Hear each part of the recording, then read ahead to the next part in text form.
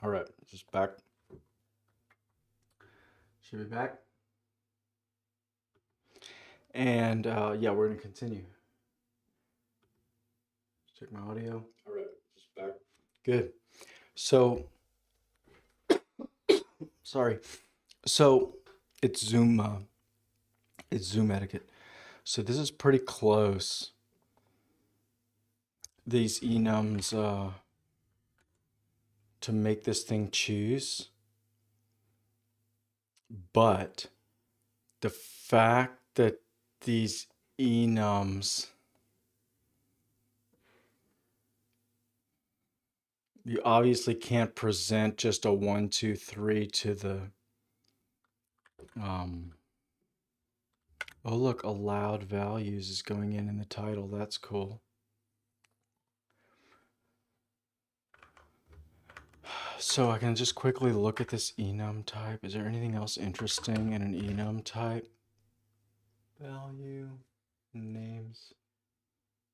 Mm-hmm.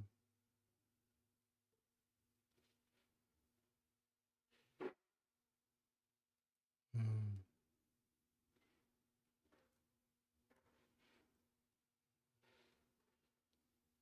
Mm. All right. So enum didn't work. So now that I have a little time to kind of slow down and think, I thought literal would work. What's wrong?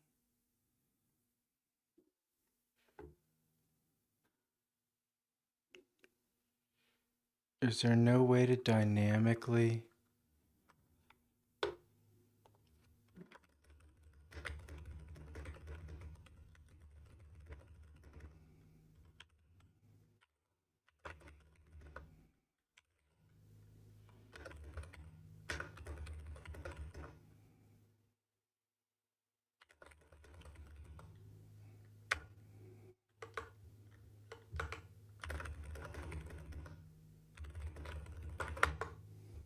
Let's just try again.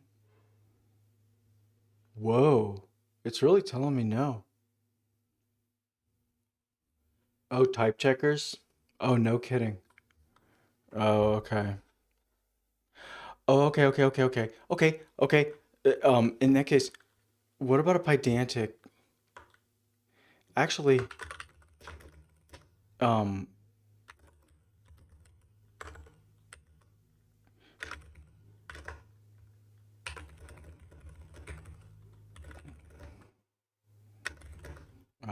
okay, values to have a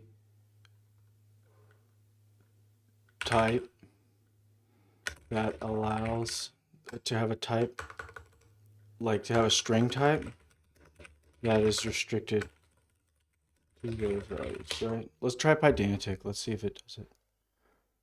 Several clean options. Nice. Literal pedantic. You told me I couldn't do that though.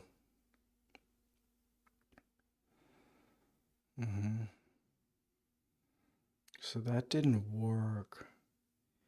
Either enum or literal. Field with validator. Validator fruit. So this field validator fruit. No, it can't be code. There's no way code's gonna work. It's gotta be declarative. Ooh, annotated. Ouch. Create restricted string. Yikes.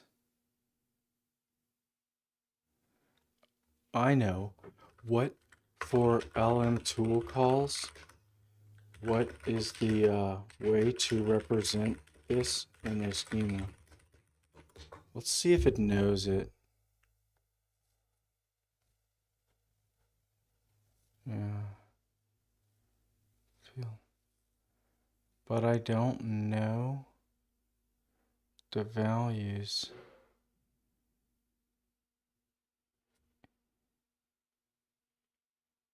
Ah, it's going enum like this. Sure. That would be wonderful if I could make it do that. Dynamic. Ooh, look, they're doing that. That looks good. No, type checkers won't understand this. Yeah, I don't care. Let's try that. Literal, and then it just, and then it's a tuple. Oh yeah, because that's what it is. That's what it is. Yeah, yeah. So we'll try that. We'll bring this back, right? And then we'll run tuple. Whew, I don't know how this will convert to JavaScript. And then it'll be the cast info choices, yeah. Oh, okay. Thanks. So, right. Yeah. Cross your fingers, that might work. I give that a 30% chance of working. Maybe not 40. Okay. So these are these choices. I'll say 23. No. What was the number? 4, 5, 2, 2. Let's try 2. Ooh. Okay. That's wrong. That's right. Okay. Exit. Let's see. Wait, did I lose it? Did I miss it? All right. Let's see it. Close it. Close it. So let's see it. Here is it. Uh-huh. Ooh, nice. Choose exactly one element from this list. So that's not a great, wow, that's nice. So that's not a, whoops, that's not a decorators. Close the init, decorators. Mm-hmm. So, as choice,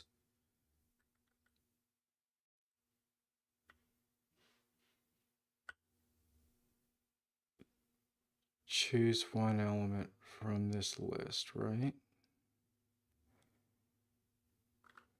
Choose exactly one element. Choose the element, choose exactly one element, which best represents the field value. Yeah. The field value. Yeah. The value. All right.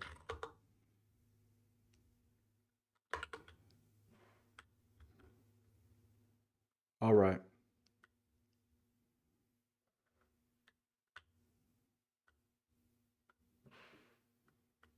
Best represents the value, best describes the value. That's fine. So go.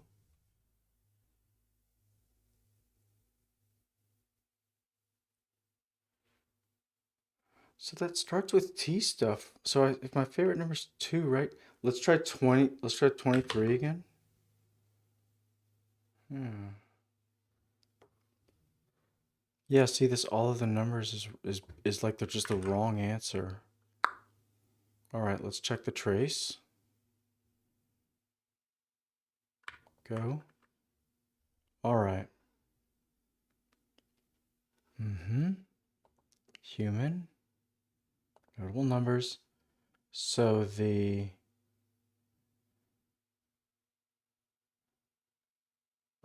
here we go. As choice spelling.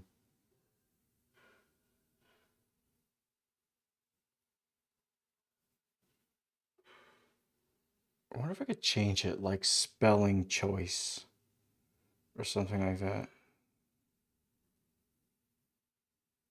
Or just, yeah, spelling choice. As choice spelling. It's not that bad. Choose.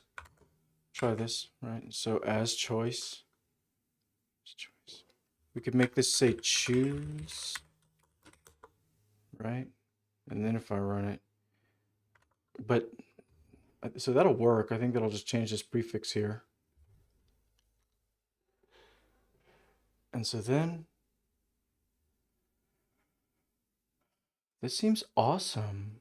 Enum title as choice spelling. So this title's kind of insane. As choice spelling. I think that was always the problem. These cast definitions. Where were they? Here? What is it? The cast definition. This field, maybe this field takes a title. Does this field take a title? Yeah. There we go. So let's see, cast info. So there's choices.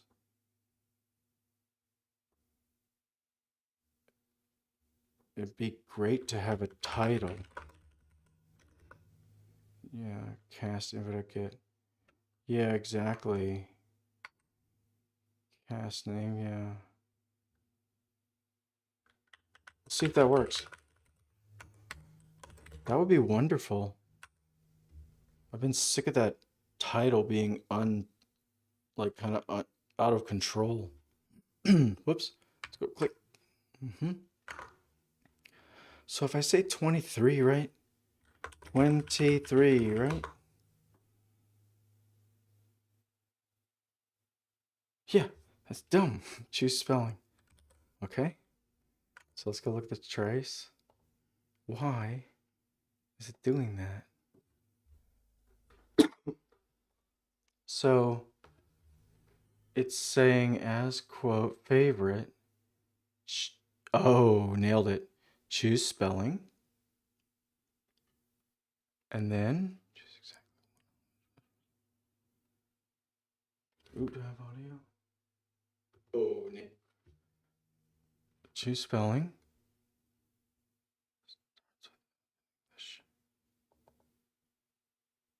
It looks great. I would have done this by hand this way. This is awesome.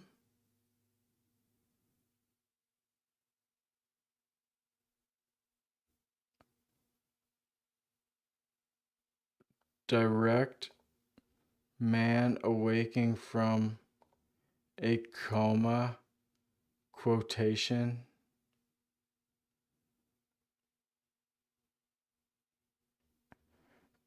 Where did that code come from? Is that a thing? There it is. Oh yeah, I'm passing in titles here totally. So it's just it's just up there. I didn't. Right, here's the conversational text, right? Okay.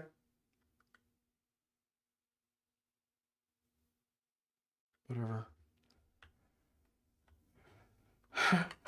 Direct. I could say like this. Something like that. Here's the conversation context.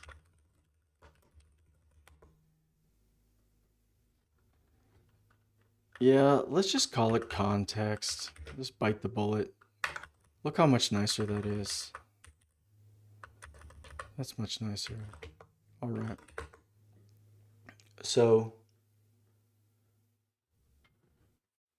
what I'm gonna do is, so that's pretty good.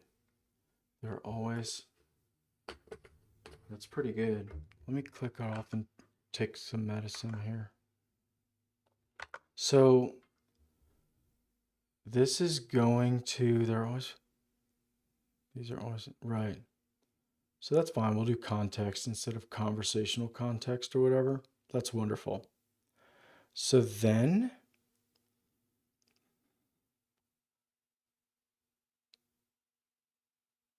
right, a direct quote of the above exact words, whatever.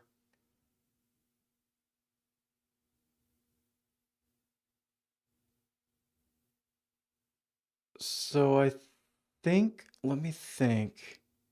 If this cast type is a literal, Right, let's do it like this, huh? Cast title. So we'll get the title. I don't think, I've never seen that. In fact, I don't want to start putting a title in there. Right. So let's say none.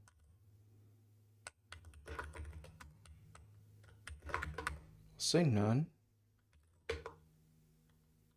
So let's just run that. Does that revert back to the old behavior? I hope it does.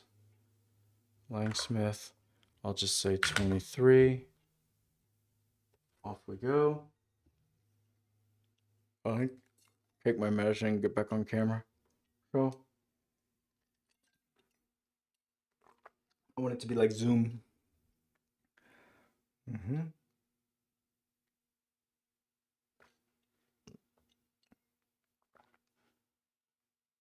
That's totally awesome. Let's exit. And the question was, did it change the schema? Or did it revert back to the old behavior in the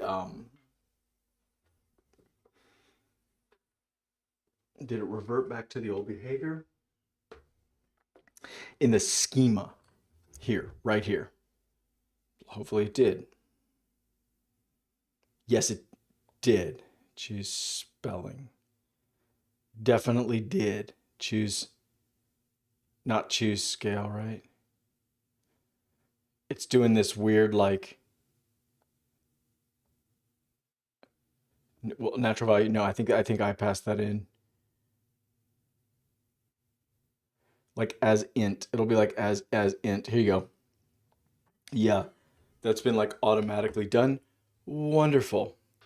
So I can pass null. Good. I can simplify my code. So it's none. And so then if there's, the point was maybe,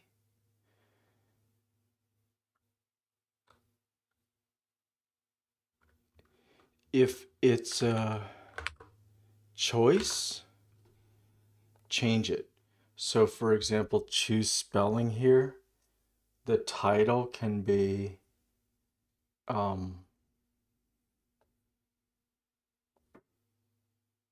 choose exactly one, like the description versus the title. That's what I'm trying to understand. Let me ask Claude Code real quick. Let's just keep going.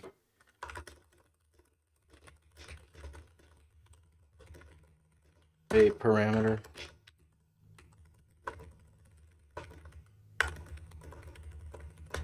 We'll see if it tells me anything useful. I bet it does. Explains how to use it and any constraints. Okay. Used by the LLM. Human readable label. Used by documentation, UI generation. Little to no effect on LLM behavior. Are you serious? Yeah. Oh, no kidding. So a title, it's telling me a title will have no effect on an LLM? Okay.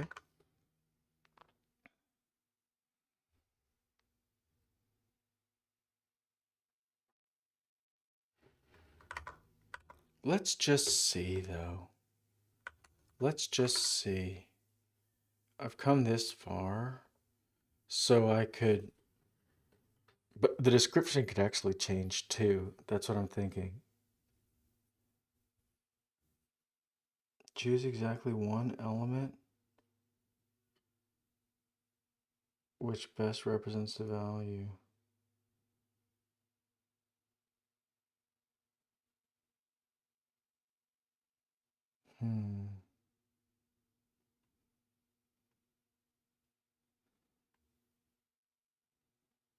It's called choose spelling, right? Choose spelling, which best represents the value. Enum.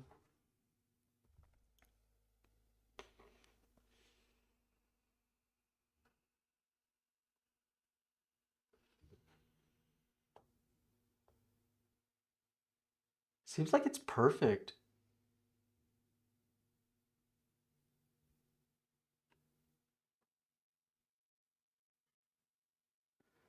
Right? Handle words like 5, revision like 2 okay.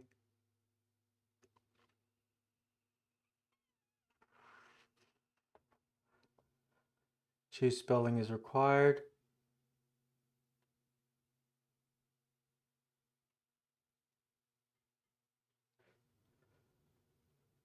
Choose exactly one element which best represents the value. I don't know. Okay, let me try a little prompting.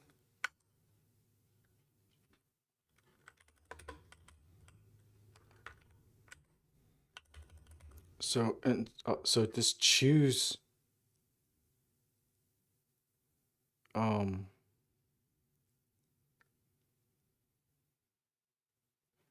so it's as choice, right? And it's gonna have a name. So the name isn't in there,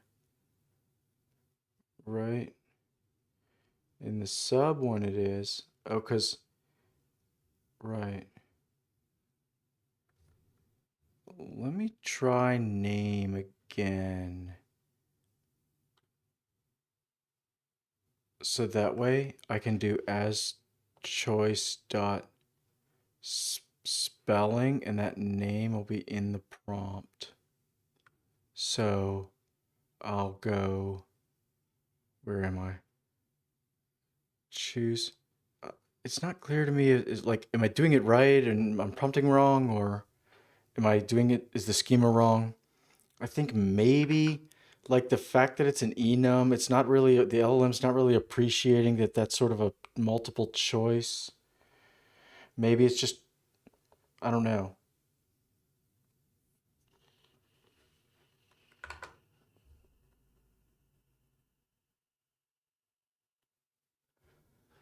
So if it says as choice dot scale, I'll try to say,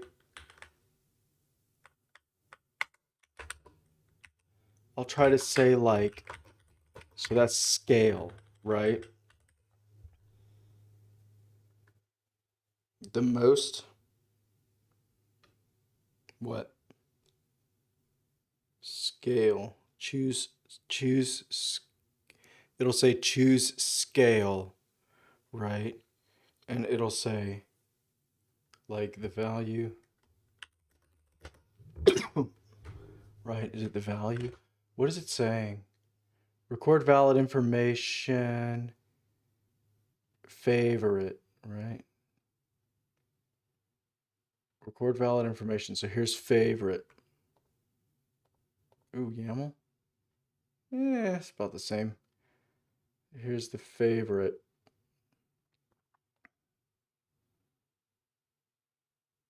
Properties.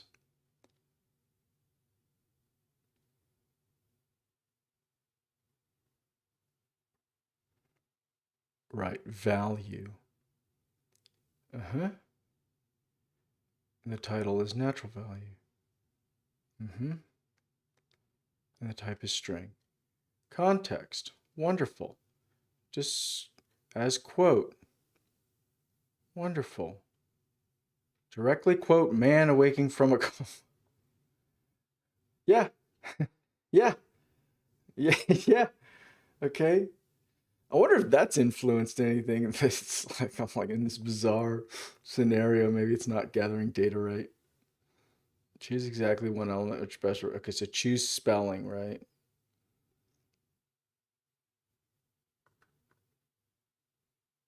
Right. Choose exactly what. Choose scale.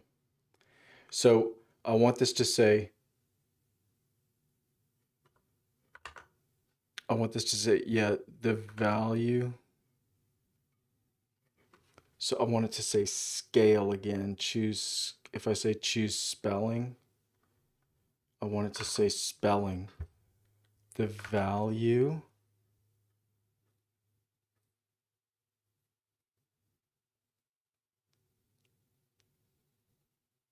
Right. The value. Um.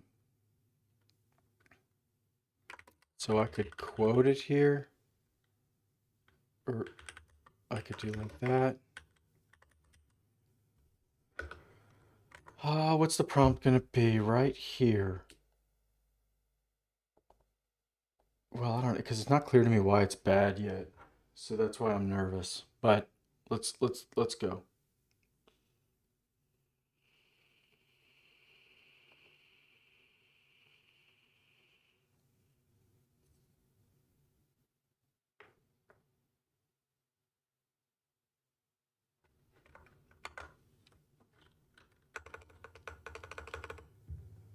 Uh-huh.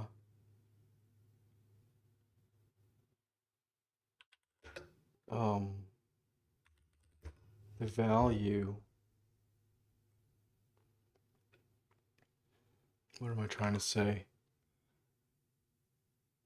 So as quote is a direct quote. So choose spelling. So for one thing, this is a verb. I want to switch it back to. So we're going to say choose the spelling. We're going to say, when it's going to come back, it's just going to say choose spelling. Starts with F, right? So it's going to say the most like representative. The most representative. What? The most representative.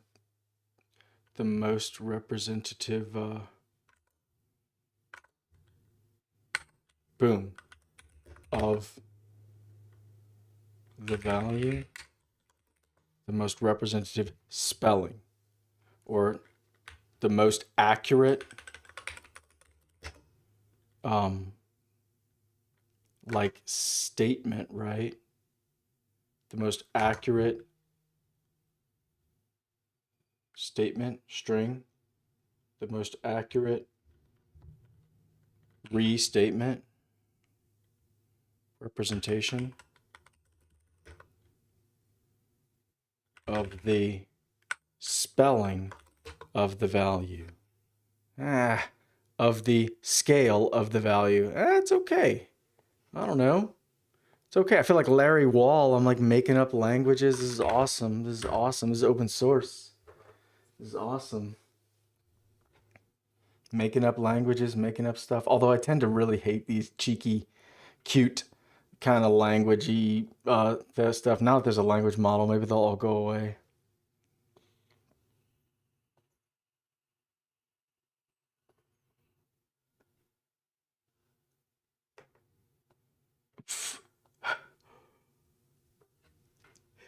That's so hilarious.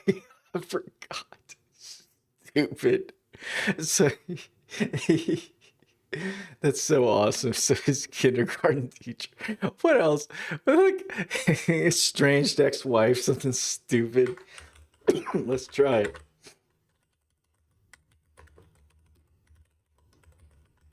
Right? Stupid. Oh my god. Let's do it. That's so funny. Some parts of it like totally work already. Well, never mind. Mm-hmm. Questions. Do you have a least favorite number? So funny. So good. So good. That's so funny. Okay. I haven't even been reading these. Oh my god. So, I could prompt the LLM and just make it like make some up, you know? All right. So where every time it runs, it's a different thing. But all right. So, I'll say 23. Let's see what happens. Valid field. So, least favorite. Dang. Do that.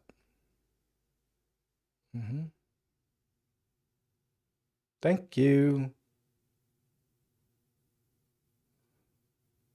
There you go. Awesome. And that's like dead wrong. Like nothing could be more wrong. So let's see this trace. Let's see what's going on. Trace. Come here, trace. Go. All right. I should make it print that trace after the exit. All right.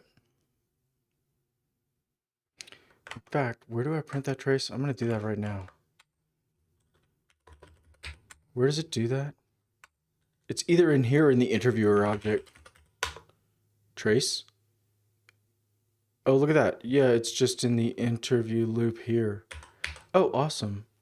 So when we exit, when we break out, yeah. Oh, it's going to be way nicer. Let's do that. It's going to be way nicer. Yeah, run it again. I just don't even... All right. Estranged wife. Estranged spouse or whatever. Okay. Rock and roll. How are you feeling?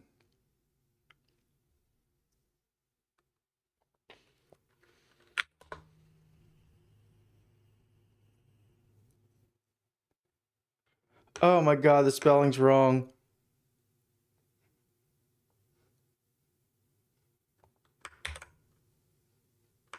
Very nice. There's my trace. Much nicer. Okay. Uh-huh. Wait, kindergarten? Wait, is that the right trace? I feel like that's an old one. Yeah. You are the conversational. So I'm doing the man. I think it kind of worked. It's interesting. Uh-huh. It's just better to just do it like that. Uh-huh. I don't know. It's better to do it. I don't know. If they refer to each other, it's kind of weird. That's hilarious. Wait, let's keep reading the trace. So then this is the one. So here's the schema. So then the most accurate representation of the... Okay, so name here needs to be interpolated. I didn't do that yet. The reason is, when does it run? It's here now, right? Yeah. Yeah. It's when I look up that, it's when we define that big schema here. So choice. Yeah. So here. So that's totally working. That's the good news. And I guess if it completely like doesn't work for the LLM or something,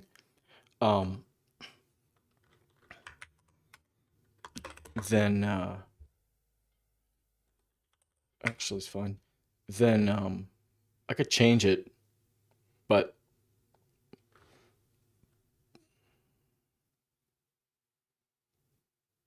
let me think.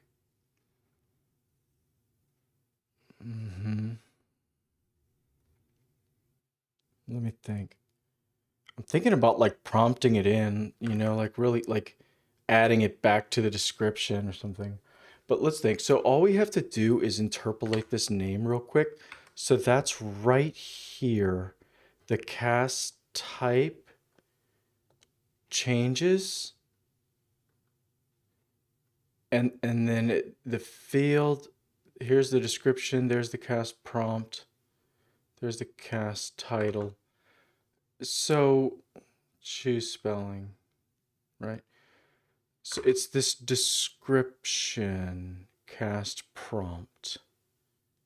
The cast prompt comes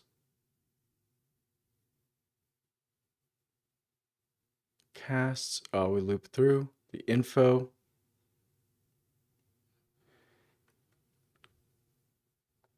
Okay. So the prompt needs to be like reevaluated if there's a choice. Yep, that's the problem. So it's got to be like this. And then the prompt goes here. The prompt change goes here.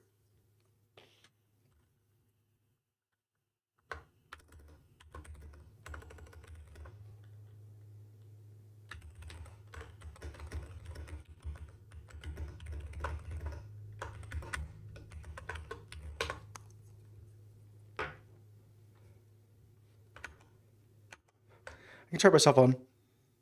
Bloop. Okay. It's like Zoom. It's like Zoom etiquette. So, well, let me check my audio and stuff. Drives me crazy. It's like, yeah. So, perfect. Let's do this. Yeah. Let's do that. Let's keep the comment in there for now, because the point of it is to have like knowledge and stuff too, to be a good like power user. Okay. So the cast prompt needs to reevaluate. Equals, is it going to do it for me? No. Dot format. Yes, exactly. So, but it's not choices, right? It's name. And so the name is here, cast name. There it is. So when we format, we're going to say name equals cast name. So that's going to format as like spelling, I think. I can break here and double check, but I think that's what's going to happen. Let's break here. So, right. Boom. So, cast prompt. Yeah, let's just step over. So now, choose spelling. Right. The name is the full like scope. So I could just chop it out with a regular expression. I'm in the mood because it's 10 o'clock at night. I'm in the mood to just chop it out with a regular expression. I love regular expressions. I love regular expressions. I'm in the mood to just chop it out. It's just gonna kind of, kind of hard code that into there. Let's do it. Whatever. Let's go get yeah. Off we go. I use yeah, I love, okay. So we'll do, right, the cast name here in this case. Let's say like cast short name. I like to define, if it's worth like running a regular expression, again, it's worth naming the variable. I don't like all this anonymous stuff, all inlined and nested. I don't know. I have my own shortcomings, but anyway. Yeah, Ari.sub, exactly. Choice underscore. Yep. Yep, exactly. Exactly. So we're going to chop out the beginning choice underscore. Wait, was it choice?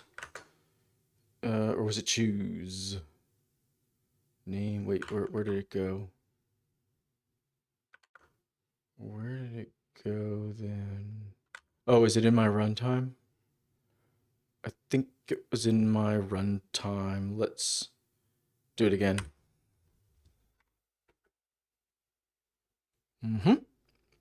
Whew. This is going to be awesome. Choose. I was wrong. Let me kill it. Choose. So it's choose. All right. So beginning choose underscore. Okay. Okay. All right. We haven't even shipped yet and we got tech debt, but that's fine. Tech debt is just like real debt. You want some tech debt. Zero tech debt is kind of foolish for the same reason that $1 trillion of tech debt is foolish or of real debt is foolish. Okay. So that'll be the short name. That's been changed out. So if I just rerun, I'm going to have that. Hopefully it doesn't optimize it out or whatever. Come on. Come on. Spelling. Thank you. So spelling. So wonderful. So we'll it goes here. it goes there. So that that makes name available. So I hope all this stuff works. I wired it all up. I haven't really round-tripped it through the LLM too much. I hope this stuff all works.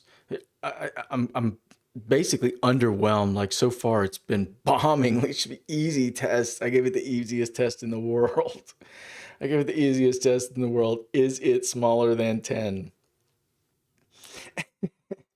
It's supposed to have a PhD. Stupid. Stupid. So, so, so hopefully it can, hopefully it can improve. So we're going to get the short name, and then we're going to make that. So we're going to format, and we're going to say brackets name is going to have that short name. And so what that's going to do is here brackets name is going to resolve or interpolate or whatever you want to say. So that's going to go in, and then that's going to go into the prompt. Whew, that was a lot of work. I'm not optimistic that that's going to help much. I'm trying to like say the word because these are language models. So I'm trying to put the words in the prompts as much as possible. You know, like specifically every, you know, it's like, yeah, every case is slightly different. That's the theory. Okay, so define the field. So choose spelling so we can step over. Let's just go. Let's just go. I think it's kind of working. All right. So what is it? My estranged wife or whatever? All right. It's like you've missed, you know, if so awesome. So awesome. 1 to 100. Whoop, 1 to 100. Yes, yes, yes, yes, yes. It's working. It's totally working. So I'll say 23. All right. Shoo. Spelling still off. All right.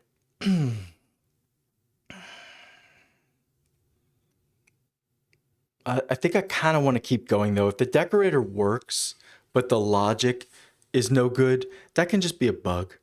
I can just queue that up as a bug. I mean, one of them like doesn't even run or through an exception. I can't even remember. It was so bad.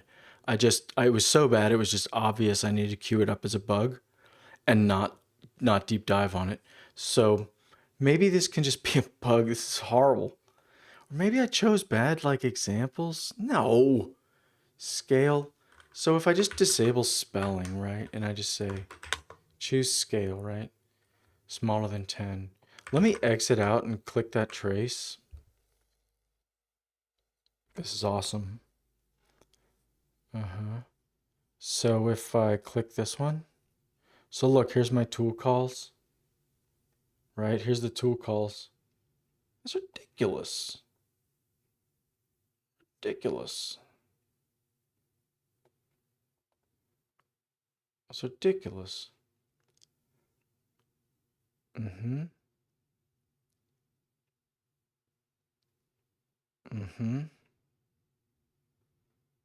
Why? So then in this schema, I'm saying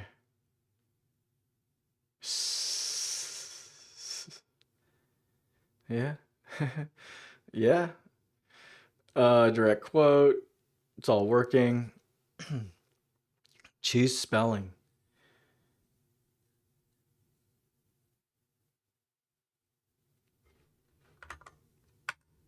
Let me just play with the prompt just a little bit. What did I say? Accurate? I feel like I'm off in the wilderness. What is that? The most accurate representation? Yeah. What if I just do the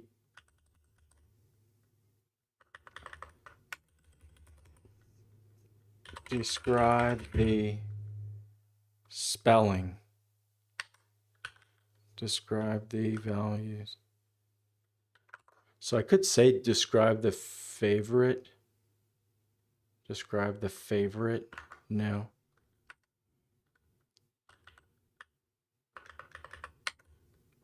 Yeah, describe the value. I'll do it. Something like that. I'm not optimistic. I'm not optimistic at all. Describe the value spelling, you know? It's ridiculous. 23, go. Ridiculous. Did I comment it out? What did I do? Oh yeah, I commented out. Describe its scale. Describe its spelling. I mean, yeah. 10 to 23. Cool. So let's just bring back spelling, I guess.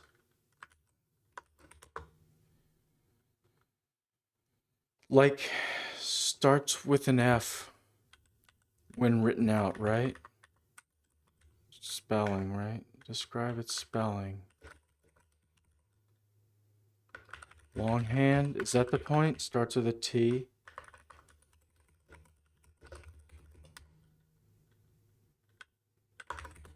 Is that the point? I'm doing two tests at the same time. That's a little bit cheeky, but let me just do it again. I want to make a little progress here. It's pretty cool. I'm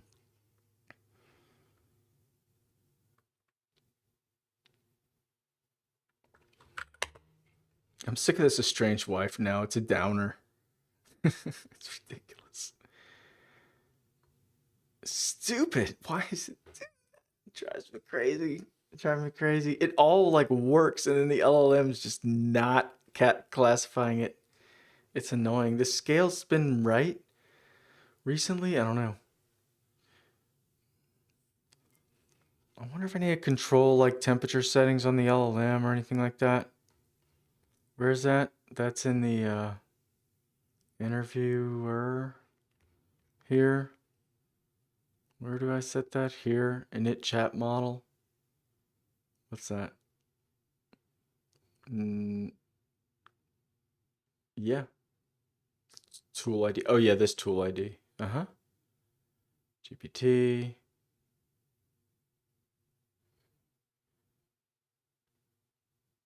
And that init chat model comes from one of these crazy lang. I think it was a LangChain one. Whoa. It was a LangChain one. Let me type again. There it is. Yep. There you go. Configurable fields. Maybe.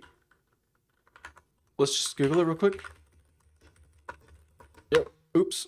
Init chat model. Thank you. Bet you I can pass the temperature in. That was my only question. Temperature. Yeah, configurable fields. Yeah, I just saw that. Did it get bigger? Which model parameters? Model temperature, max tokens.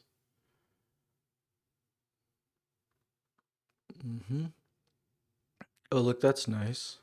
Provider. Okay. Model. O3 mini. Yeah. Model provider, model. OpenAI. Okay. Model provider, model. So then configurable fields, is that like a init chat model provider? What? Okay. Here you go. Whoa. Tuple. List? Are you kidding me?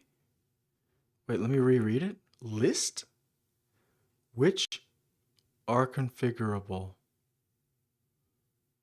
See security note. Whoa. Fields are assumed. Right. Oh.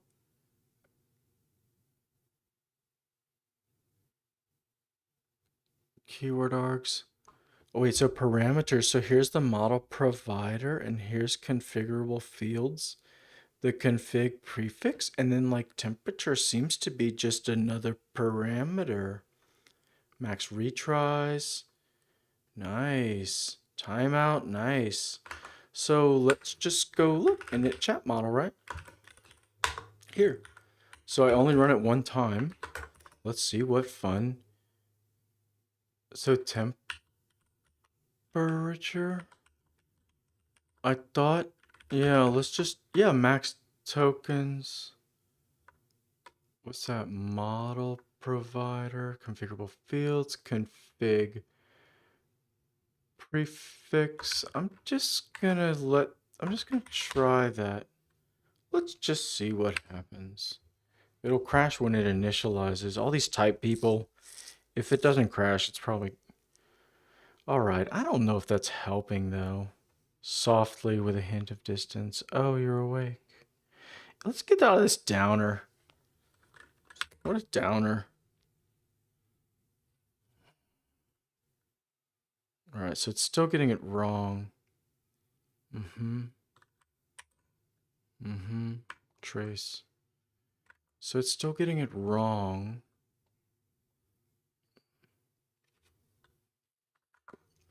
So maybe I'll stop on the I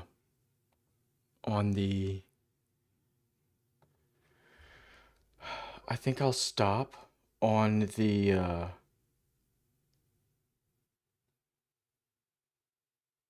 like prompting. It's just totally, see? Like that's so bang on.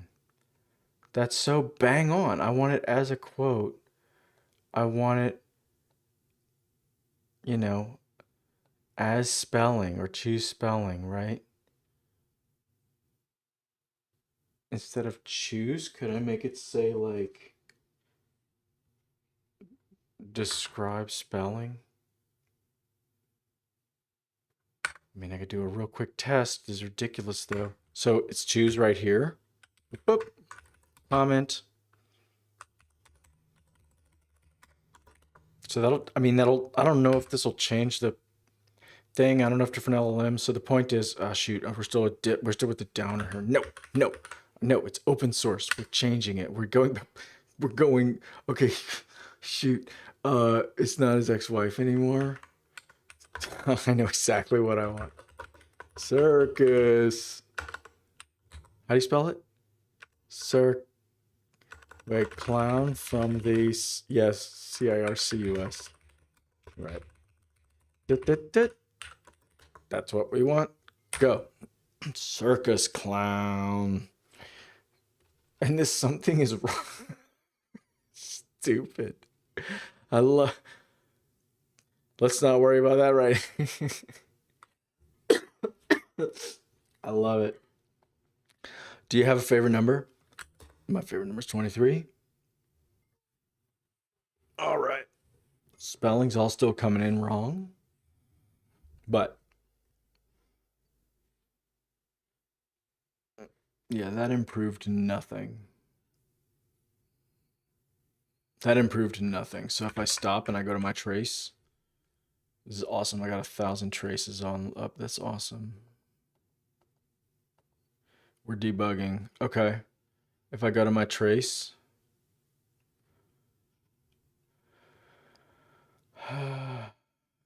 it's saying,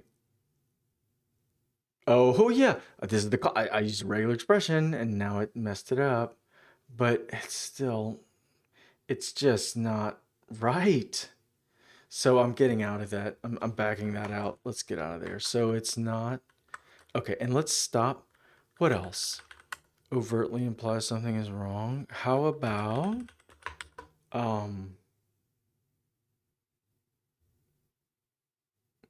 writes in, yeah, let's challenge it. Writes in, what do you call it? Alternating, what do you call it? Haiku? Yes, exactly. You read my mind. All right. Let's do limericks. Let's do limericks and then haiku. Okay. Off you go. Circus clown. So it's a circus clown that does limericks and haiku. I love it. Out it pops.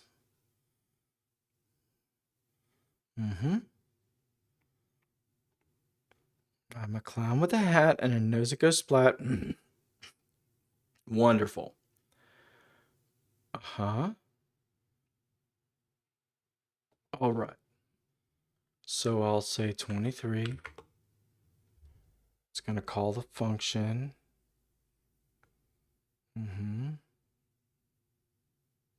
Well, darn. But that's irrelevant. All I did was change my prompt here. I think that's just the randomness.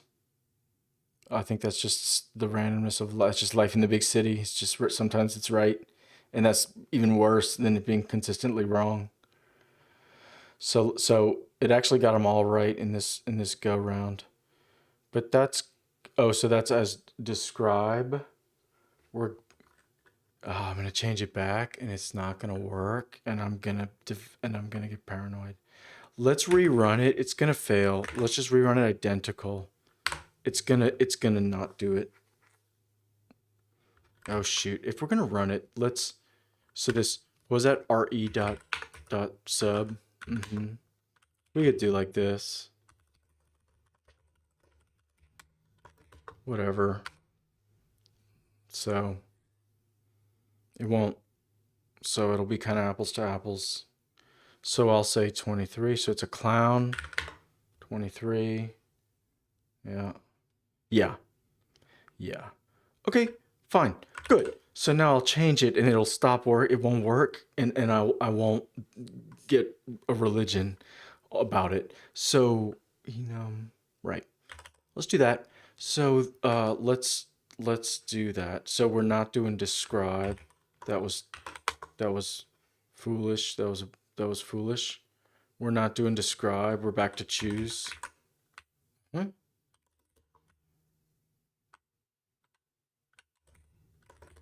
And we'll tighten it up. Yeah. I mean, if it's not going to work, I don't know, tighten it up. So, like to do.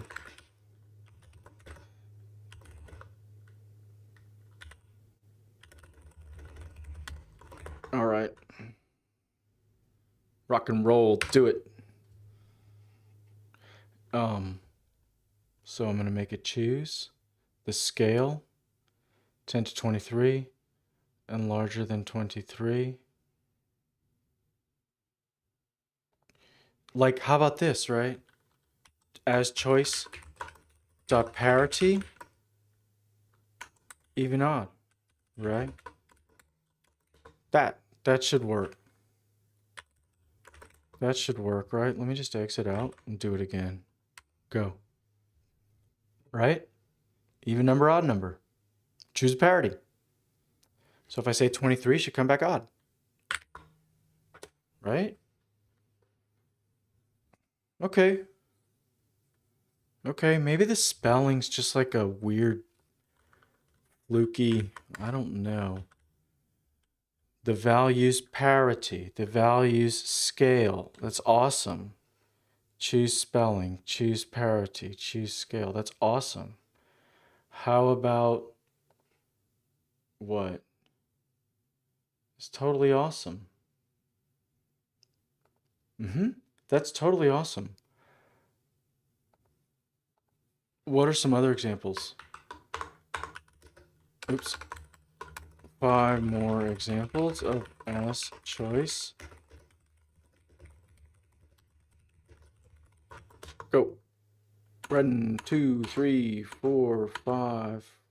Yeah, totally. Thank you. No, get that spelling out of my face. So, prime number. Oh, I see. Is a prime number. Right, as choice. So we can just say prime number and not a prime number is perfect square, not a perfect square. Fibonacci number, not a Fibonacci number. Triangular number, not a triangular number. What's triangular? Like bowling pins. I think triangular numbers are bowling pins. 1 plus 2 plus 3.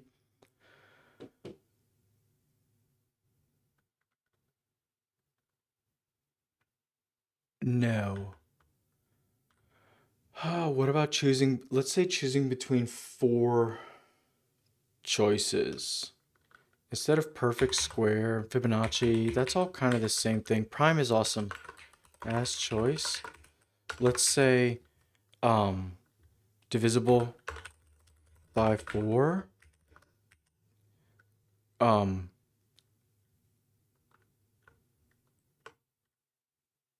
Wait, div 4 remainder is 0. Exactly 1, 2, and 3. Right? Div 4 remainder is 0. Remainder is 1. Remainder is... Right? Should be fine. So that's like it's mod 4 value, right? I could incidentally do as int and do mod 4, but I'm trying to just make it choose. Yeah, what else? God, I was so excited about the spelling stuff. Let's see, as choice. How about this? User or like what is it? Ooh, I almost want to say like ooh, I don't want to do self as choice.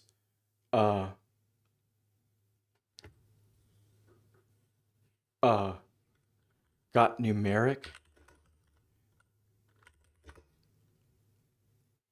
feedback or got what am I trying to say, like words, prose, got longhand, prose feedback, got longhand, got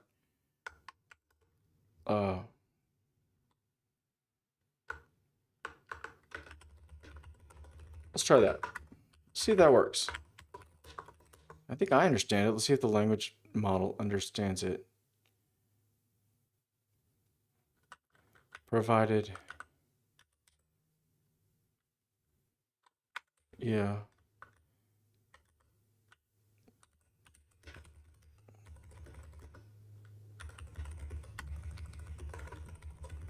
Yes, thank you. Was prose or text, something like that, right? That's the point. All right, so those are some choices. Ready, go.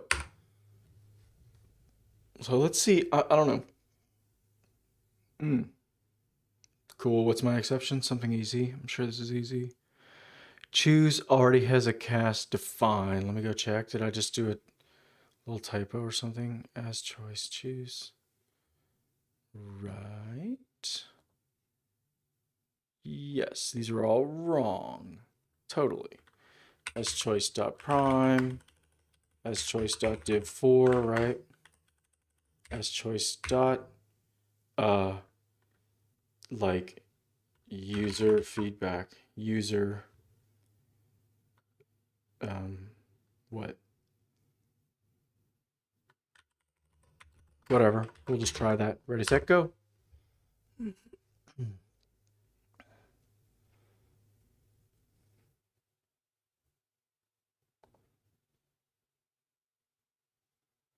All right, so I love 23.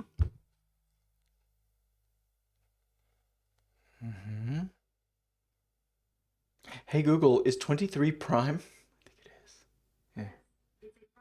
Yeah. Yeah. All right, the circus clown. I don't know why it's Alice has to be funny. Bob has to be not funny. It's funniest when Alice is funny and Bob's not funny to me.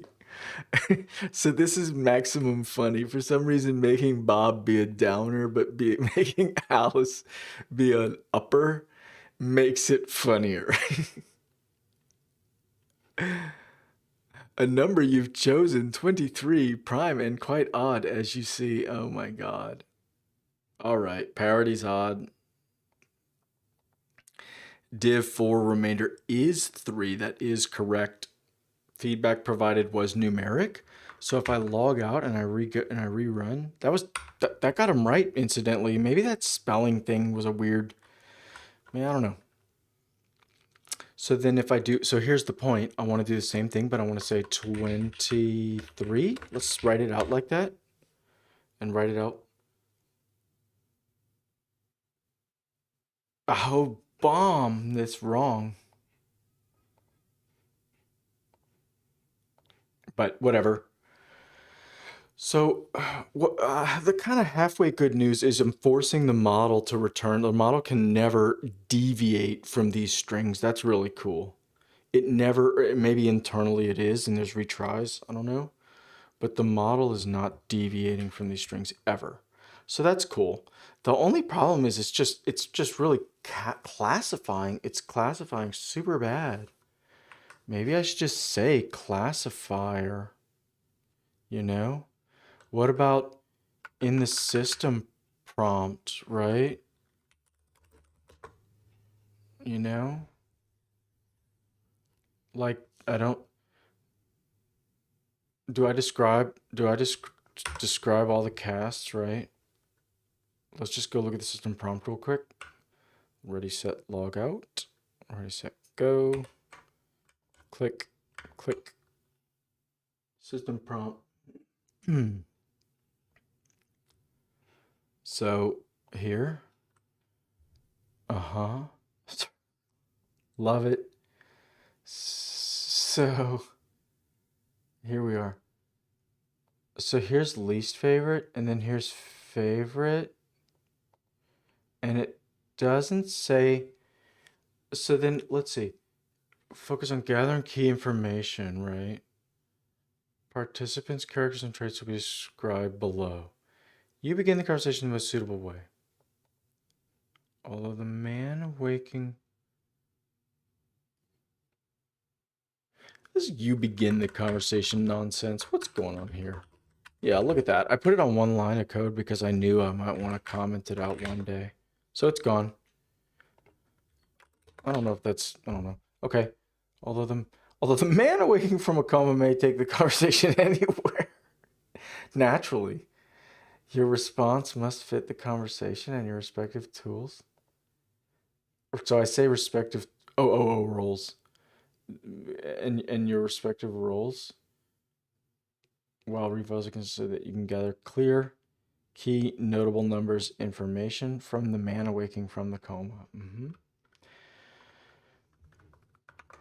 So, gathering key information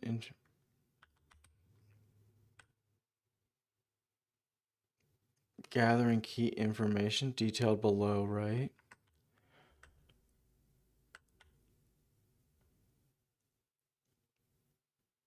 So, what's this use tools? Oh yeah, use tools is empty.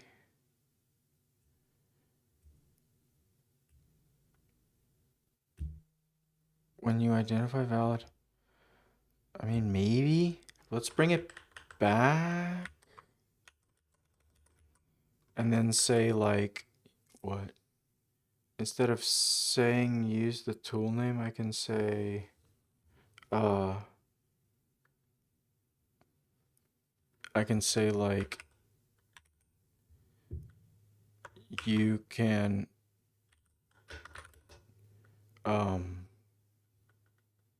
you use tools to record valid information,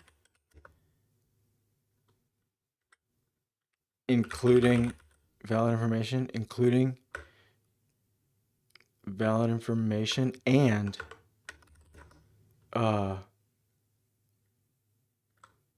like casts, right? You use tools to record valid information and related casts.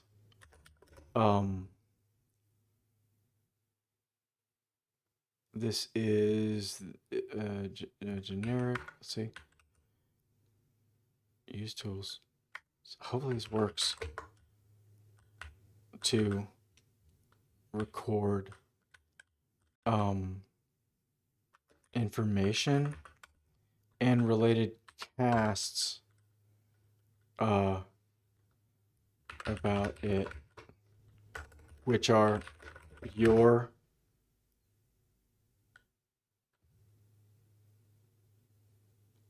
like conversions, right? And right, to record, use tools to record like information fields and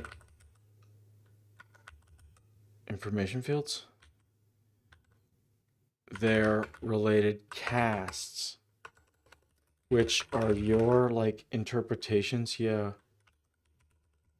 which are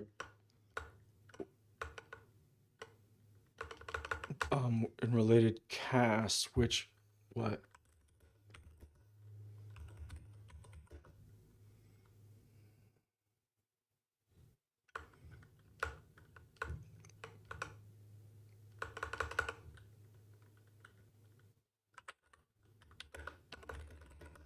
Like, yeah, custom conversions you provide, right?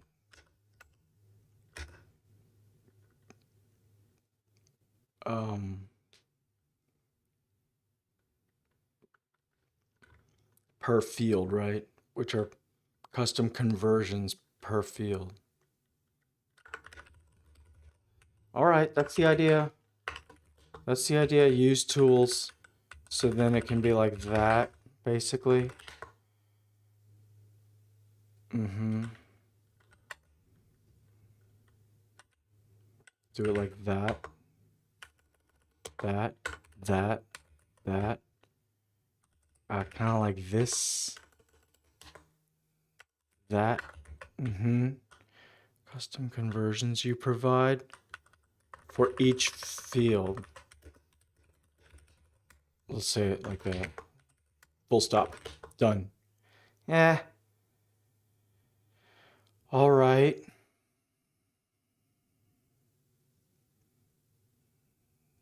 Fine. Go. So is it going to start with the circus clown stuff? Hopefully it does. I think it should. Circus clown. Let me go off just for a moment. So then with a honk.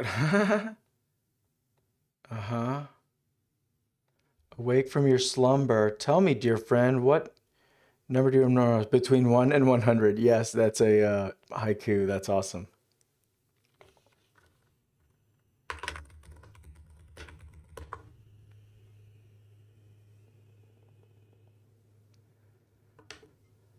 Cool. At least this passed. I don't know.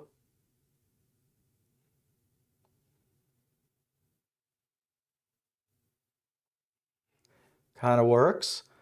I love 23. Feedback provided was prose or text. Prime. Odd. I meant to say, so what? Prime, odd, scale. 25, right? So then the div 4 would be 1, is it? Should be 1.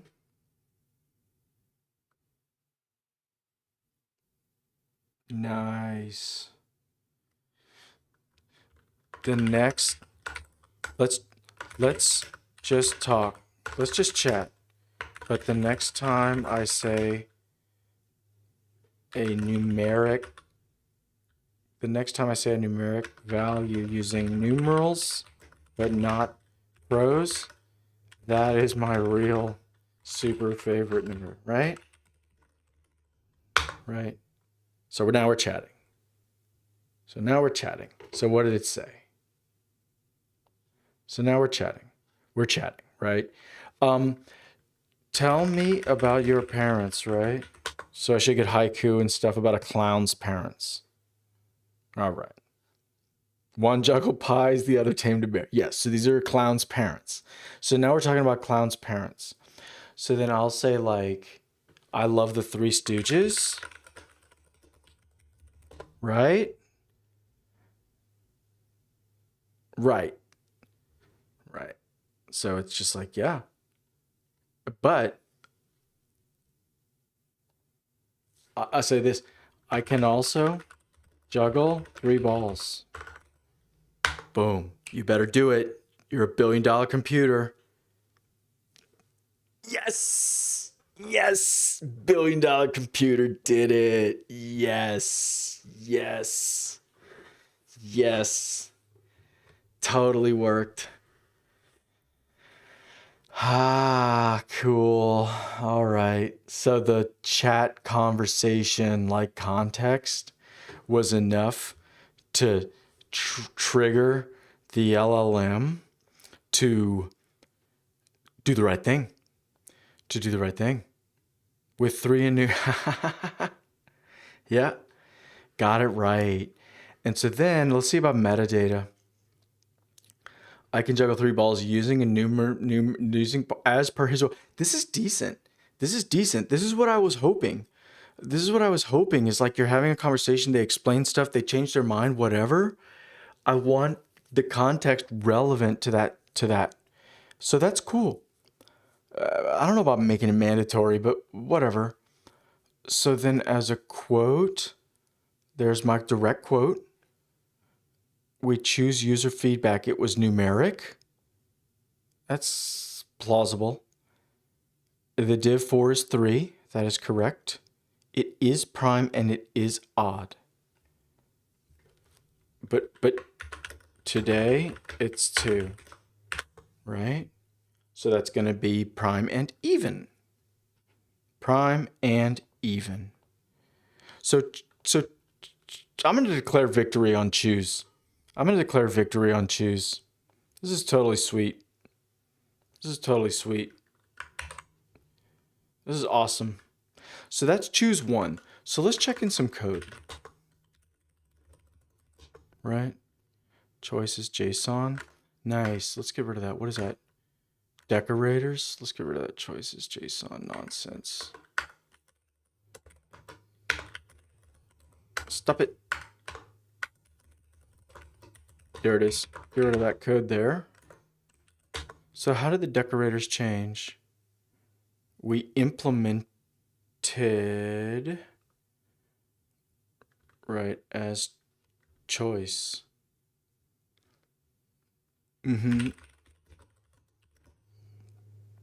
I think the point is like all the really tough logic is in that interview object. The interviewer. The interview object turned out to be pretty simple. It's just what's populated and what's not. Okay. So this is, what is this? Okay.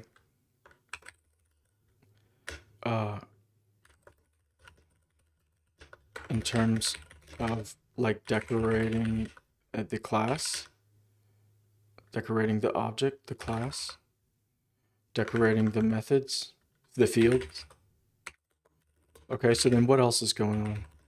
The interviewer is a big, right, so we're using our primitives change. This is supporting choice.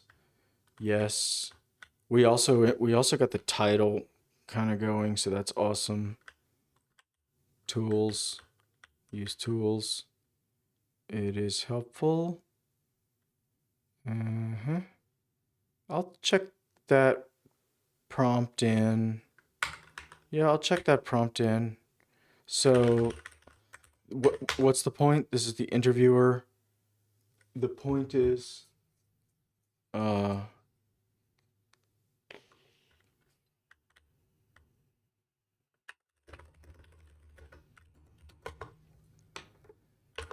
let's do one thing. Let's put that temperature in its own commit.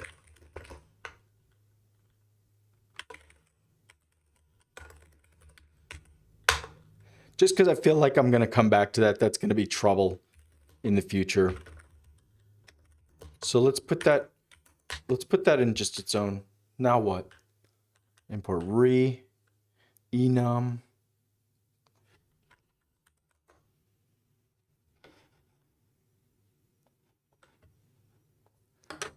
So we don't use that enum.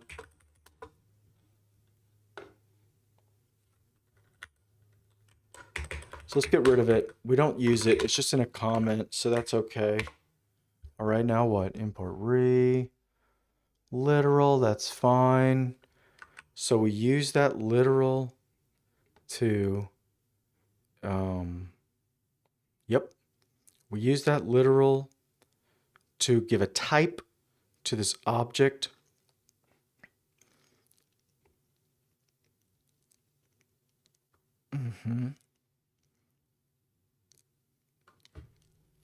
And then we format the prompt so that the name that you use with the dot notation is put into the prompt. And then that's awesome. That's awesome. So this supports the choice. We clean up that context. This also really should be an independent commit. Could I tighten that up? I think that doesn't change anything. Yeah, let's do that too. Oops. No, it's interviewer. Yeah, let's do that too. That really should be its own commit.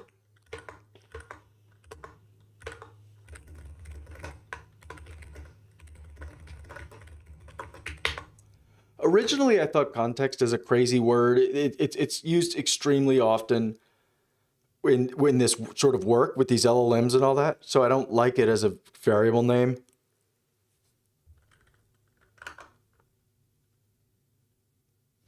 But I also didn't like my old variable name, so I don't care.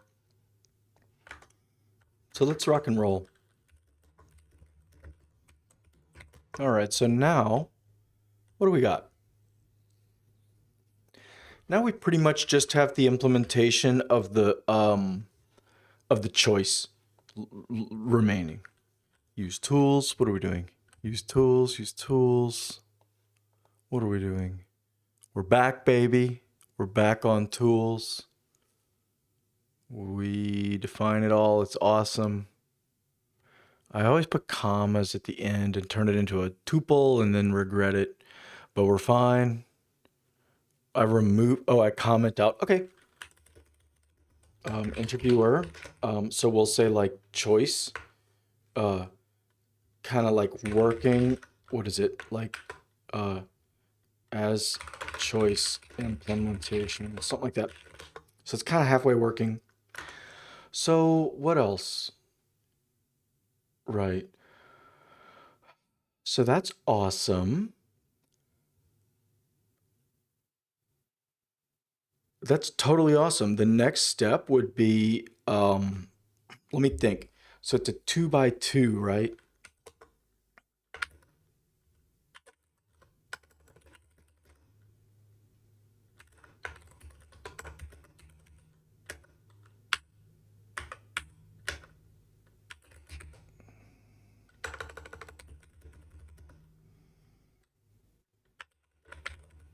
What?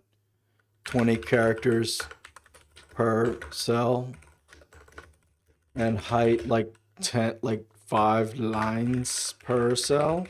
Go. Nope. Do it. Do it. Yes, do it. That's not it. That's not it. That's not it. That's not it. Oh, it is. It is. It is. It is. I'm wrong. I'm wrong. I'm wrong. I'm wrong. I'm wrong. That's totally it. Thank you. Thank you, LLM. Boop. All right. So that's my 2x2 grid. Thank you. So then I'm going to, the point is, it's like, let's say null and not null, right? And then there's also, ooh, let me do this.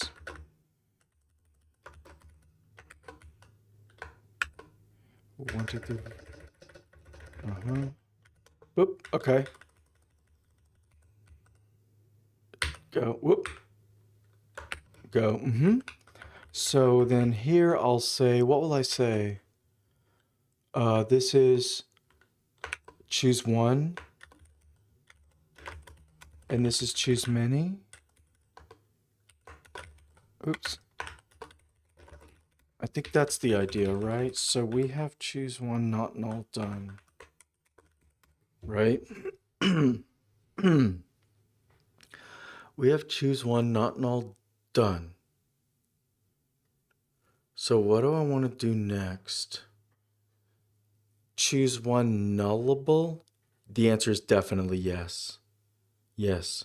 Choose one nullable. For sure. So let me kind of go ask the LLM. Let me go ask the LLM maybe kind of what to call it. I got a decorator working in Python to use an LM to like classify sorry a like string field, right? So then I'll go like as choice dot parity, right? You know, is an even number, is an odd number, bit, and then I say like, you know, my field, let's say like my field, this is pseudocode.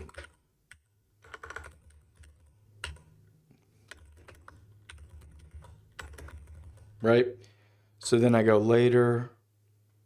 So right, so I can say like as parity, I can go choice dot, what else? Is like prime. Or how about instead of like Boolean or whatever?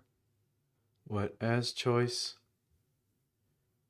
What else? If it's a number, is an even number, is an odd number.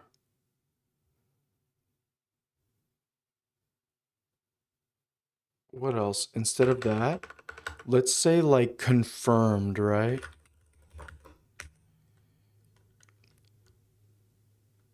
It's like signed off, right?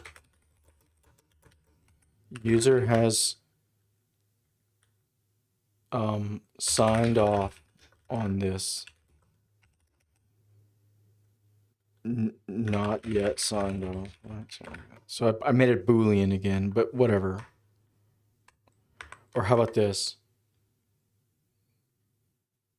Like approval, right?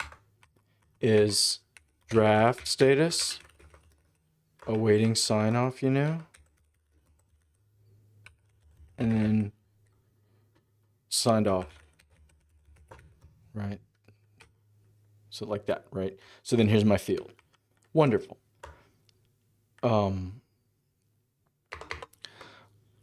Can you draw me? I want to think about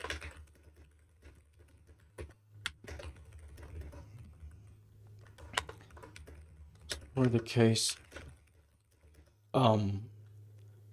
requiring the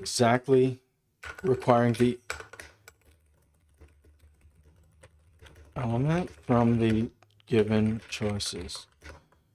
Null is not allowed. Multiple responses are not allowed. Implemented. Right? Null is not implemented. All right. So null versus non-null and multiple versus single, right? What would be a good, give me like first, give me ideas for a good family.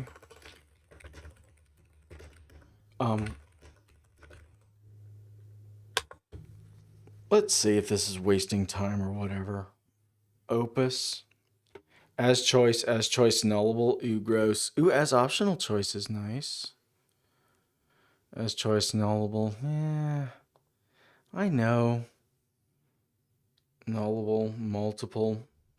Just let them pass it in. So that would be easier to implement because I already have like that's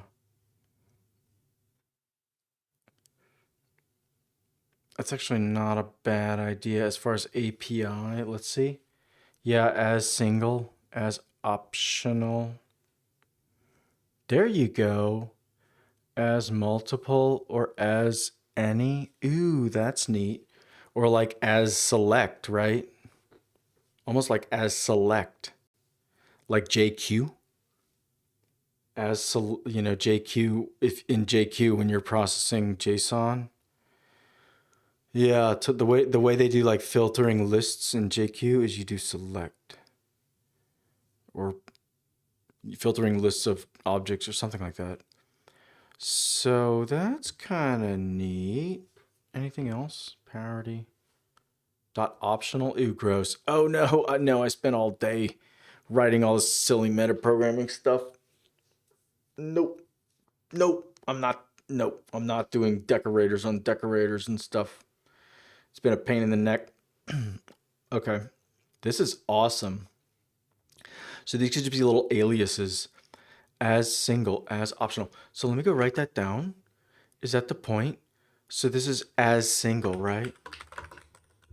Right? Or as one.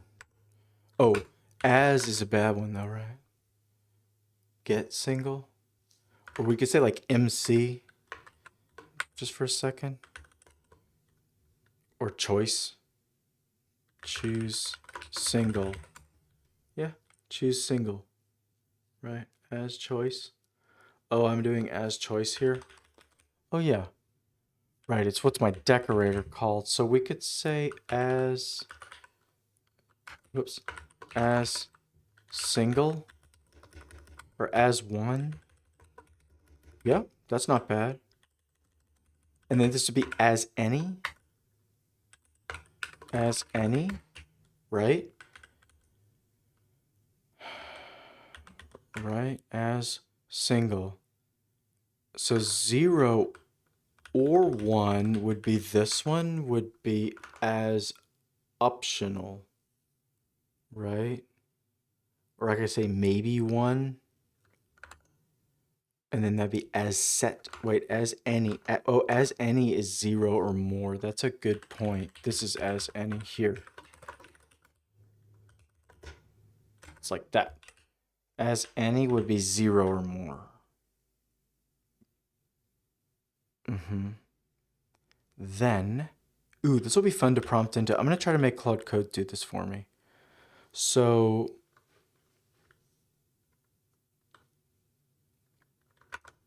as single, I'm going to say as 1. If it's 0 or 1, they're saying as optional. Okay, I'm going to do, okay. I like as 1 for, I have like 2 diagonal quadrants. Thanks. I'll say thanks. As 1 for exactly 1, and as any for the set, your set example, right? 0 up to all of them, right? Help me think of ideas for the others quadrants. Okay, let's let it cook there. Nice. Ooh, as maybe, as 0 or 1, as at most 1, as possible, as possible, as possible. Do I like as possible? Oops. Do I like as possible?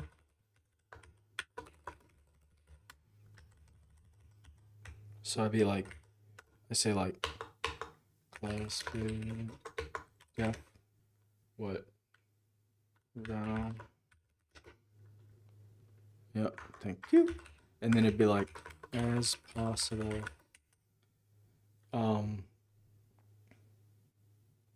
Like user negative sentiment, right? The classic.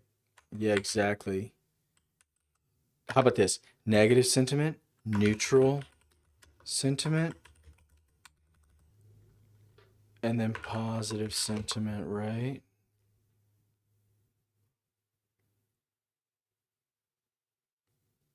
Right. I know. And then maybe I want to say negative sentiment, positive sentiment. Yeah, exactly. What, and maybe if I want to say like null equals something like that. Null equals what do I want to say? Like neutral or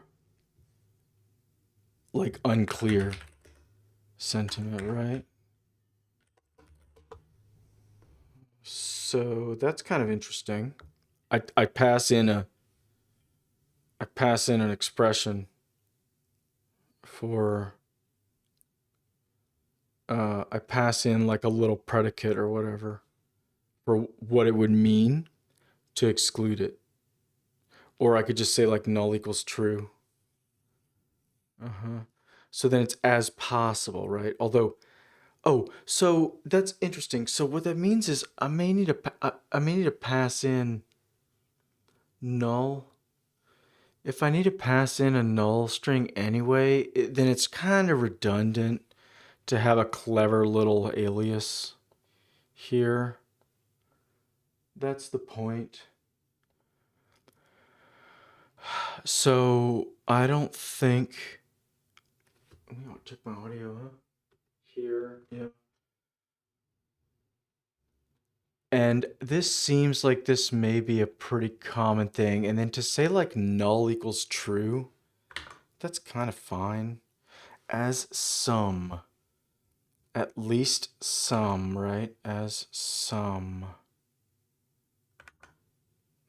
I think as some and as any is kind of ambiguous. People would think, wait, some or any? Like what? What's the LM doing? Choose some of these? Choose any of these? I think it kind of colloquially sounds the same, so I don't like that. As possible, as maybe's kind of fun. I kind of like as maybe. As maybe. Uh-huh. As some, as many, as required. Set. As one, as optional, as some. Exactly one. As optional. Yeah, but that'll be as maybe. I think I like as maybe. Even though I just said this is silly. I think I like that. It's short. I like how they're all short. As maybe. That's cool. Really be like maybe one or something, or as maybe one. But that's fine. And then as any. And then one or more, this as some. I don't love that because that kind of collides. Like these.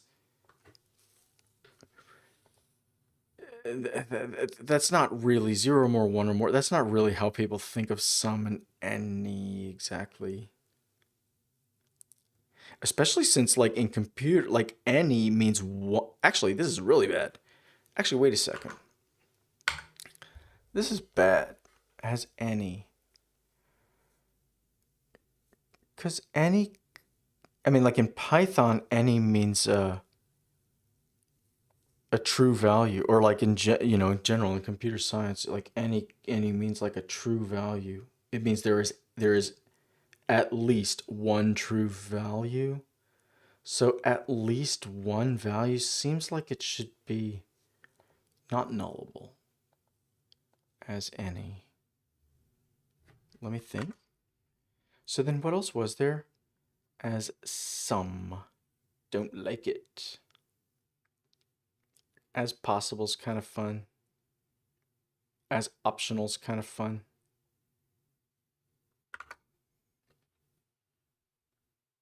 Oh, there's also as multi, right? So what if it's like as set, right? So the thing that's nice about set is everyone knows there's the empty set, right? So I kind of like that. And then as multi, right? Right? I think that's cool. So if I have a decorator as one, mm-hmm, or right, so I have dot as choice, but that's fine. As one, as maybe, as set. Ooh, this is bad. I already have this elsewhere. That's super bad. I can't do that. So as multi allows not null. As multi is required. I like that. One or more. So that'd be as any. Ooh. As some. So like as subset might work. Do I like that though? I don't really like that. As any. As multi requires. As multi is one or more.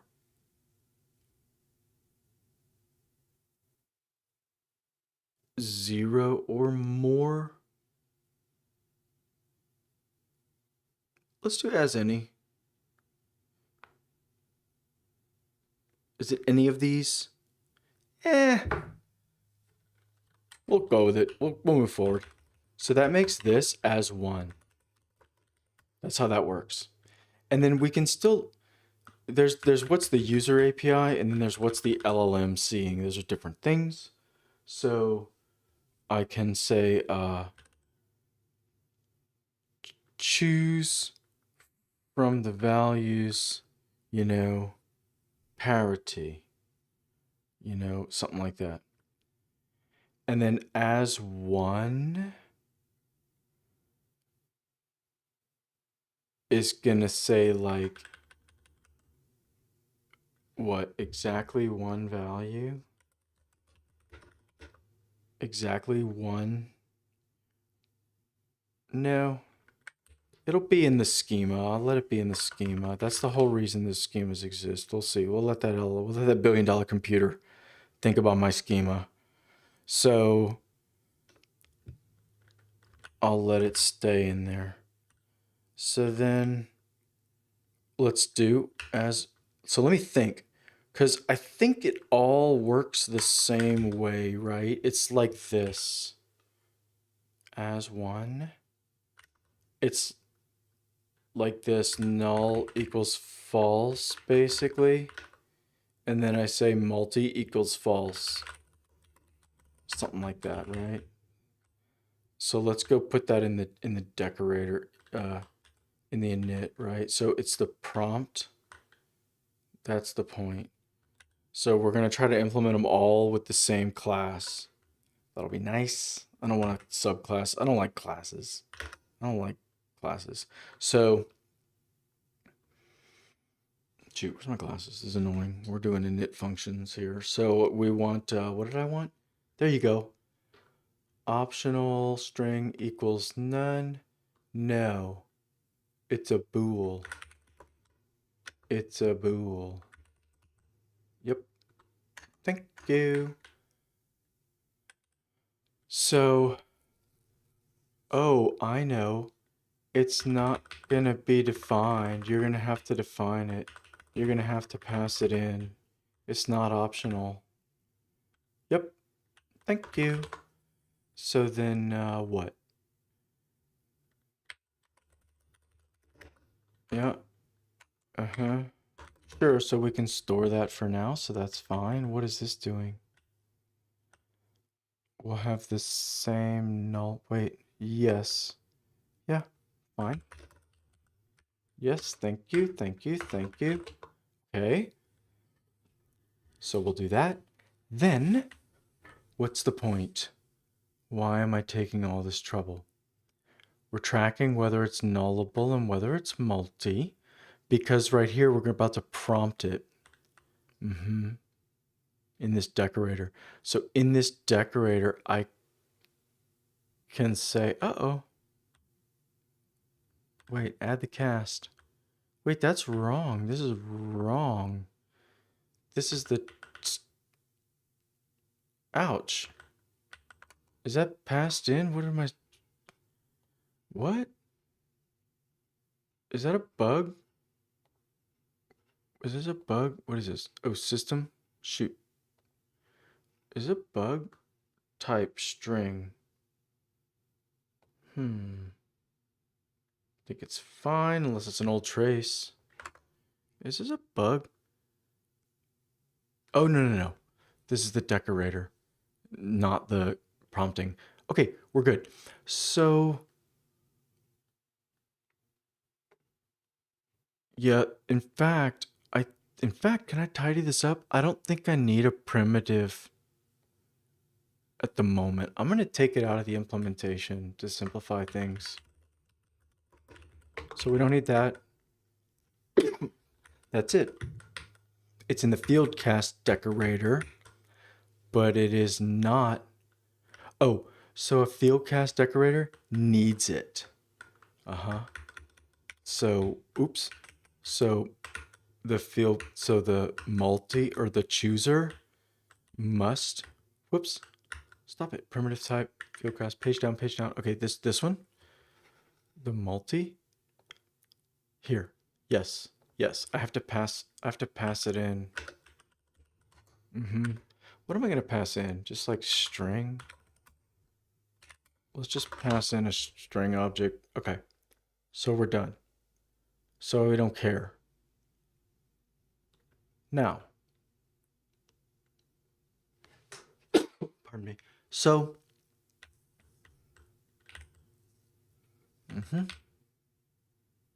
choose many. So as any.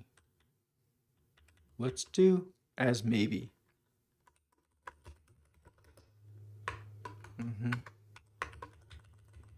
So as one is, it's saying, oh, right. It's saying choose one, right? One.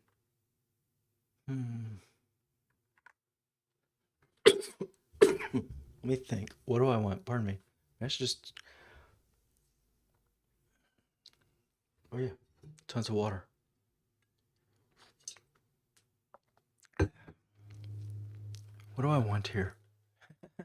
It's got it wrong a lot.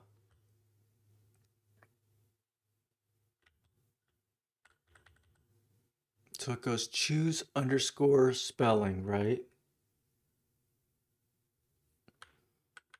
Like it's weird. I'm thinking like, and so then maybe, or let's just say, right? Like choose one. Let's do that. Choose one spelling, right?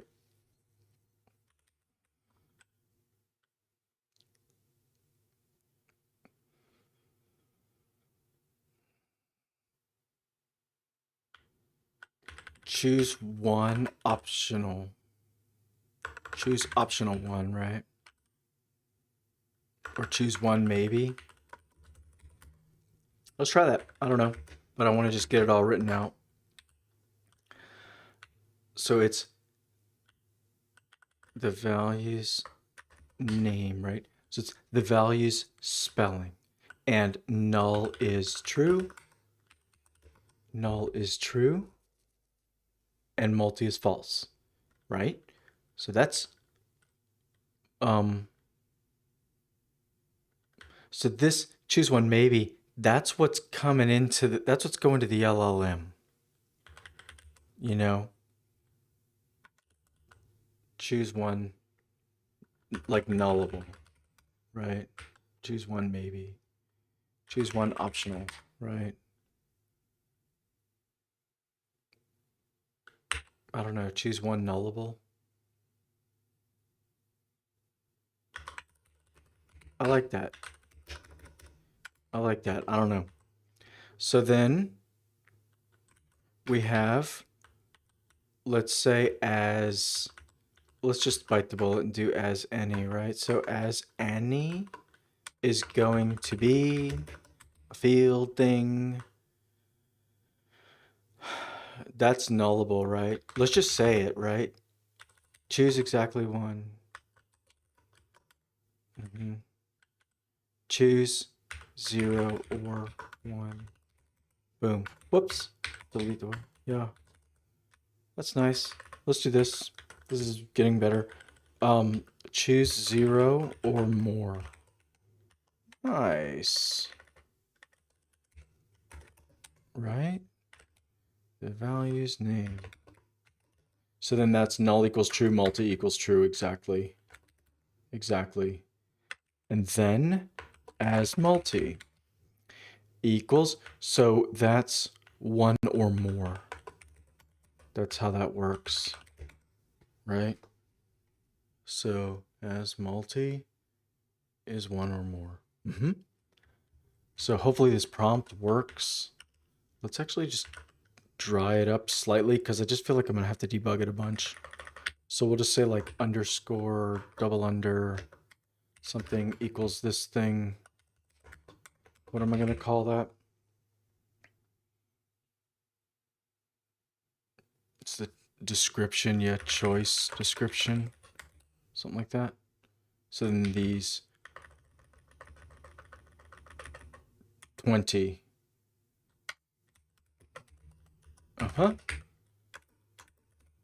Thank you. Do it again. Do it again. Do it again. Okay. Cool. Cool, cool, cool. False, false, true, false, true, true, true, true. That's bad. Okay, let's just go through them slowly. So as one is going to be, it's not nullable. It's not multi. Choose 0, 1 means it is nullable. It is not multi. Choose 0 or more means it is nullable. It is multi.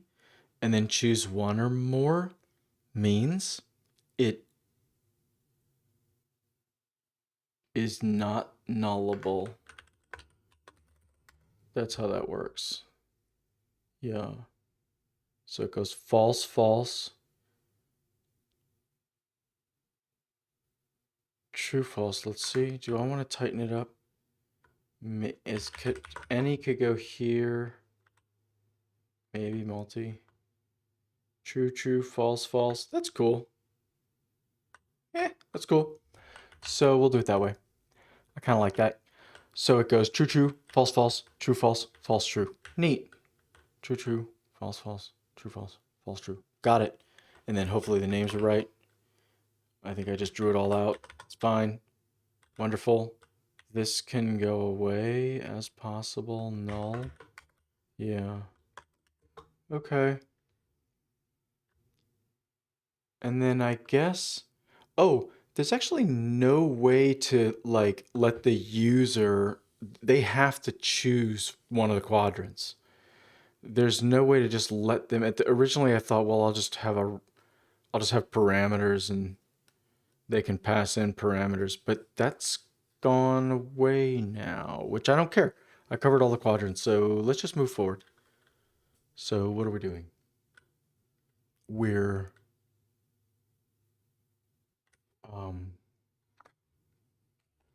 check my audio, I'm paranoid.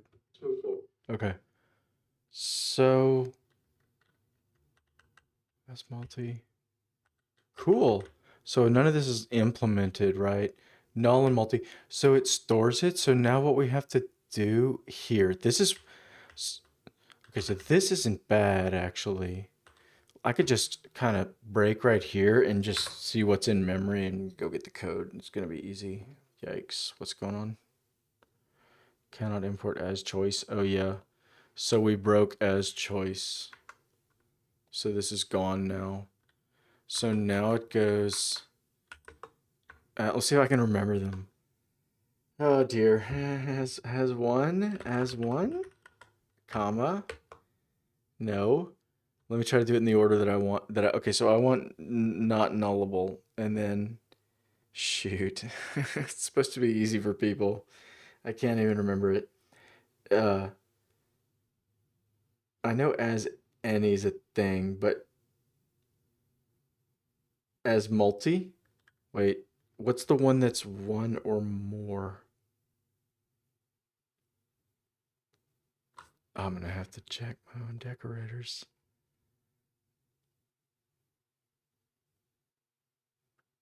Right, not null as multi. Oh shoot, that is as multi. Dang, like multiple choice. I'm gonna have to just remember it. This is horrible. I'm like giving myself pain. I don't care. So let's keep going.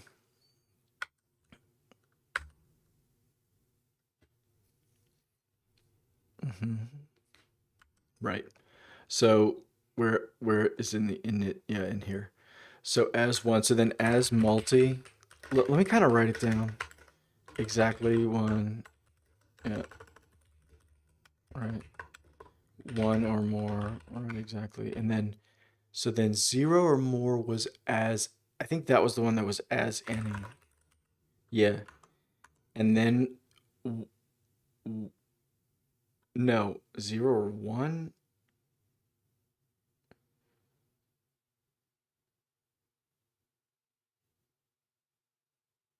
No, 0 or 1.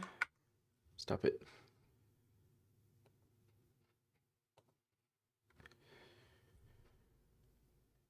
That's choose one, nullable. That's as maybe.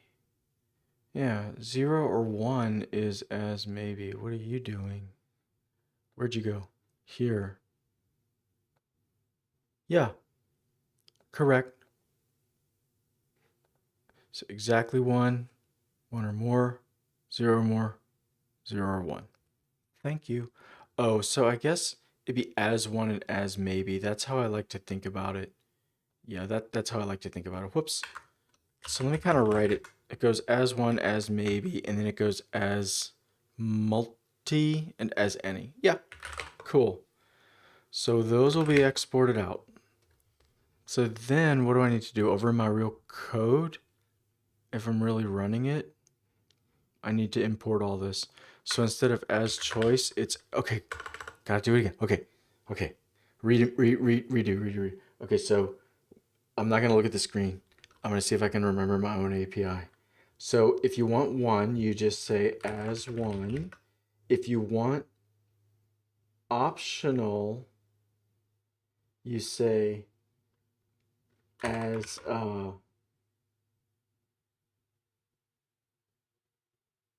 maybe, right? And then if you want multi, that's 1 or more, multi. And then if you want 0 up to all of them, it's as any. I think I got it right. As maybe? Is that how that works? Yes, it is. Okay, cool. So we'll import all that. So now that means when this choice stuff, this all changes. So now, oh, cool. So now I can represent all different kind of things, right? So, for example, parity is a as one, right? You know, and then let's see. Can I think of examples of all of them? As choice dot scale. Let's just get rid of all these, right? And let's just tidy it up as choice spelling. Let's keep that spelling. That was like kind of a bug, right? Look at all this code. These are all going to become unit tests. These are all going to become unit tests in a moment. I'm going to keep all these. Each of these is going to become a unit test that I'm going to make Claude Code write. So this is totally awesome. Okay. So let me think of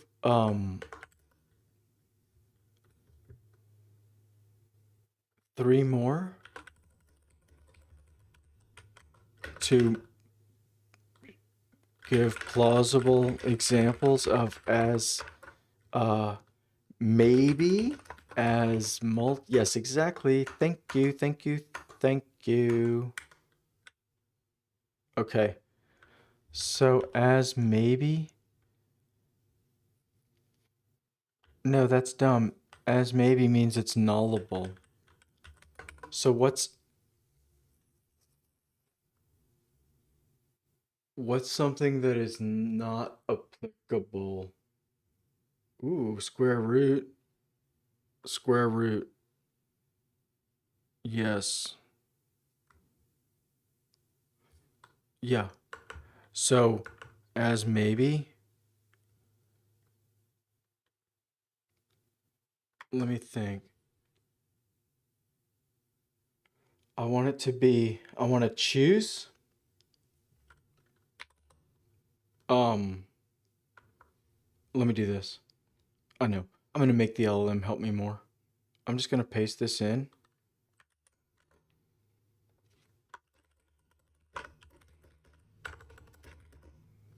This is it.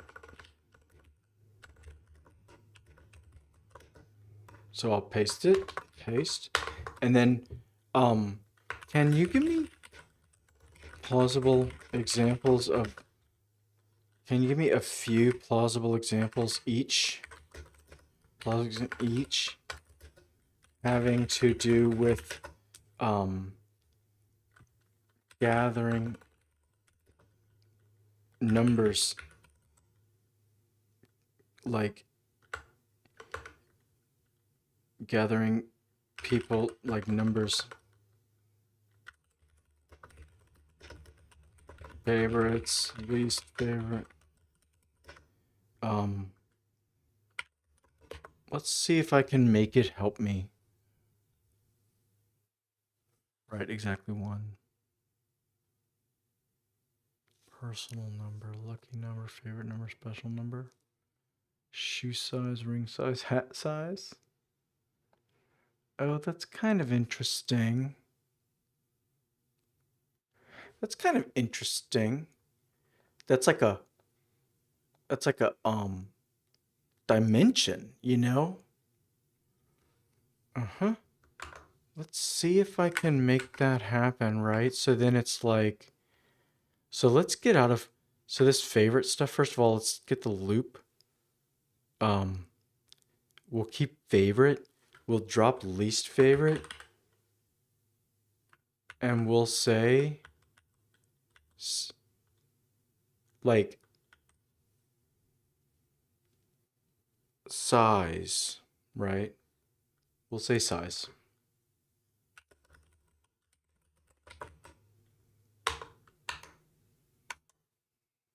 We'll just say favorite size, right? It's a string. We know it's a string. So let's go. So the way that's going to work is I'm going to have a size here. I'm just going to let it print out though, right? So instead of least favorite number, we're going to have size as one as multi, right? We're going to have size. And we'll do it like this, right? What is your favorite size? Size. And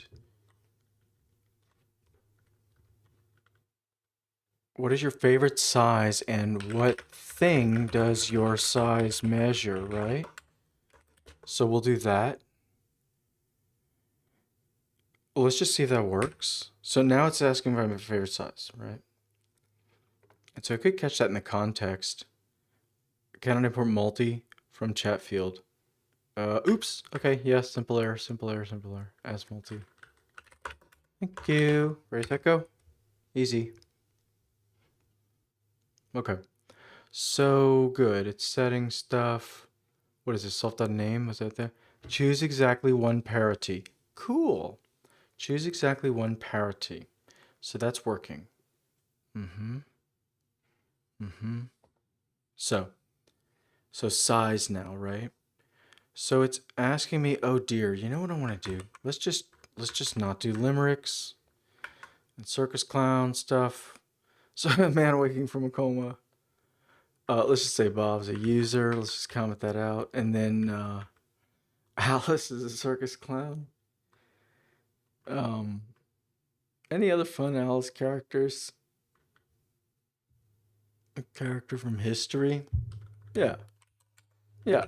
The character from history, right? Starts with an A. Yeah. All right. No more limericks. No limericks. It's just Abraham Lincoln. It's just Abraham Lincoln. All right. So we'll go. 4 score. All right.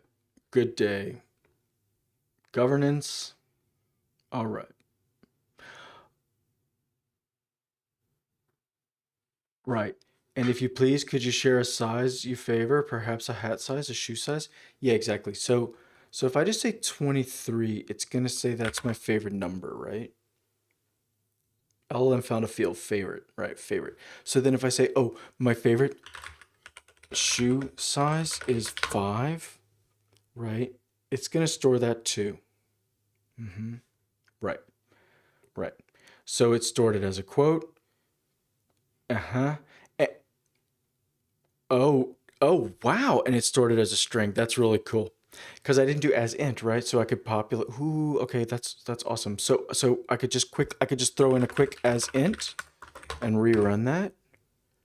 And now I've got that not, you know, because I said I want to know what size, right? So it's my fave shoe size is 7. Off we go. Mm-hmm. So this time it did store it as a string, but it doesn't matter. I've got it as this integer here. Uh-huh. So, and then here's the point. So we don't need that. The point was to do a as maybe, right? And so we're going to make it choose from as maybe dot what? As maybe dot what am I trying to say? Like type, like size type as maybe dot. What am I trying to say? It's like the type. What thing does your size measure? Let's just say dimension, right? So like shoe, what other things come in size?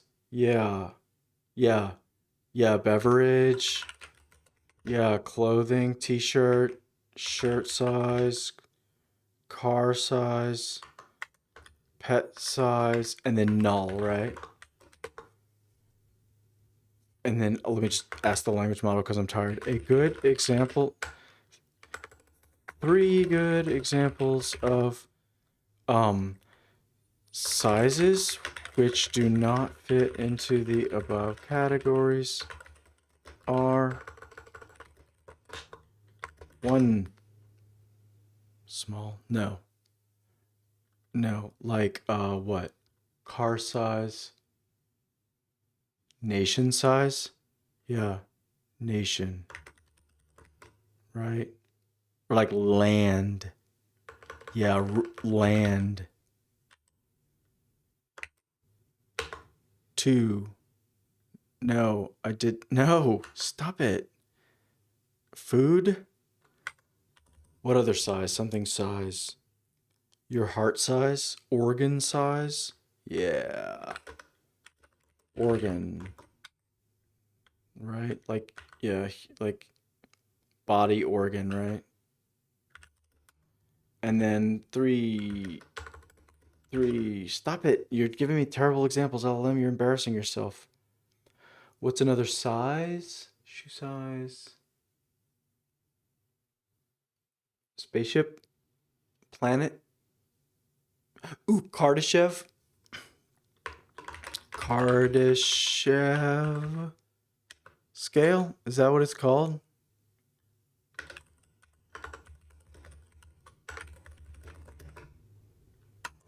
Kardashian. Oh, thank you.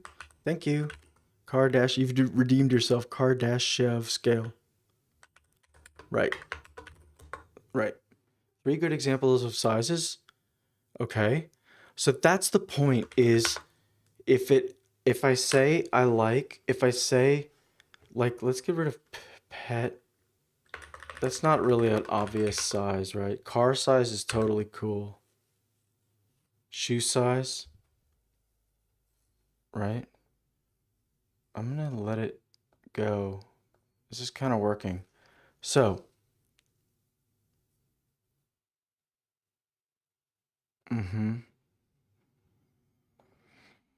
so I'm gonna say my favorite size, shoe size, is 3. So that should stick. It should say shoe. Ah, choose 0 or 1 dimension. Shoe. Thank you. Now, the only problem is when I prompted it, I'm not allowing it to be null. So let's go implement that, right? So for example, if I'm forcing it. So now if I say land, my favorite size is, I'm gonna say Kardashev. Favorite size, favorite size is 3 in the dimension of the Kardashev scale, right? So that doesn't fit anything. So is that a coincidence? Is it a homo? Is it a? Oh my god! Oh my god! It's $1 billion computer. It's $1 billion computer. Oh my god! Is that because I said car, or am I just delirious at midnight? Or both? Or both? Or both? That's hilarious. That's hilarious. Okay.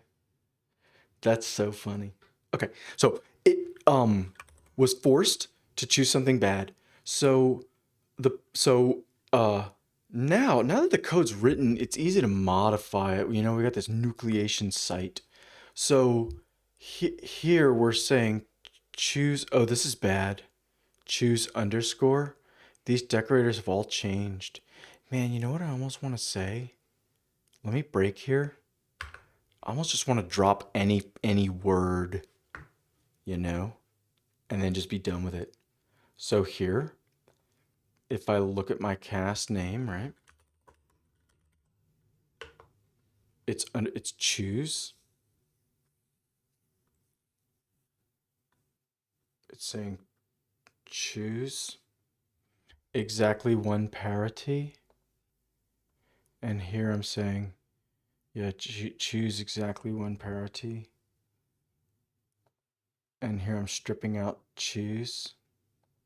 I don't know. Let me just stop it and say, I don't know.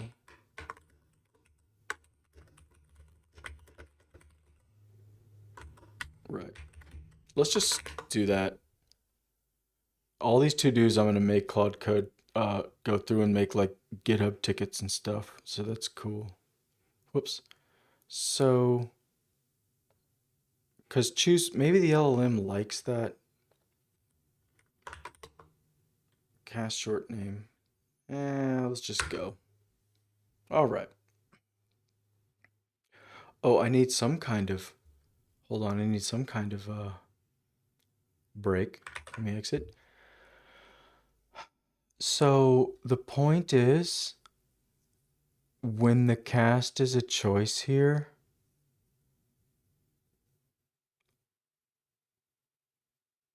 let's break right here and go, because I need to pull up all that, like,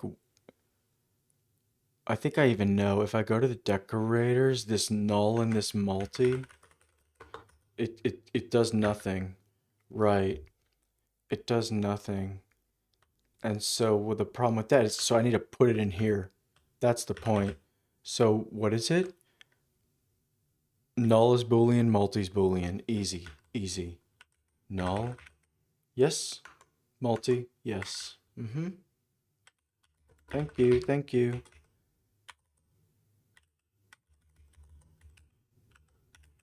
Yep.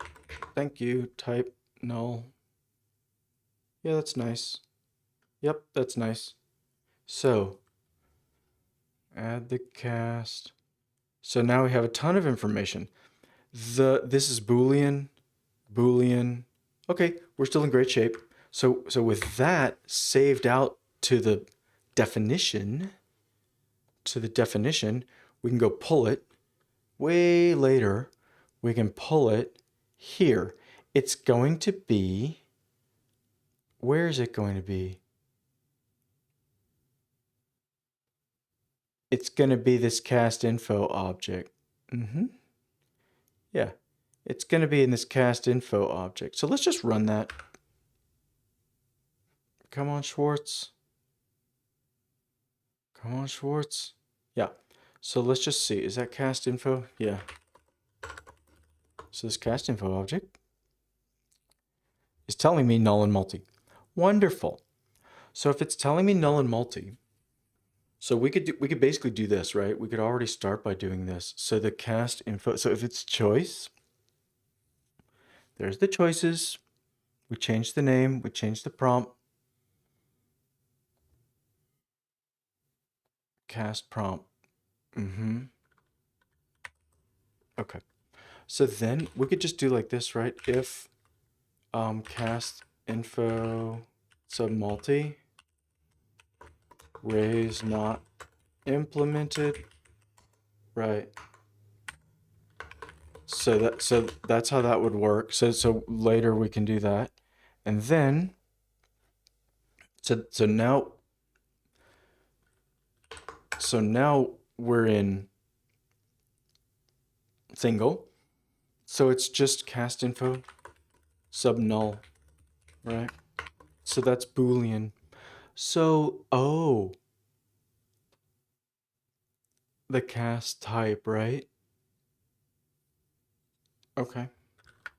So here's the cast type here. So we could just kind of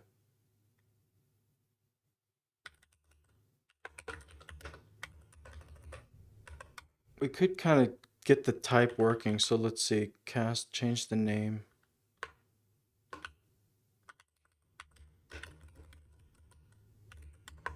All right, let's move it around. Okay, so we shorten the name. Now we're doing the type. So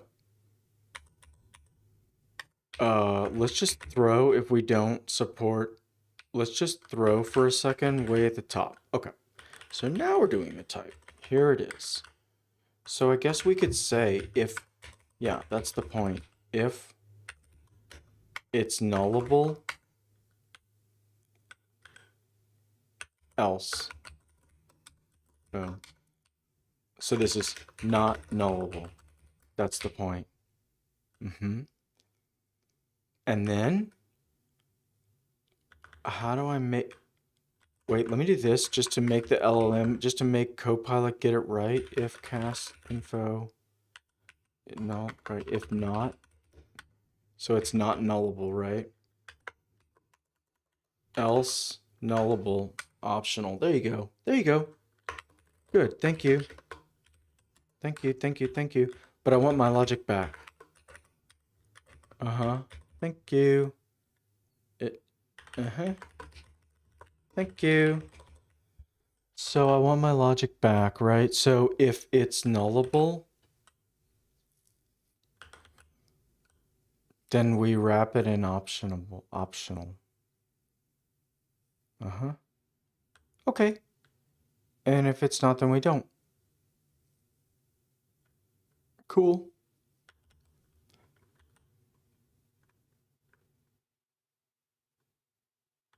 I'm gonna just delete my enum comment. We're moving forward. We're done with enum. Okay.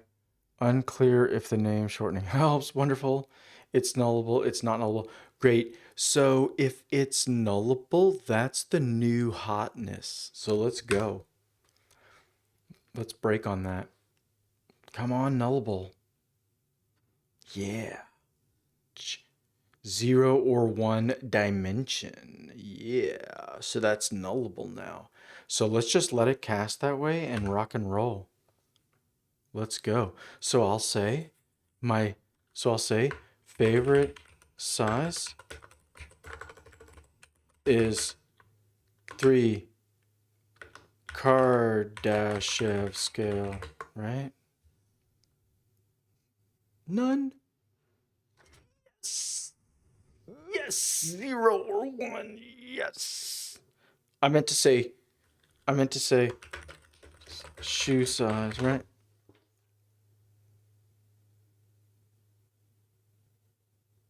Ooh, so 0 or 1 dimension is off now. Let's go see like let's go see. Could it just be LLM tricks or whatever?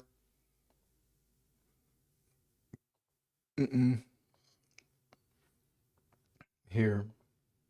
So this is my schema. Choose exactly one parity. The values exactly one parity. Right? Description is the values exactly one parity.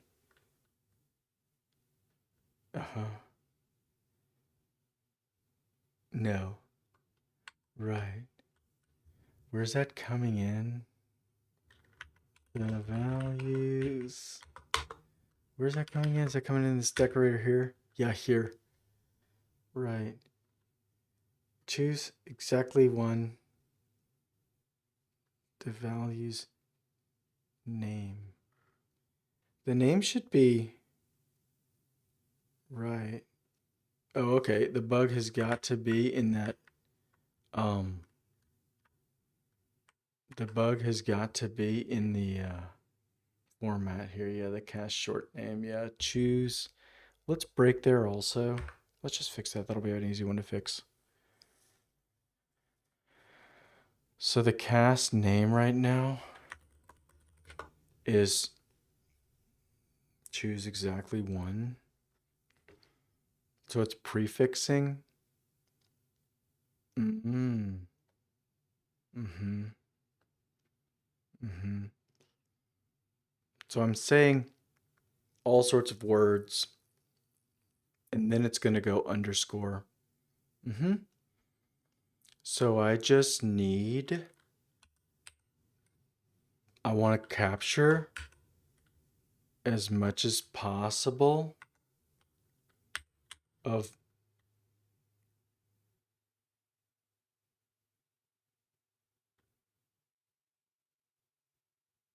I want to go as far as possible to underscore.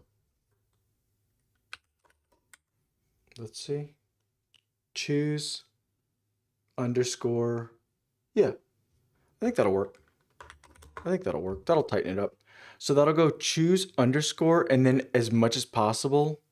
And then it's gonna need one more underscore. So it's gonna grab that one there and it's gonna strip all that out. Let's try that. I think that's gonna work. I think that's gonna work. Off we go. Let me just let it go. Click. So now the short name is parity. So now if I let it run, ready, set, go. We're casting. It's nullable, so we make it optional.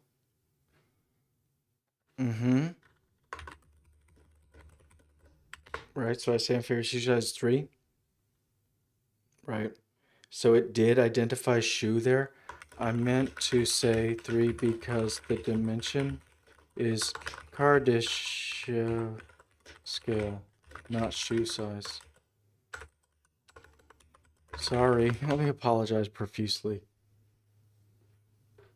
Come on, update my stuff, please. Yeah! Okay, so that one worked. Cool. Cool. So it set it back to none. Neat. So we can't null out an entire field, but it can null out, it can replace these metadata value, fields. Cool. So that choose, so it returned none. Wonderful. So that means as maybe, so I can give it a choice to choose one with a null allowed. That's exactly what's happening. So if I just change this as maybe to as one, now it's must choose one. And that's when I did Kardashev scale, it gave me back car and I freaked out. This thing is so like it's so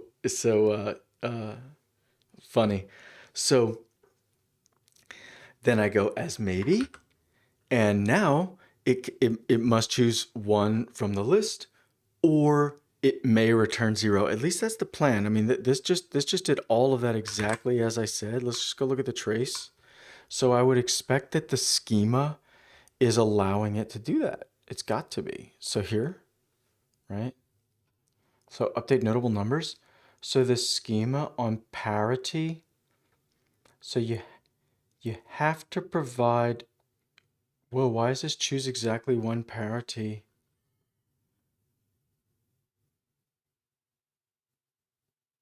I I think that's right.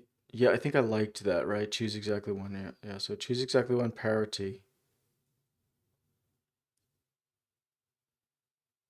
Oh, it's not required. Oh, I thought it might be one of this weird because this whole thing is like it's like any of this or none. Oh, we're back in YAML. Let's get back in JSON. Yeah, yeah. So, right. I thought it might give me one of this type null stuff. I don't understand why, but oh, I guess this required like can't be specified at the top level, something like that. So then choose exactly one parity is required. So it's the values parity and the enum is even or odd. But as int, wait, so this is favorite. So down in size, right? Null. Oh, okay. Oh, okay. It's required. It's required. No, I'm wrong. I'm wrong. I was looking at the wrong field. It's midnight. I was looking at the wrong field. So now on this dimension of my favorite size, we can we have to choose 0 or 1 dimensions. So that is yes. So that is required. And its value, I see. Maybe it's the difference between,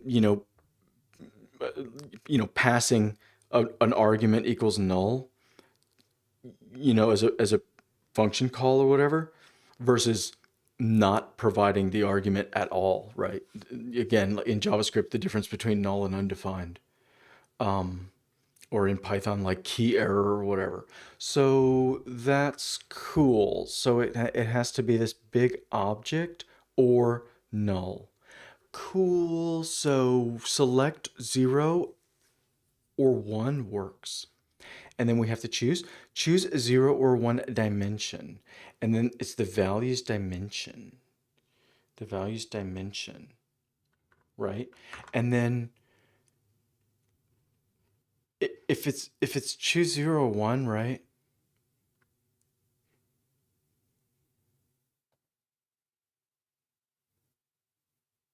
Choose 0 or more. Choose 0 or 1 as maybe. Let's do this, huh? Stop at F. Wait, stop. F. Let's do that. Close it. Okay. The values dimension, the values whatever, comma, optional, right? More prompting, more prompting,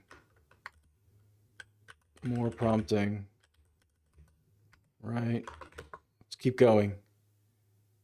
So now just a tiny, right? All of that's going to flow into this prompt. So let's just let it go. Seems like null's working. So I'll say favorite size car is 1, meaning small, right? Oh, I meant to say Kardashev scale. not car size. Right? Yeah. Cool. Whew. So favorite is none. Favorite size is 1. They clarified some stuff, that's fine. And then we choose some dimensions, and it's none. So then if I go to my link, if I go to my trace, I should see this call. Here it is, right? I wonder if, what is that? Okay. Oops, let me just bring it back. So, favorite we don't care about, it's size. And choose 0 or 1 dimension. The values dimension, optional. Yeah. Yeah. Yeah, cool. Right? So that's kind of redundant, hopefully. So in the schema, it's explicitly said to be optional, and then in the language, in the description, it's implicitly said to be optional. And these agree, and these always agree, right? I could change the code to make this. I could change the code to make this say like mandatory or whatever also, but I won't. So let's keep going. So that's as one. Let's check that in.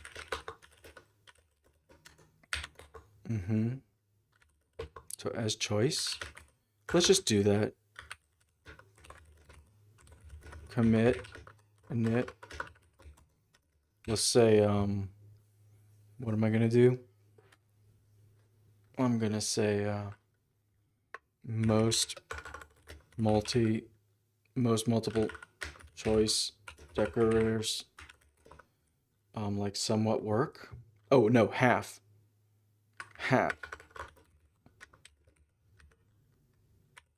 Somewhat work. Right? Okay. So then decorators, let's see. What is that? Yes. Definitely.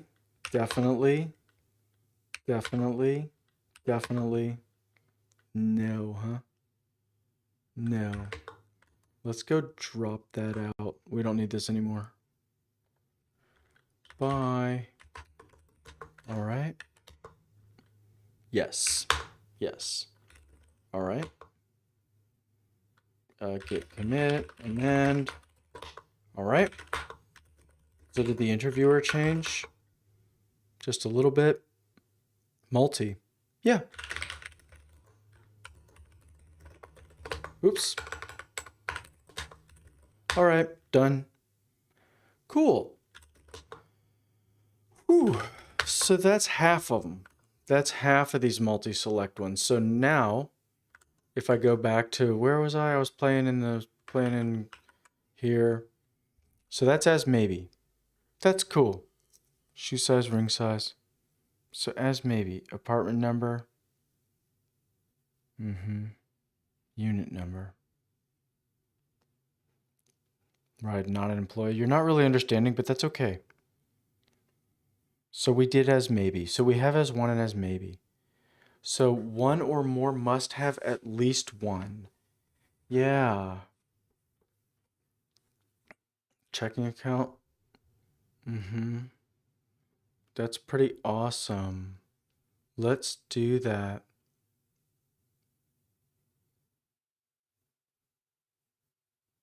Contact numbers.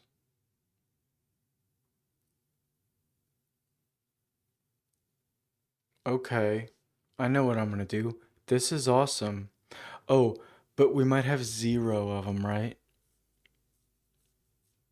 As multi.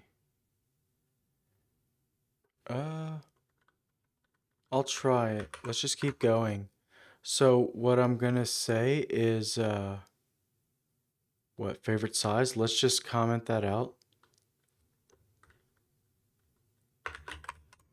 Size. Let's comment out size.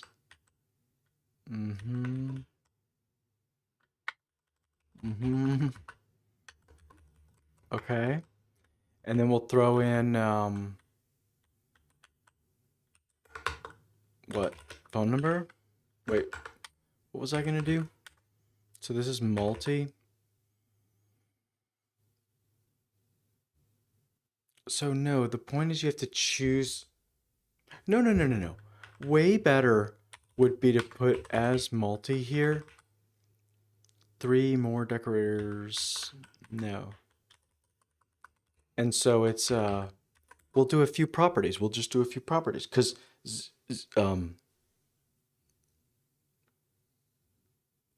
one or more of them will apply because I'm going to do it like this. Even, odd, prime, exactly, composite, exactly, Fibonacci, exactly, right? That's cool. I'm going to make the language model just tell me. I'm going to make the language model detect primality. It's a $1 billion computer. Let's make it tell me some prime numbers. Okay. What is your favorite number? So because even and odd are in there and prime and composite are in there, it's always going to have something to say. Okay. Cannot use multiple choice. Okay. So we got to go implement that. Oh dear. So now I think the problem is it's a totally different type, right?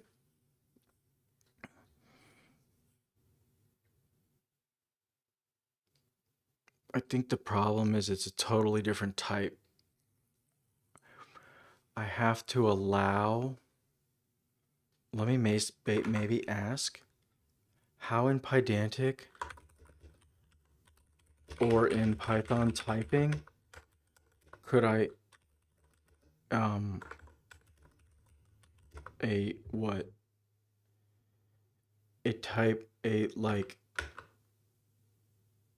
like a group type set tuple list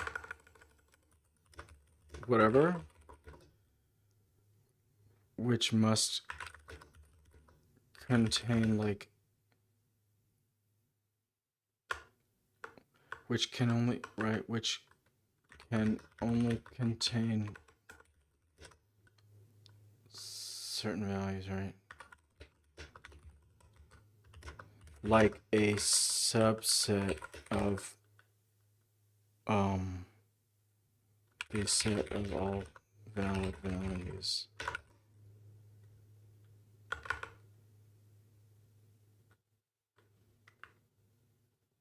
Or identical.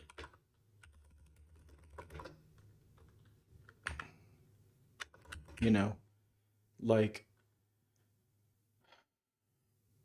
prime, let's say like even, odd, prime, composite, right? Something like that.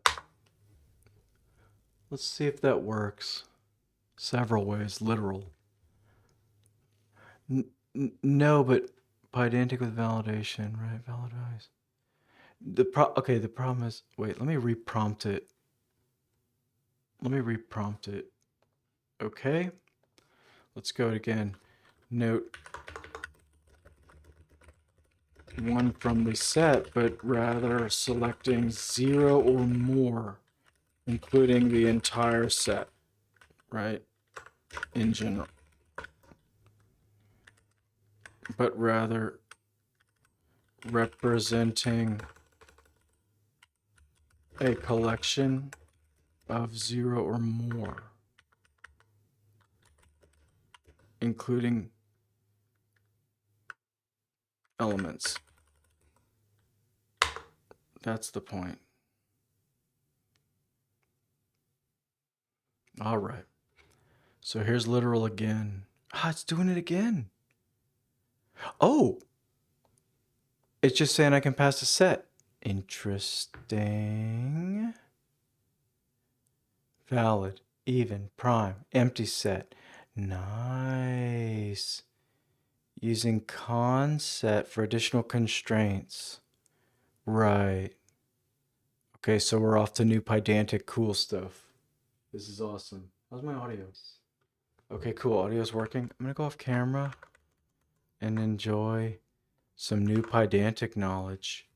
I'm gonna drink some water. This is awesome. This is awesome. Okay. What am I doing? I don't know. We could try it. I don't know if it's gonna represent this in the model, in the tool thing.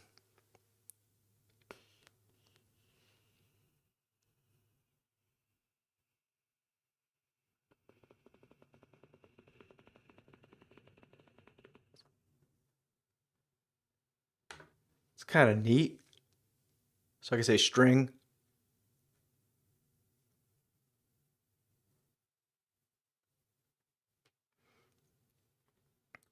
Ooh, type alias.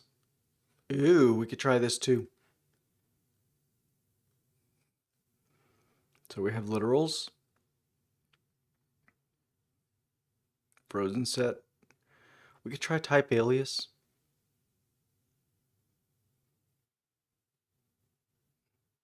It's kind of the same thing, right? Set. From typing, import set. So it's just a set, right? From typing, import set.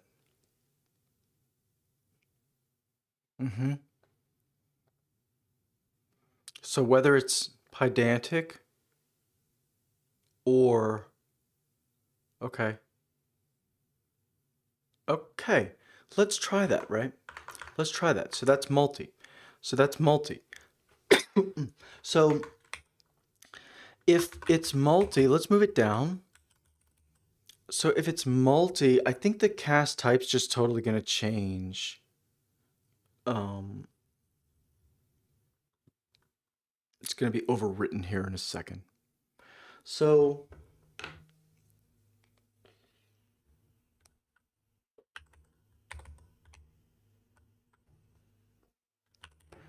let's go get this set object, right? Literal set, right?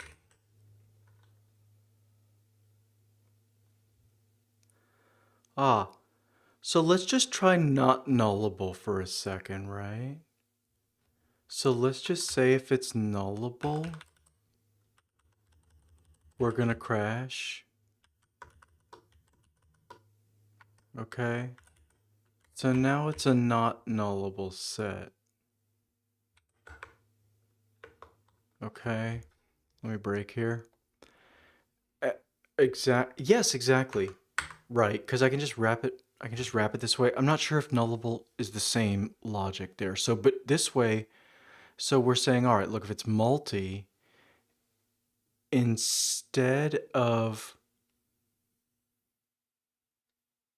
wait, but the logic's reversed. If it's not nullable, I think this is right, because this could be an empty set. So we're going to try that. We're going to say, hey, look, it's a set of,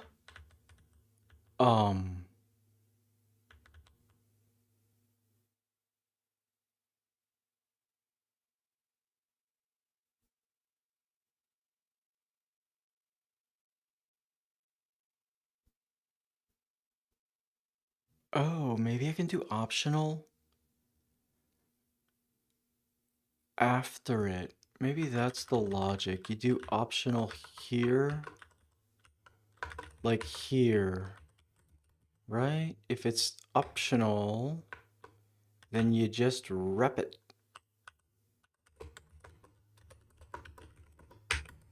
Is that gonna work? In any case, what, you know, so if it's nullable, oh, I see. So, okay, okay. So you could return an empty, I'm gonna definitely allow it to return null, I think. The point is you can return an empty list in the case where you can return 0 or more elements. You could return an empty list. I like this. I like this. So let's just start. Let's just say it's not nullable. The cast type is just a bunch of strings, right? So then cast info. This is nice. This is super convenient. This is like Python. I didn't realize this is like compile time stuff. That's awesome. So what's the point? We're doing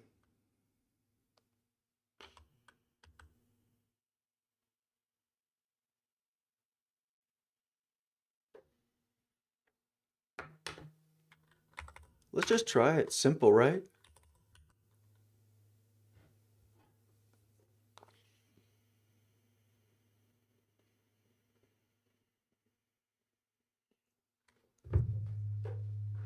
Let's just try it simple.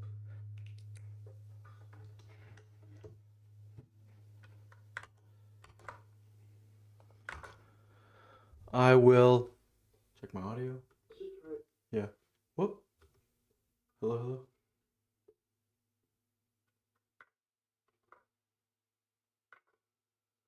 I will. Yeah, I think it's fine. Okay. So let me think. So it doesn't matter that it's not nullable.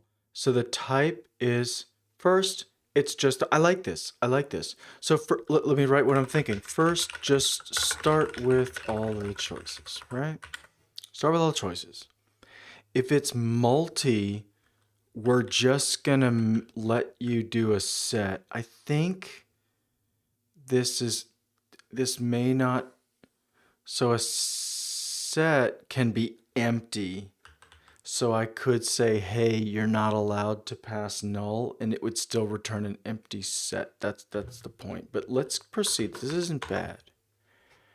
Cast type. If it's multi, let's break there. Let's do it. All right, because we're doing a multi. Right. So this is, what is this?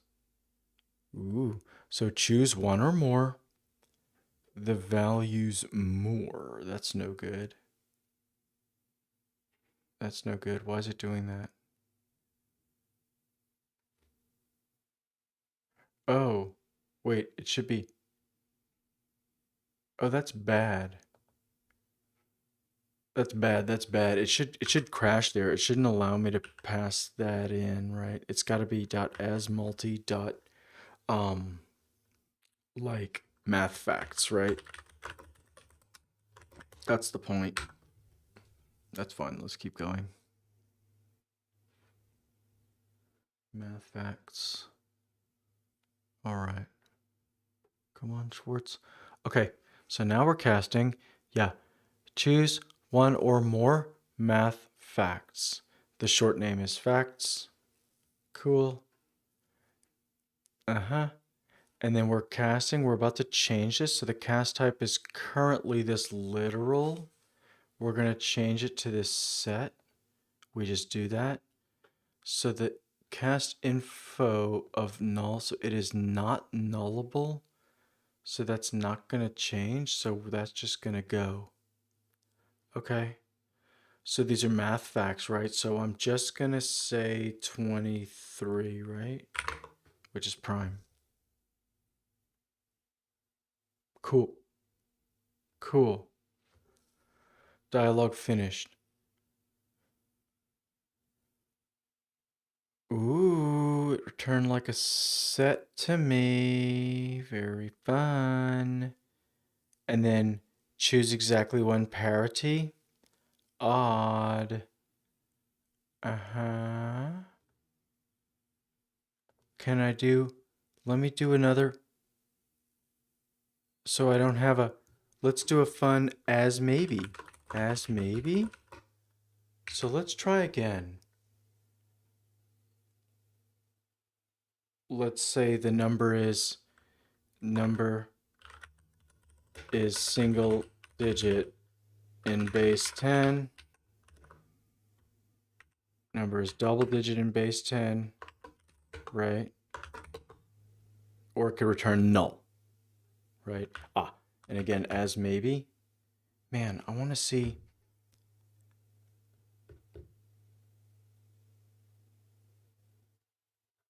That should be blockable. But anyway, as maybe dot what do I want to call this? As maybe dot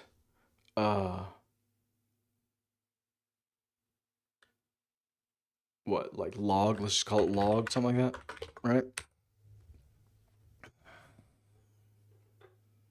So if I say 23, so we're casting, let's let it go. Let's say 23.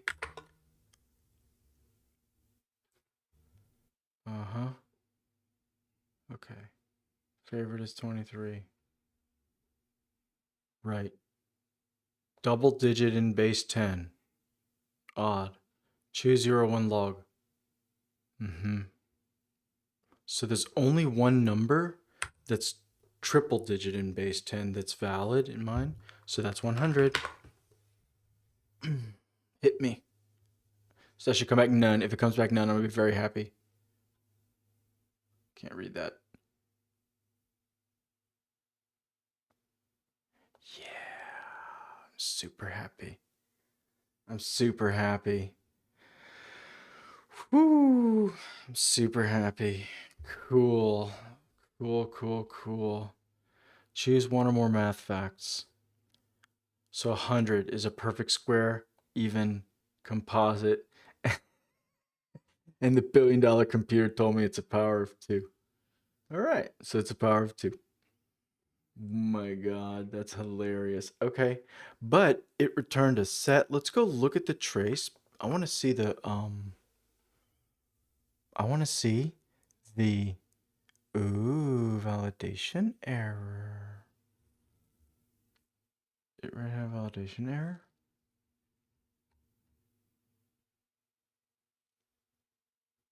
Why? Well, let's go read. Whoa. Input should be number is single digit in base 10 or number is double digit in base 10. Oh. I'm like not allowing it to be. Interesting. I'm not allowing it. Oh, so it tried to pass me a null. That's cool. So my schema, I think, is not matching the pydantic a little bit. So choose one or more math facts, right? The value's facts, right? It's an enum. Even, odd, perfect. And whoa, unique items, true. That's interesting. I wonder if that makes it a set. Unique items, true. So then, choose one or more math facts. Choose one or more math facts, right? Last quote. So that's math facts. But choose 0 or 1 log is, right. So we can either pass null or we have to choose this enum. That's awesome. Or we can pass null. So it goes this one, that one, or null. So I think it did that.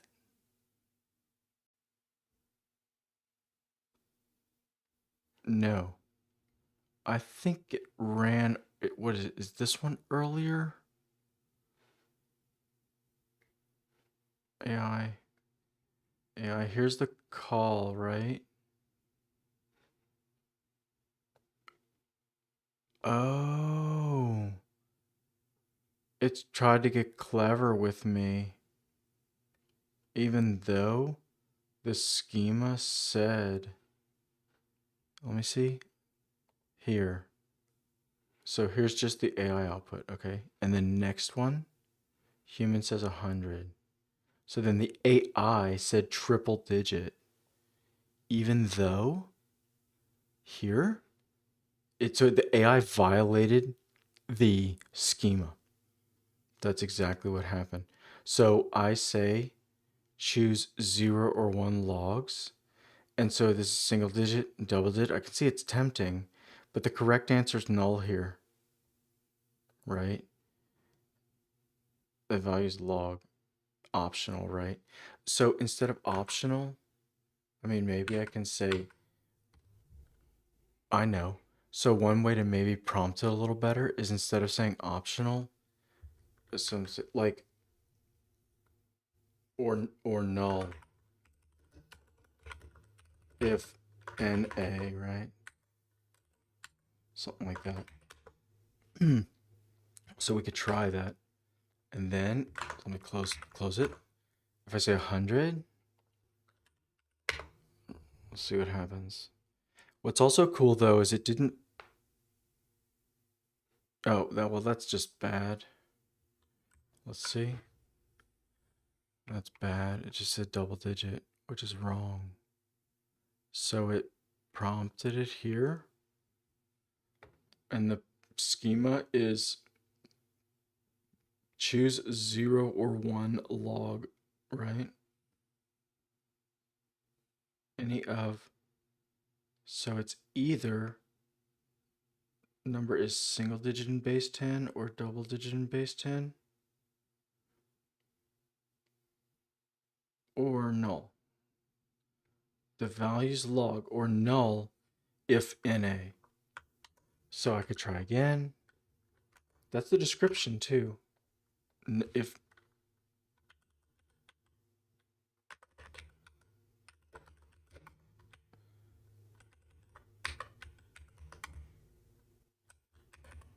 try prompting. So 100. Make the dang AI watch all these tests that I do and make unit tests out of them. All right, 100. Ha, double digit. Why is it doing that?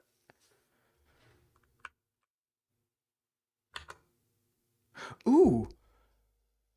You know what might be interesting? Could I do it's required, but null is a valid, like, enum value? Like, so this literal... yikes. Let me quickly try that. That would be easy to test. So it'd be here. So if it's nullable... Yeah. We're going to do this, pass. We're going to break here. And we're going to change it.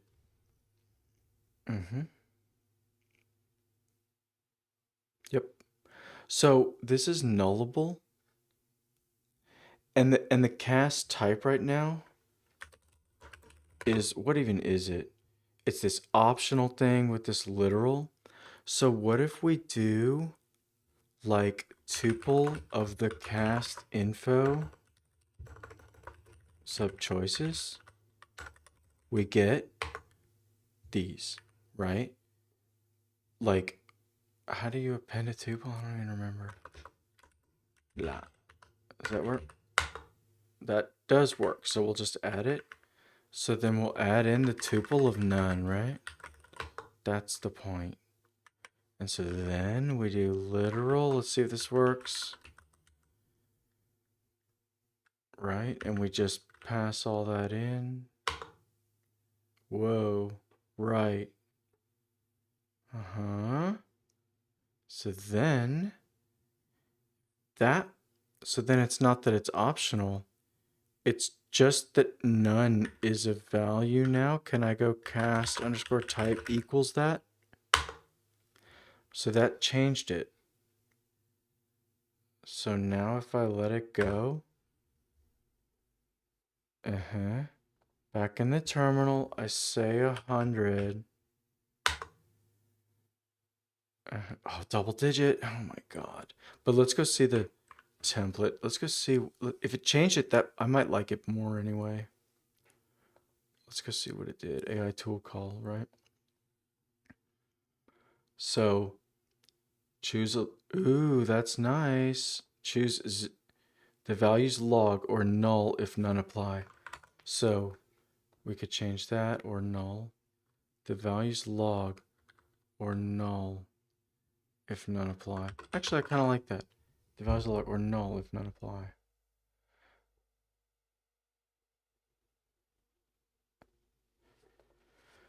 Why does it choose it wrong? I'm frustrated. It seems like every time it seems like these enums don't work.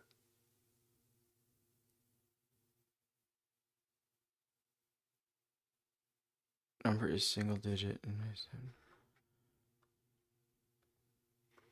It seems like these enums, every time it's like chooses from the enums as like a classification challenge, it bombs it. It's just weird.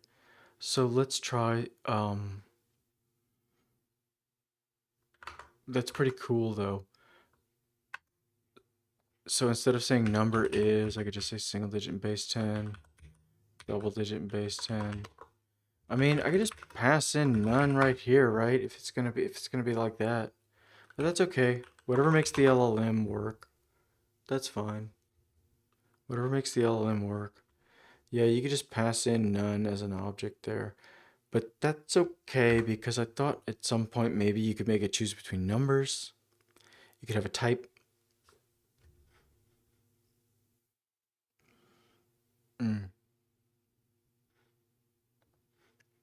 So you could do like this. If it's a set.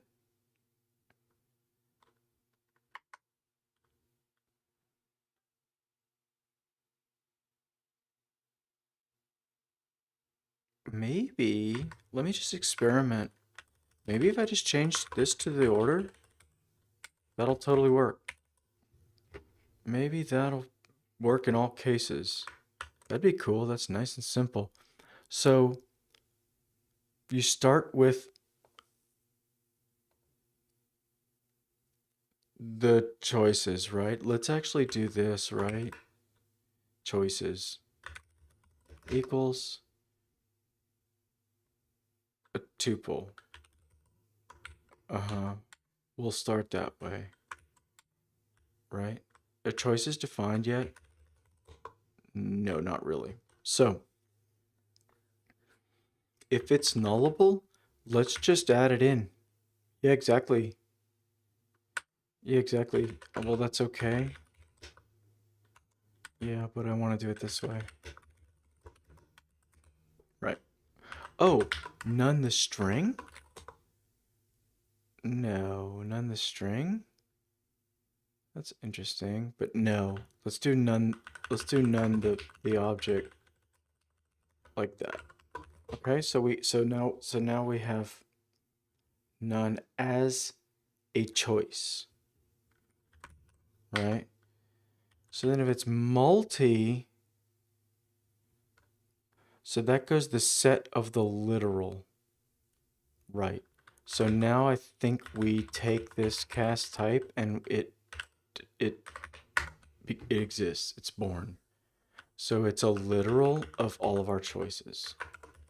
Oops, and I'll keep that. So it's a literal of all of our choices. Right? So if it's nullable, and so then if it's multi, it's a set of all those choices. And so if that includes none, then you could return back the set of none, potentially. So we could see. Empty set, any of that could work. So I love 100. The only 3-digit number in that range, right?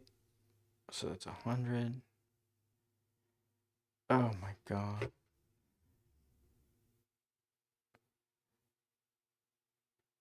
That's so stupid.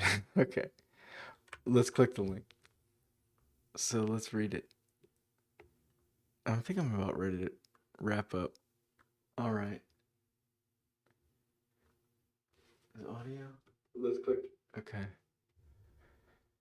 Oh yeah, I forgot I'm Abraham Lincoln.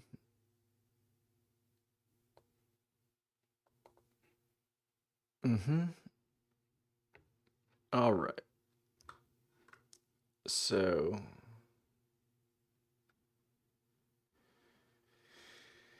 it does 100 It's even, it's composite, and it's a perfect square. That's totally awesome. Like it's crushing that math facts. Maybe it's really crushing that math facts.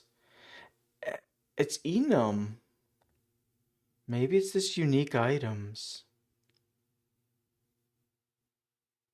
It's making it like a set.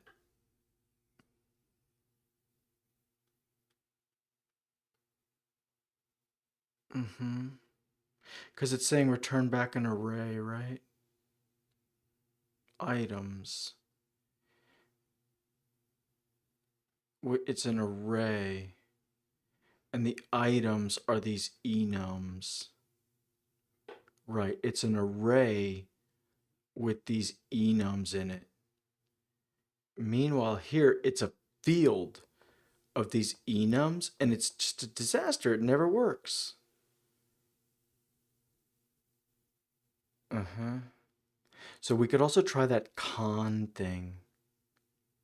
Choose exactly one parity. Now, parity's been working as int. So these are all required. Parity's been working. Okay, so then, and it's just simply saying that it's double digit in base 10. It's ridiculous. Okay. I mean, am I crazy? 100 is triple digit in base 10. 100 is triple digit in base 10. Maybe, let me try changing this thing, right? Right. So instead of log, let's say,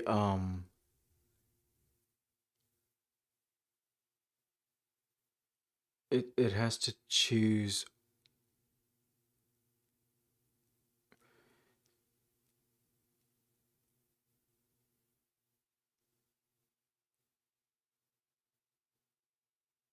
What would I say? It's like what, any categories? Right. Falls within 0 to a 10. Falls within 11 to 50, or null, right? Right? Or null. Go. So I love 87. So Abraham Lincoln says I love 87. Mm-hmm. Right. Mm-hmm. Oh my God. So stupid. Uh, oh, it's composite? Cool. You know what? Did I implement as list? Did I implement as list? Watch this. Or did I implement as set? Yeah. Watch this, LLM. Just because I'm mad at you. As set. Yeah. The set of all factors of the number, excluding 1 and the number itself. Off you go. As set. Dot factors. Is that gonna work? So now I love 87. I'm making an LLM calculate all this stuff. So now I love 87. And because I've decorated it, ooh, 3 times 29. Cool. Hey Google, what is 3 times 29? 3 times 29 is 87. Yeah, that's so cool. That's so cool. That one where it falls with it. Oh, this is stupidity. What is this? Choose 0 or 1 log. So wait, log is, yeah, like range. God, and it says it's optional. It says it's not applicable. It's ridiculous. Why does that not work? I really want to try that thing of like making it return an array. Or we could do that con. We could try that con thing. So 87. Mm-hmm. It does not. Choose 0 or 1 range. Right. Right range. Mm-hmm. Should be null. And if I look at the prompt, It's like, seems like a pretty good prompt. It's saying range 0 to 10, 11 to 50. So maybe we could try, like, I could try, this thing wanted me to do, where was that? When you do null here, it wanted me to actually let it say, like the string null, like, let's, for example, we could try that, right? The string null, but I mean, this is getting lame. Now we're encoding metadata in the channel, like in the, I don't like it. So let's pick other ones. 89. Let's pick other ones and make it factor them for me.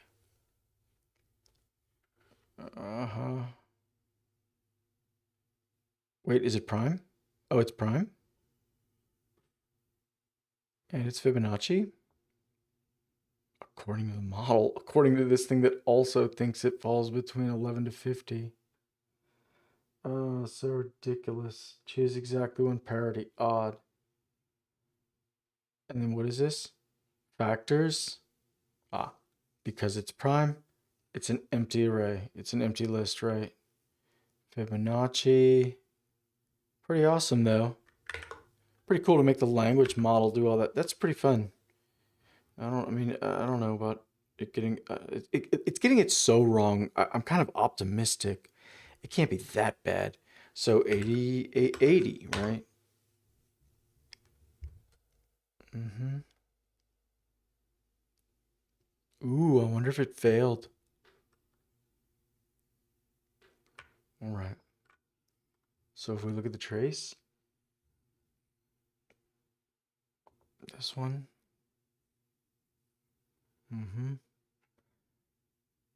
Oh, I thought I saw some. Nope. So it's saying this one's totally awesome. Set.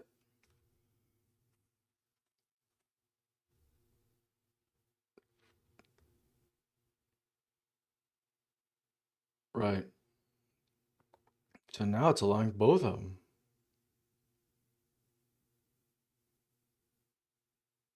G01 range enum. So let's see what it did.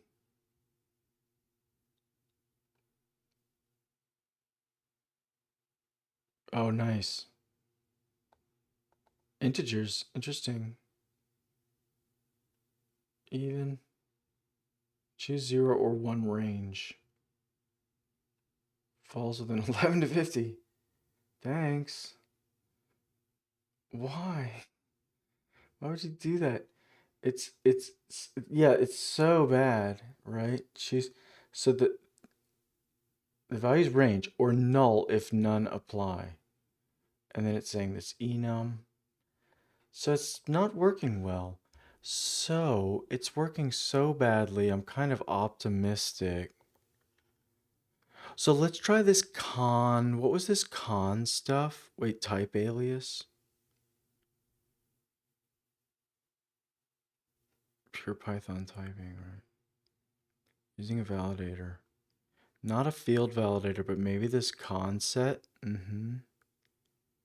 Number type. Number type. Set. Con set. Item type equals number type. Its number type is literal. So we could try this Pydantic con set real quick. No, it's Pydantic. What is it? Conset? Conset? Like that? So then it's a constrained set. Is that the point? So number properties. So we could try. Let's see. If it's a constrained set, oh, minimum items and maximum items. Ooh, cool. Oh, that's neat. if that, I don't think that's going to work though, but if that constraint set is reflected to the LLM, then minimum items, maximum items, you could say minimum is 1, maximum is 1. You could control everything with those minimum and maximum. So that's awesome, but I don't think it's going to work. I think that information is going to be lost. So let's say what? Here are the choices. If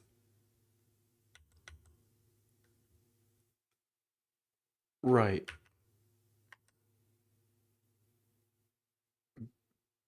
basically,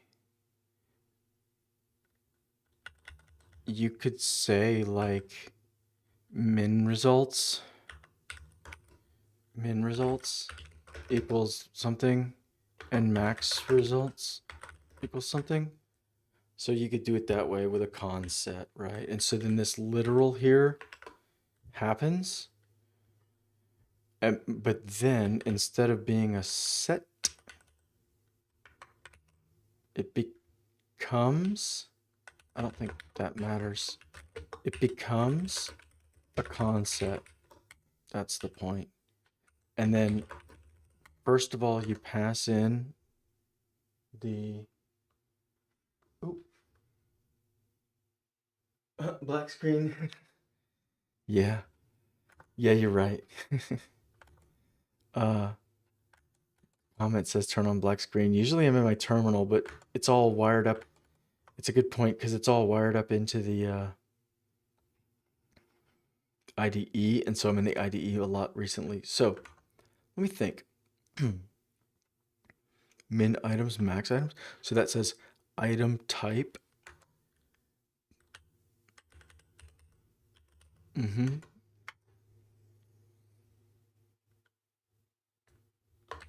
And then it's min. What's that? Min items.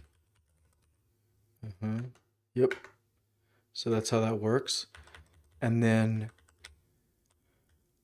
so if it's nullable, the min results equals 0. That's the point. That's it. And then if it's multi,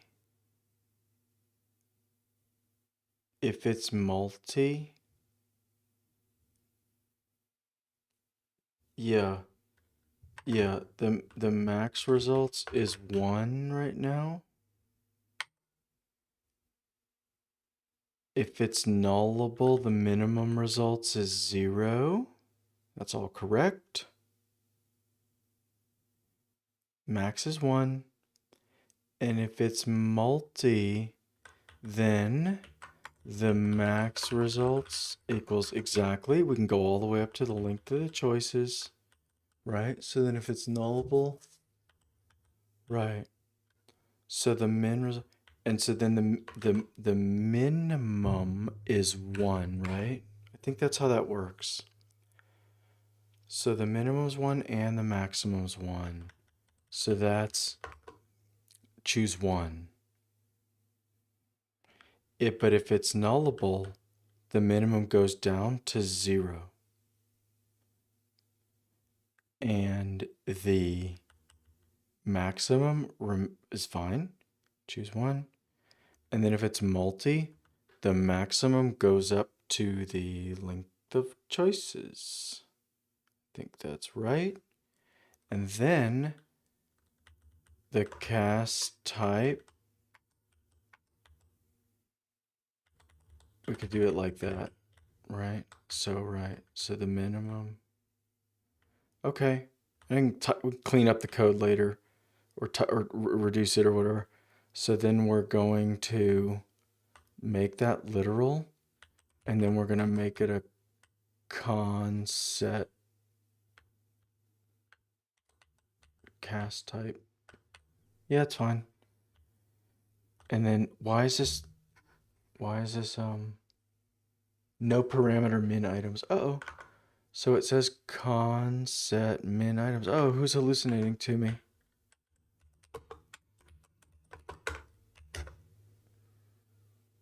Min length? Max length? Oh. Min length? Okay, whoo. Okay, and then what is this? This item type? Argument of type literal cannot be assigned to parameter item type of type hashable. Yikes, type literal is not assignable. Oh my god. This thing's telling me all sorts of bad stuff, literal. So then what is it? Let's go read it. What is that?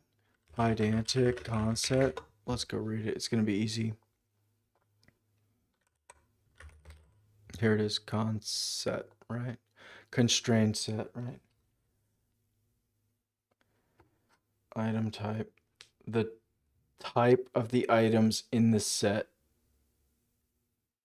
Oh, the type of the items in the set. Whoa. That's string. Oh. So in this, oh, wait, so in this it does item underscore type. And in my code, I do item type. And in this example, yeah, they do item type. The type of the items in the set.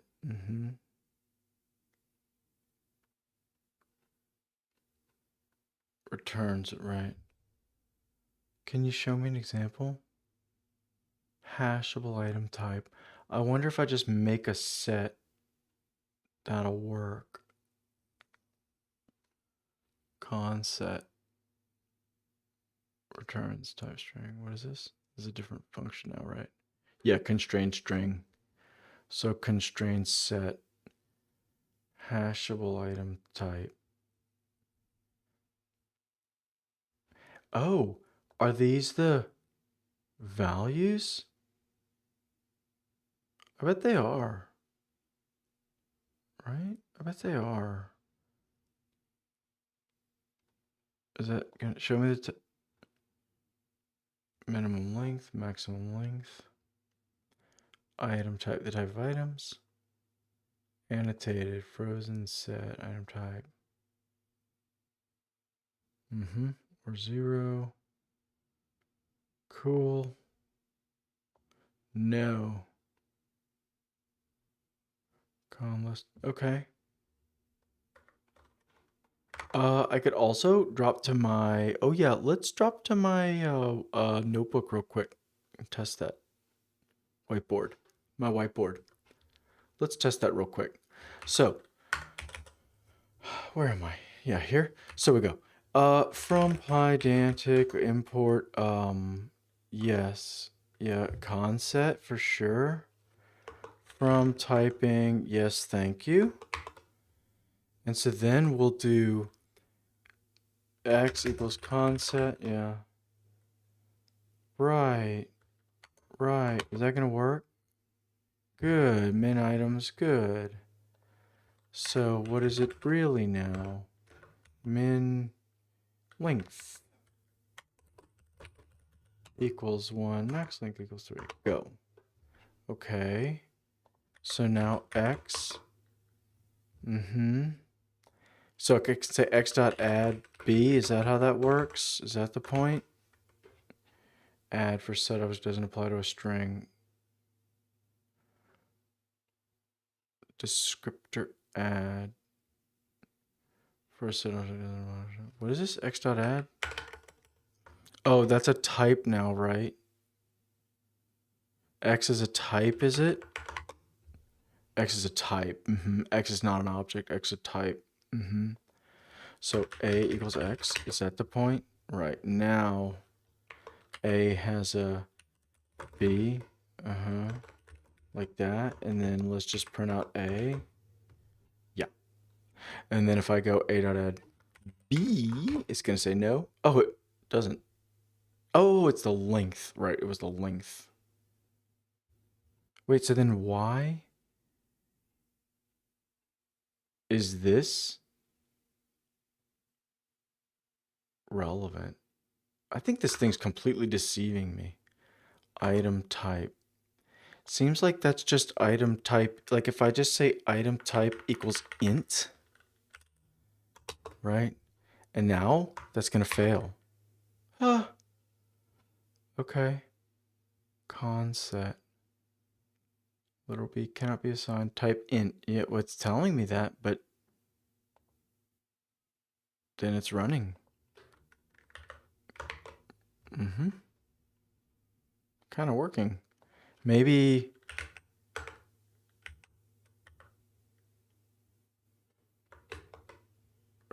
X is in there. Weird. I'll just like restart my kernel. Go, go, go. Huh. I would have thought it would. I thought.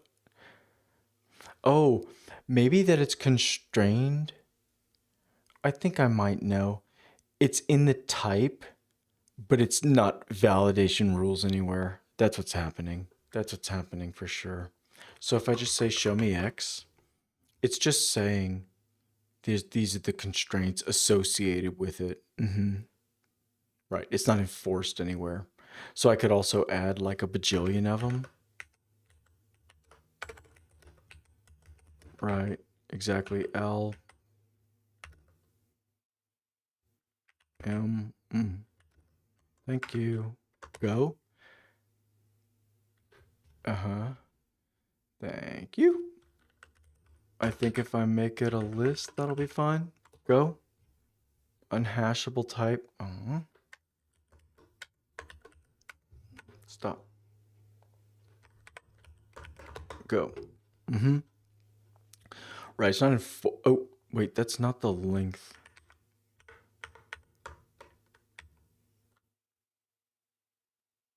What is it? It's not add, right? What is the method? What is that dang method?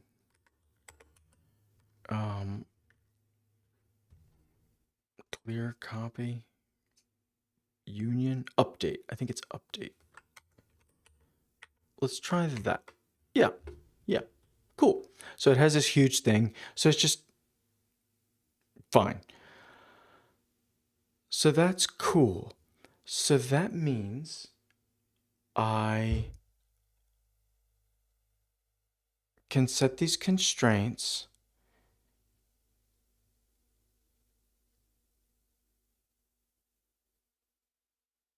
Let's try that. So that's conset. So then if I go look in the interviewer. Oh, right. The only problem is this concept thing. We'll try passing in that literal. We'll try passing that in. Hopefully that sticks. And then the mineral. So we'll try that. Was it crashing? I don't even remember my bug anymore. Okay, so I'm gonna say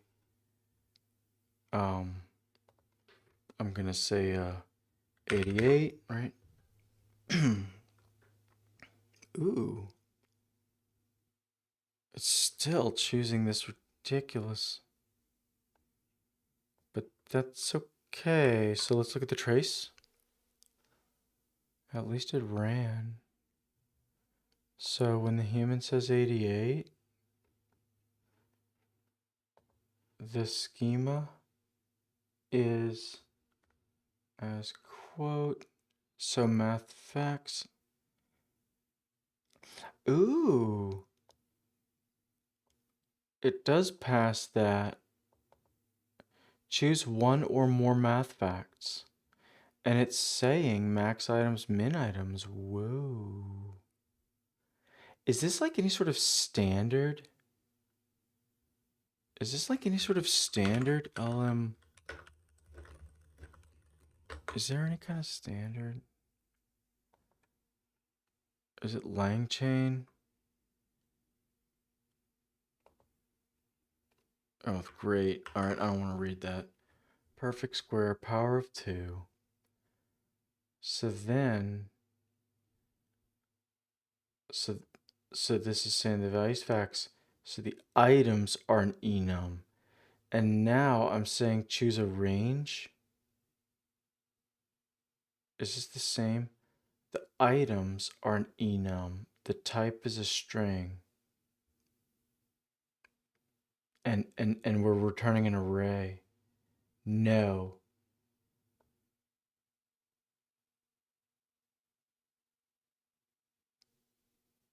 Yes, we're returning an array. And here's the items. And the max is 1. And the minimum is not specified. Choose 0 or 1. Interesting. The minimum items is not specified to be 0. Is that because it's implied? Choose 0 or 1. So it goes items enum. The type is string.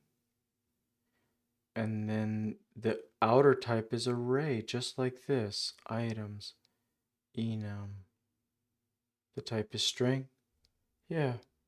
The minimum items is 1. The max is 7. So that's 1, 2, 3, 4, 5, 6, 7. So that's all of them. Choose one or more math facts. That's cool. Yeah. This is doing it. I could try to add again. I could try to add in.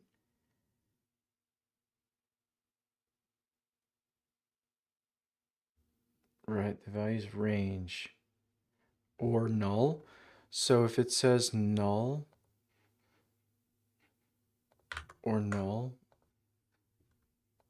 or if none apply, use null or empty set, right? Oh god, go. So what is it? 89. Let's do. It's fun to make it factor these numbers for me.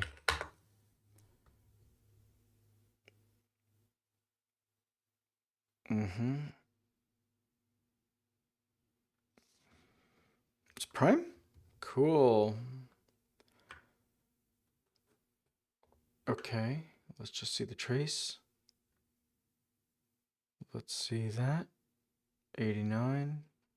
Notable numbers. All right, we're back.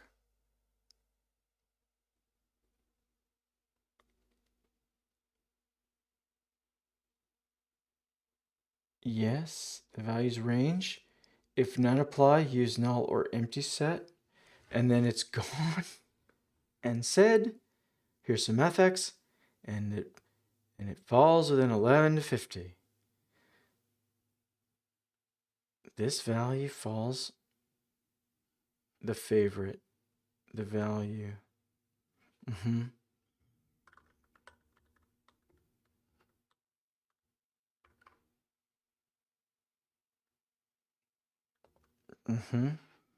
Let me just try to change some prompting just for fun.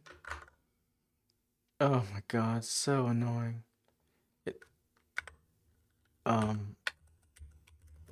Oops. Right.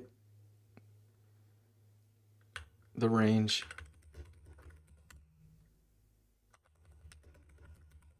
Right? I mean, just go. So let's go to 70. Oops, I typed 78. That's fine. Okay.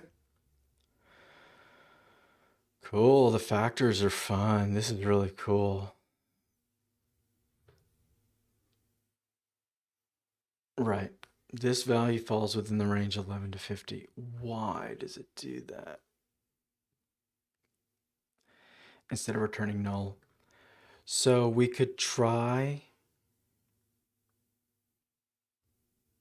to help it. So there's a couple of things I was doing. For a while there, yeah, if it was nullable, I also added like none as a choice. Go. Let's try 70.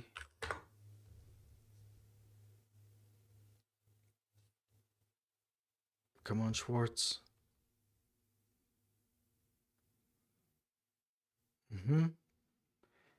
11 to 50. So then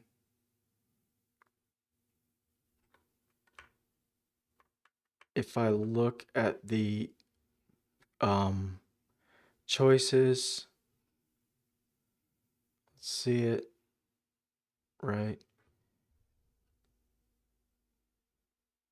Yeah. So this is max items 1 and null is a choice, right? Or we could try like, whoo, I mean, I was doing this already. None here, null here. Oh, min results, max results. Min results equals 0. Yep. So instead of null, right, this optional's coming up in a second. Yeah, exactly. NA, right? Like that. Go. So 71. Which favorite number? 71. Prime, odd. Yep. Still coming out. It could return the empty set. Choose 0 or 1 range. It could return the empty set. Or it could return NA. That's frustrating. It could return NA.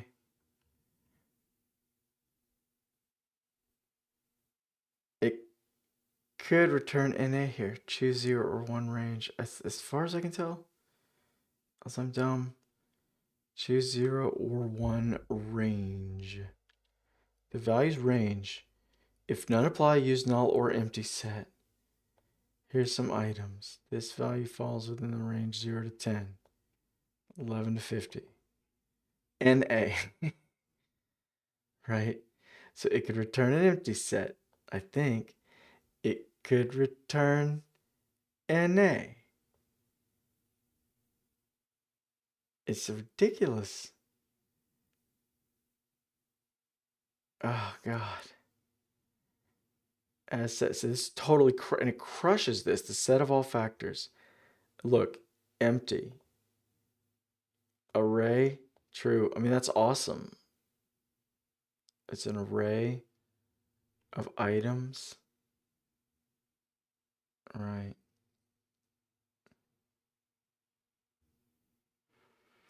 Oh my God. So then the only other thing is to make it optional. That was already in there. So that makes it optional there. And so we would have to do it after it becomes this literal here, right? That's when it actually becomes. So let's see. If it's nullable, we have to make it optional. Yeah, let's go get that. Put it in.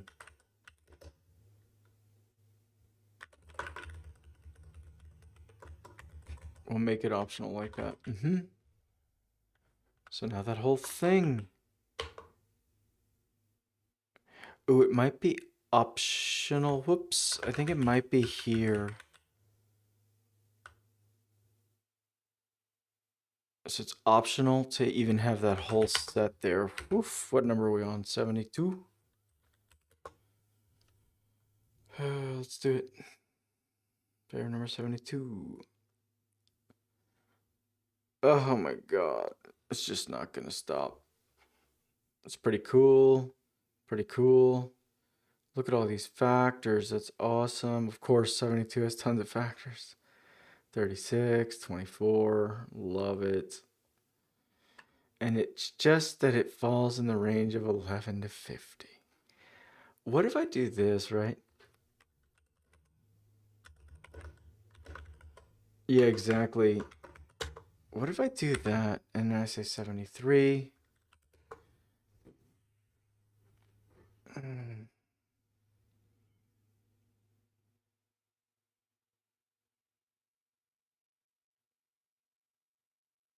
Maybe that's good. Maybe that's good. I have no idea why that maybe kind of sucks. But so let's just keep it right. The implementation's fine. And then how let's see, let's go see. So if the implementation is fine, I'm not gonna. Actually, I have to decide now. What do I want to do? So MathFacts is working super well. I think these max items and min items are working super well. You know, or it could be null. Choose 0 or 1. Okay, so definitely get NA out of there. That's not a thing. And then we can allow the min results. We could allow it to be null. I'll let it be null, I don't know. Any of. We'll let it do that. Then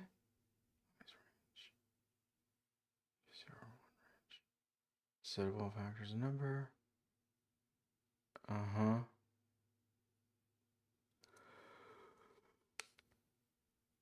Awesome. Parity's working awesome. Max items 1, min items 1. Parity's working awesome. Oh, now this exactly 1, it's kind of returning a set. It's a little annoying. Right, this was.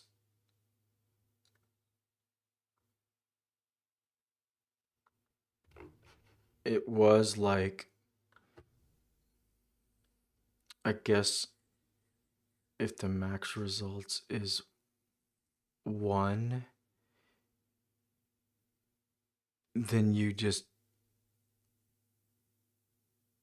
keep it. Is that the point? If it's multi, let me think. So if the minimum, let's see. So if we say it's nullable, what do I want? Yeah, I want it to be convenient for the user. So if they say select 1, it's either going to come back none or the value. Or if they say it's nullable, it's going to come back null. And if they say they want exactly 1, then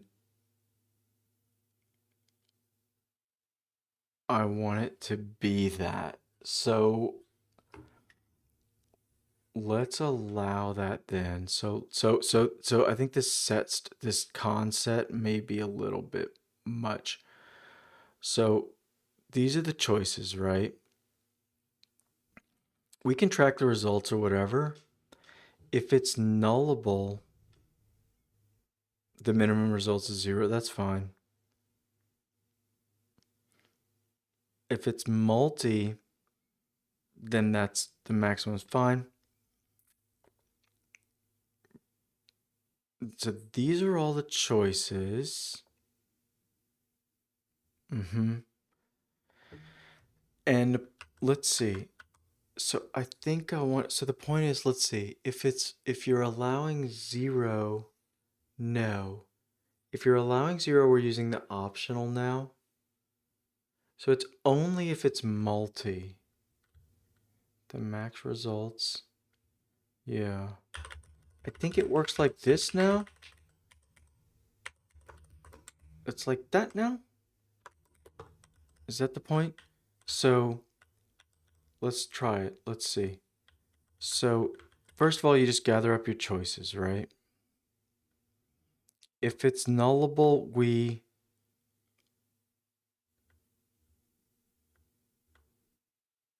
set the minimum, right? And then later we're gonna, okay, right. Okay, so if it's nullable, we're gonna allow the minimum. Of course, yeah, it's nullable. So if it's nullable, we're gonna allow the minimum to be 0. We're gonna check back in on nullable in a second here. Now, we're gonna say, these are all the choices. Next, if it's multi, we're gonna allow all the choices, right? And then the type, instead of being that literal of all the choices, it's gonna be this constrained set. The minimum length is established. The maximum length is right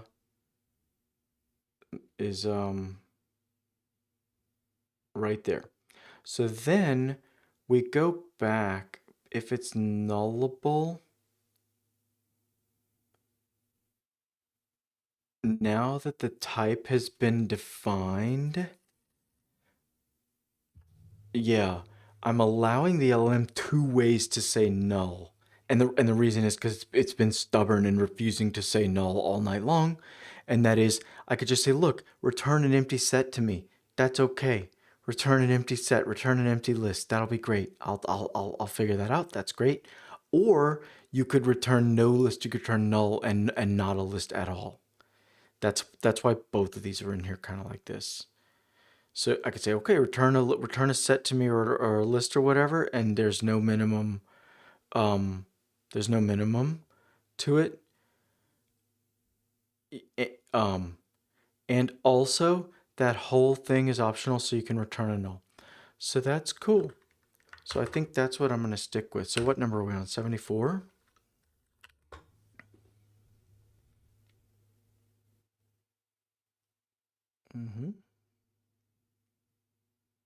Okay. So it's still failing here, but let's just go look at the schema. If I'm happy with the schema, then I'm happy for now. Right? So notable numbers. So let's look at the schema. Math facts has always been, so math facts is this, you can return 1 to 7. You have to choose one or more. Always crushes that one. This value falls within the range 0 to 10. Value falls in the range 0 to 11. So here we are. It could be this. Oh, now it's not saying it has to be a set. Right, I think the point was that didn't work. That never worked. So I'm just saying choose this enum.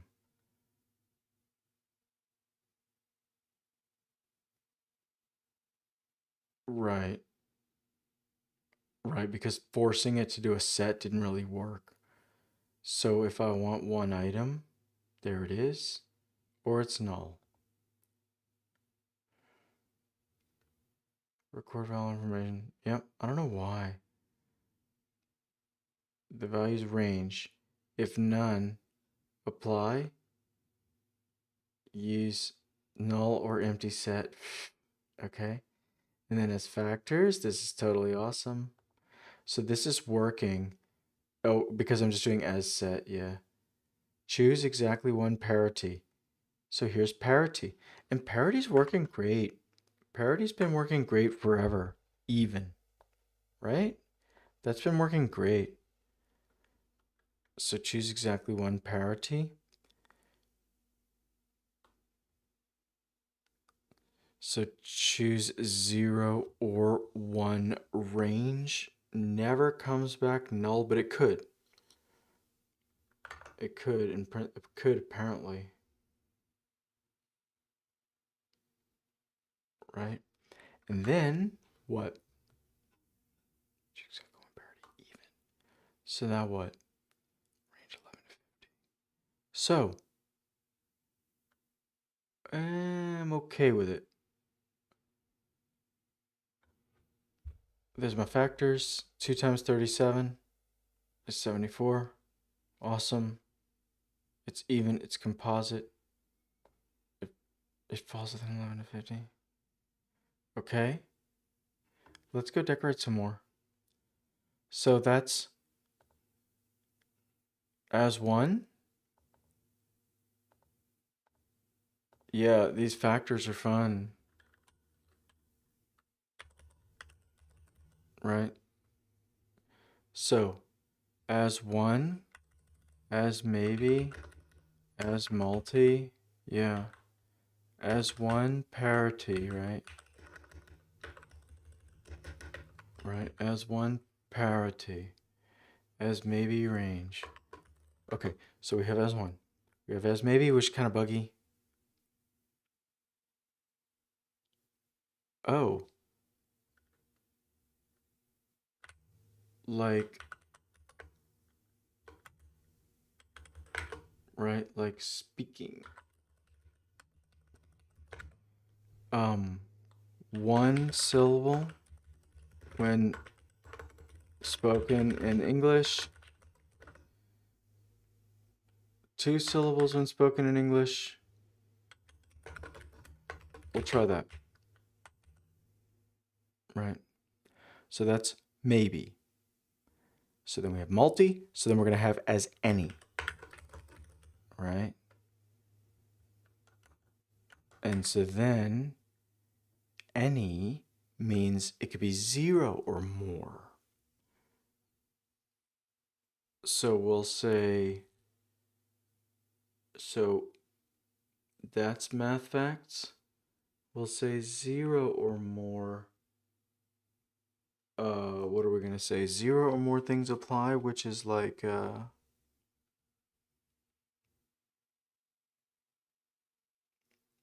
would I say? So instead of even and odd, it's like prime.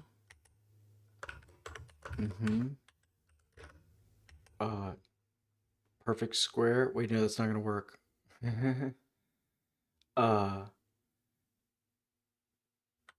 What else? Mersenne prime.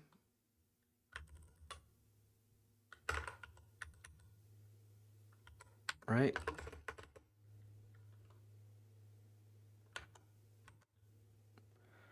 Prime, Mersenne prime. What else? What are...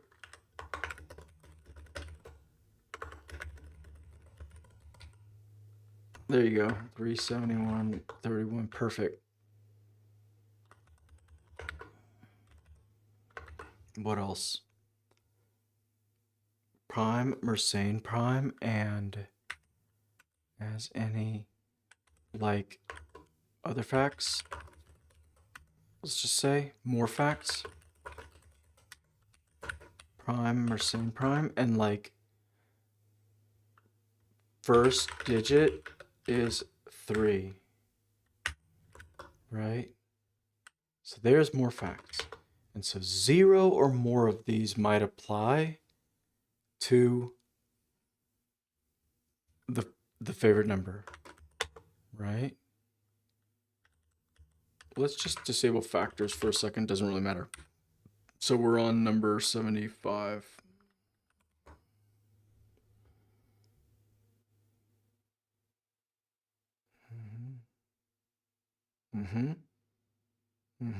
All right. 2 syllables when spoken in English. Yeah, it's good to know that this thing just bombs every... That's good. Because it's horrible. This is terrible. It's always wrong. It never returns null. It's weird. Maybe if I change language models, what did I change? I'm not going to try right now. So, more facts. Choose exactly one parity odd. More facts. So it's composite and it's odd. Oh, look, 0 or more facts. Oh, yeah. So these are cool. So the math facts is that it's composite and then it's odd. It's not prime. It's not Mersenne prime. So these are math facts. Let's just call it other facts. So let's run it, and I'll say my favorite number is 5. So that should be prime and not Mersenne prime. So other facts, it's prime. It's not Mersenne prime, and its first digit is not 3. Run it. So then if my favorite number is 31,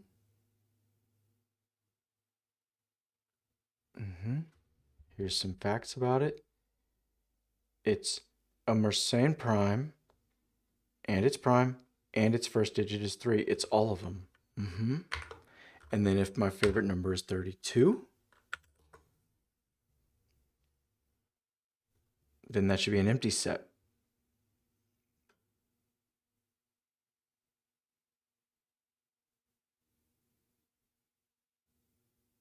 Nice. None. Fine. None is fine. For now, none is fine. It's pretty awesome.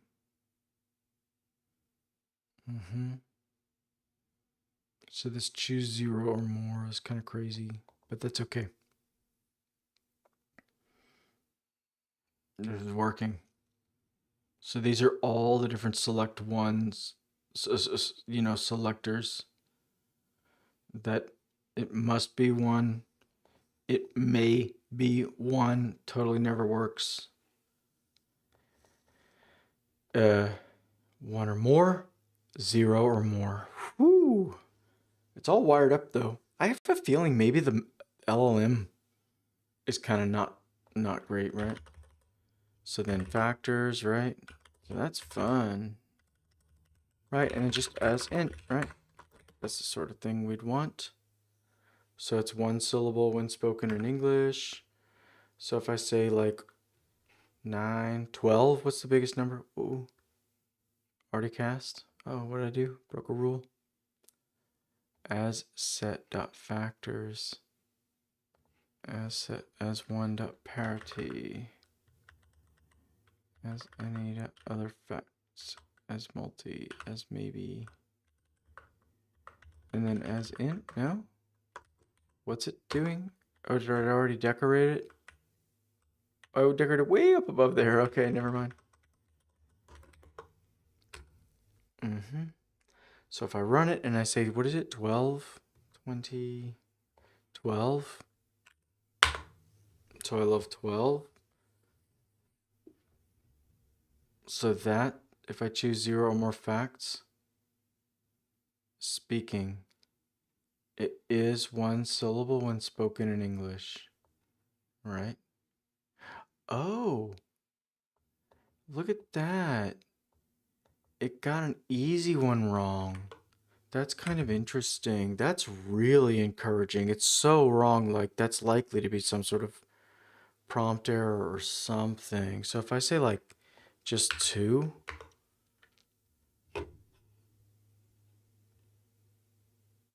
is it going to say one syllable? Okay, one syllable. And what did it say before? 2.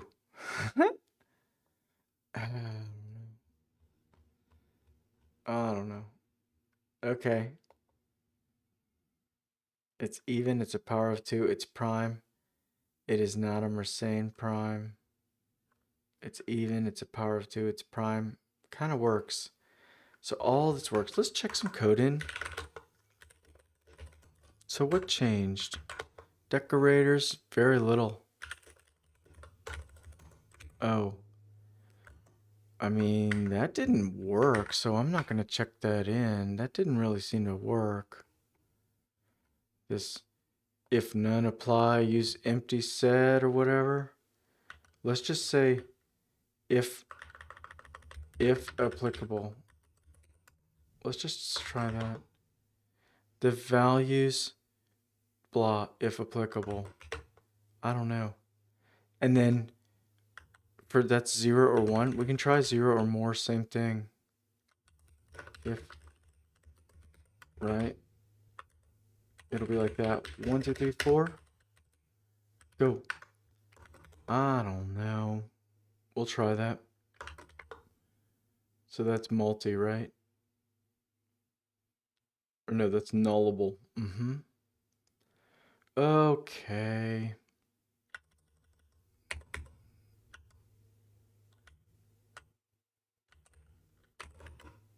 As maybe. To get it wrong a lot. Okay. Good. All right. So,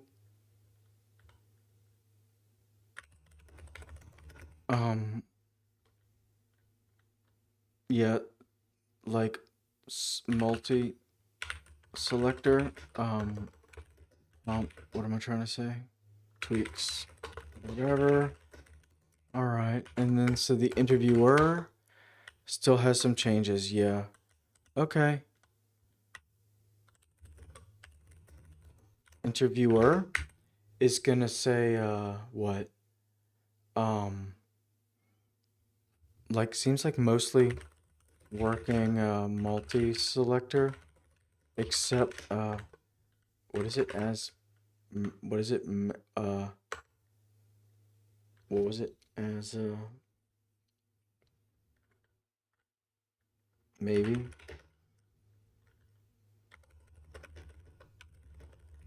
Okay.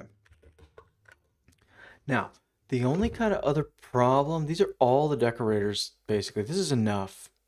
The timestamp and stuff. Uh, oh yeah, I think I was gonna allow you to just define, was it like as string maybe? We could actually just do that as int. You could just do as str and say like,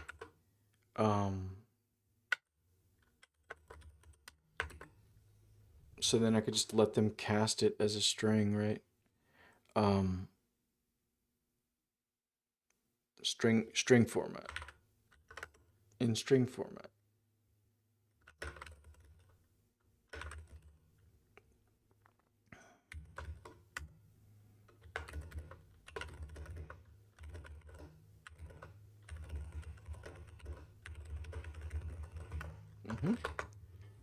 Okay. So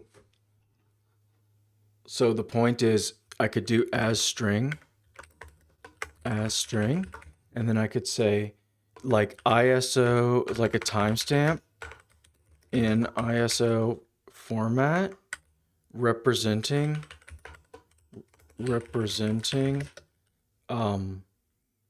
this value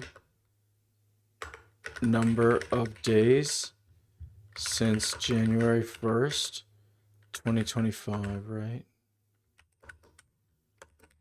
That's the point. As a string. Ooh, let's just pull that in real quick. As int, as opt, as set, as str. So if we pull that in, so then you can cast anything to any string you want. You know, it's just a language model doing it. So we can go pull that in here as int, as string,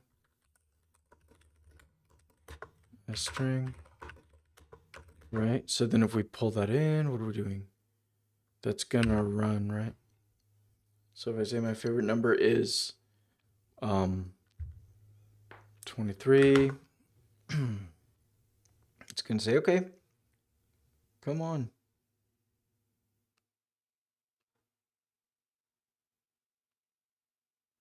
That's bad. Let's see what that as string. Oh, yeah. Why is that saying that as string? Why is that saying that? So I say 23, and it's saying as string timestamp in ISO format representing this. Whoa! And it's saying type enter. Oh, I think I just have a bug in my definition. Here, yes, here it is. Str. Fixed. Let's do it again. 23. That's gonna work. Let's close some traces. Close.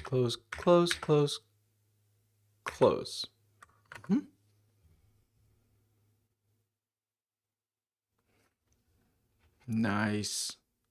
Yes. Yeah, exactly. And then if I say it's not the number of days since 2025. It's the number of hours. Or let's say it's the number of minutes, right? Zulu time, right? No. Zulu time. Right? Go. So I say favorite number is, wait, am I doing? Yeah, am I getting factor? How about 78?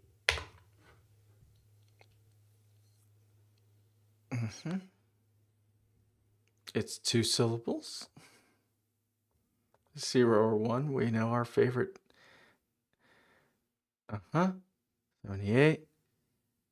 Choose 0 more other facts. No, it's even. It's a composite. These are its factors. Right. And that's an hour and 18 minutes after midnight Zulu time. It totally works. That totally works. So these are a little bit wrong. I'm just gonna leave these broken tonight. These are a little wrong.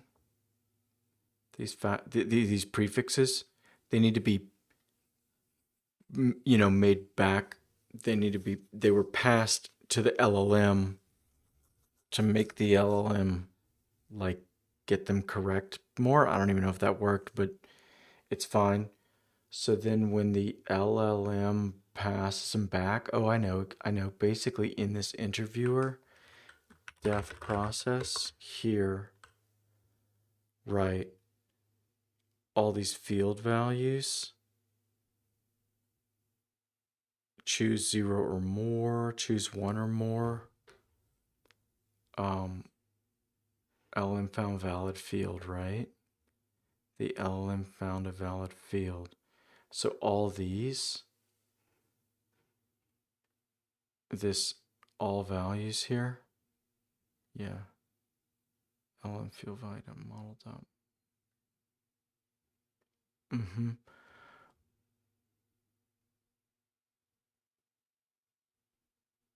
How do I get value? Yeah. So at the moment, this could use something. Okay. At the moment, it just sticks them in there. All values. Right. So what we need to do is say like to do.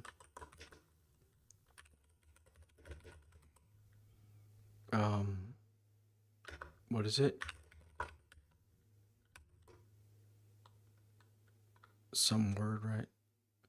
So I want to do it I do. Oh, we lost the dot as one, I think. Let me see. The process tool input. Yeah, I think we lost the like dot as one, dot as maybe.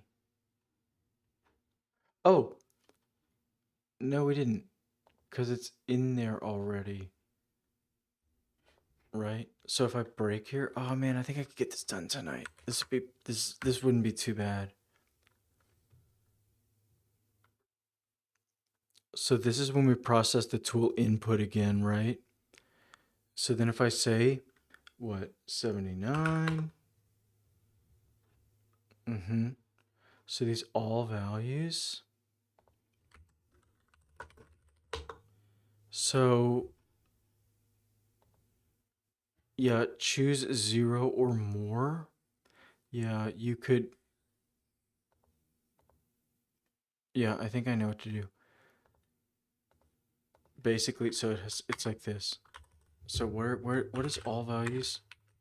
Yeah, model dump. Cool. So we're gonna modify it. We're gonna modify it. All values.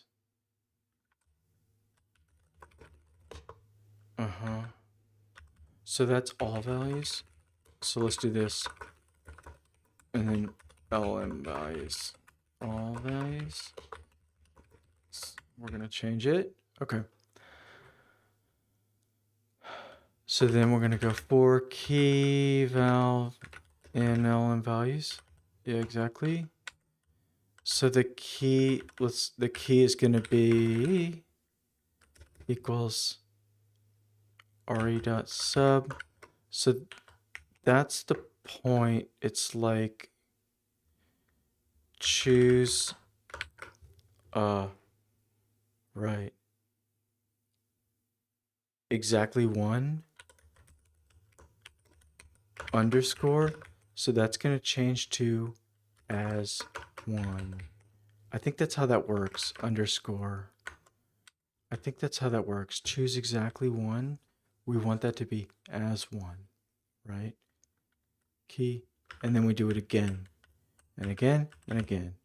And so then instead of choose exactly one, let's do choose, what was it? 0 or 1, 1 or more, 0 or 1. Let's do 0 or 1. Choose 0 or 1. So that's as maybe, right? That's the point. Then choose 0 or 1. Let's try 1 or more, right? Choose 1 or more, and that's as sum, is it? Is it as sum? Sum. I forget. No, it's as multi. Of course it is. It's as multi. No nulls, must be multi. Or no nulls may be multi. Okay.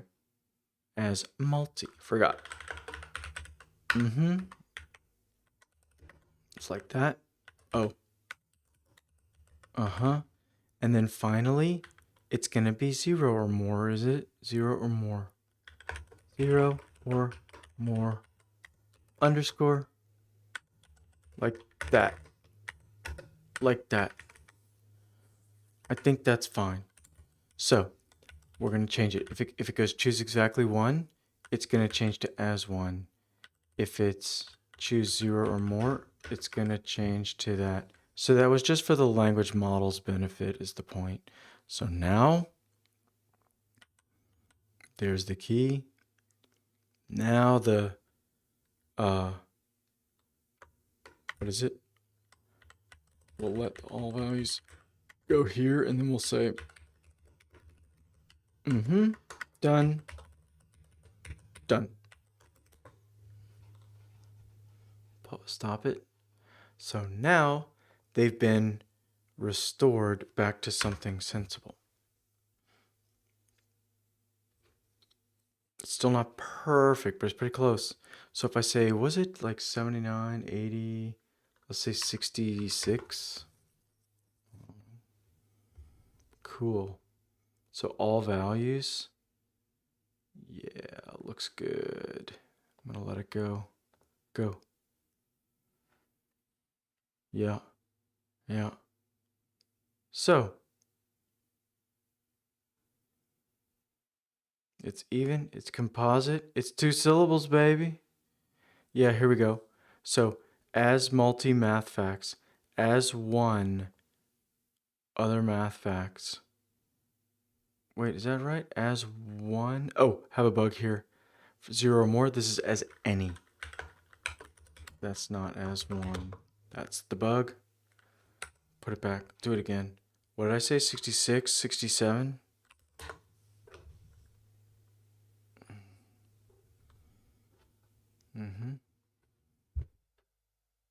Cool. So it's prime. As any other math facts, it's prime. It's odd. It's prime. It's 2 syllables when you speak English. So dumb. As 1 parity. As a set of factors, empty set. So awesome. As a string, we've converted. That's 1 hour and 7 minutes after this time. That's so awesome. Language models are so cool. And as an integer, whoo, pretty cool. It works. It works. You just decorate whatever you want. Let's check in some code and then check in. So what's that? Oh yeah, let's add that. So let's add that as string stuff. That totally works. As string decor to let the user cast however they like. Right? Okay. That's not quite the same as requesting a timestamp and stuff, but that's okay. Right? Cool. Interviewer, clean the keys back. All right. Okay. So this is my runner. Woo! Yeah, lots of changes. Okay, so we push it up. So let's review. Basically, oh, let's go look at these types. Can I just destroy this whole file? So as choice, definitely. Whew. See small, medium, large, red, blue, green. Right. Allow multiple. Right. As choose one, as choose many. What is this as choose one? As choose one, whatever. As choose many. So there's this as date. Nah. As duration. And seconds. That's kind of neat. But I could do that with as int. I think it's fine. And then as time zone. Yeah. So that's it. So that's types.py gone. Get rm types.py gone. Don't save. Right?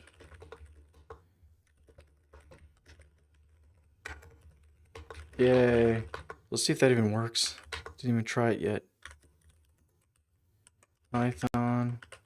Let's just do this. All right. Okay.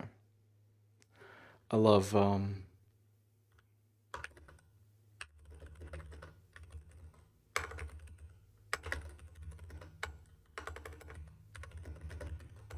stop it. Do you know it? Right? 60. Would you say it is? Yes, exactly. So it's 60. So I say exactly. Yeah, yeah. So I say exactly.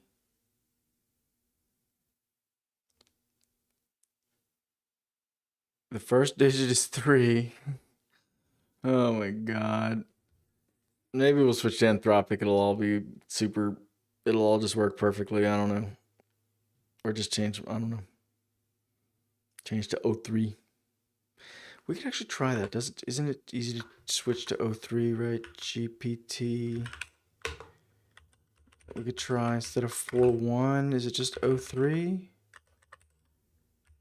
Is it like that? Is it just that?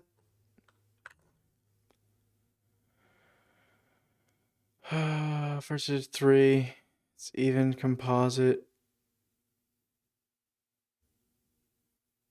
60. It actually is. So let's do 72. So let's see if that O3 model worked. Oh, okay. 404.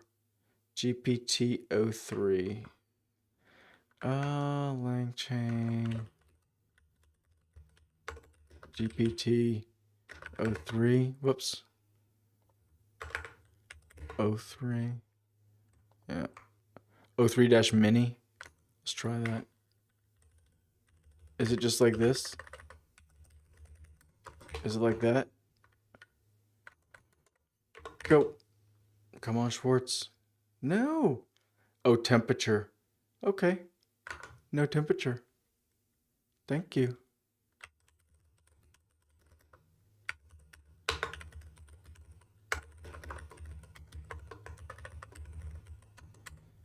Thank you.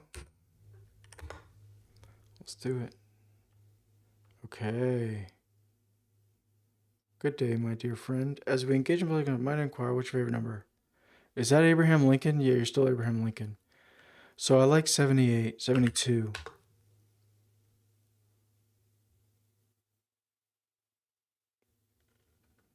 Mm-hmm. Cool.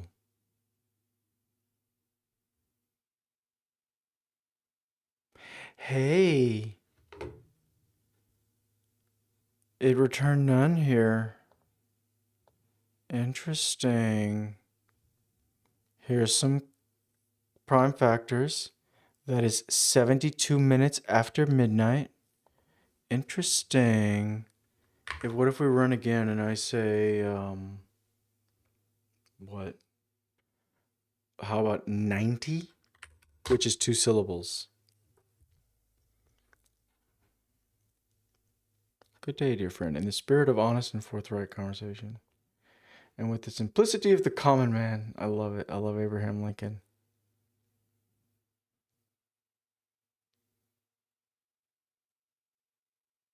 So, other facts.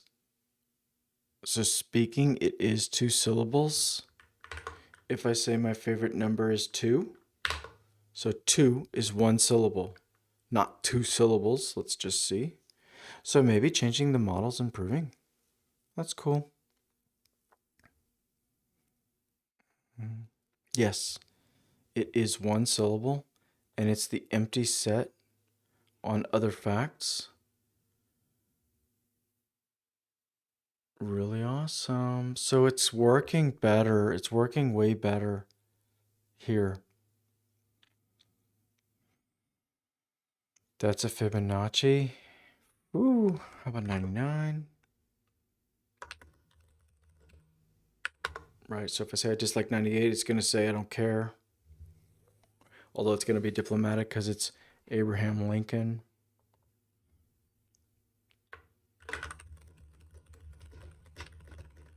Right, so that's 99.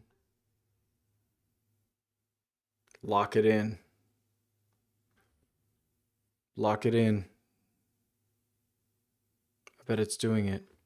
I wonder if it's like getting... Well, let's do it.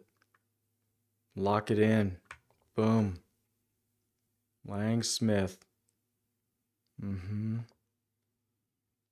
Mm-hmm. It runs the update. Yeah. Cool.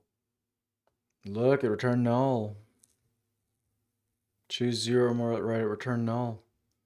So I think sometimes it does return null and sometimes it does return the empty set. So that's fine. Mm-hmm. Awesome though. So 99. The user previously expressed dislike for 98 and then mentioned, I love that number, plus 1 more though.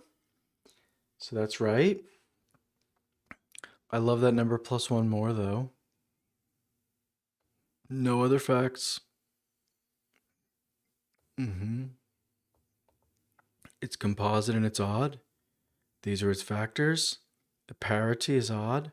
This is totally working. What else is left? What else is left? Oh, I try and change my model. Mm-hmm. So it's the GPT model. What are all the...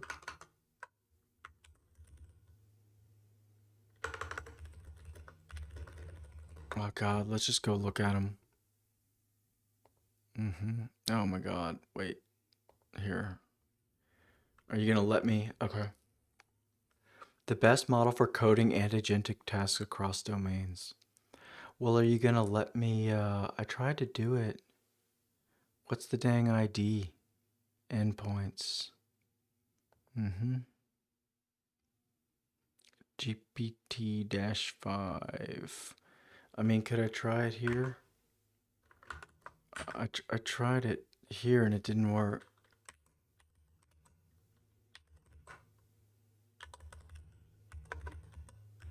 So that's OpenAI, right? Whatever.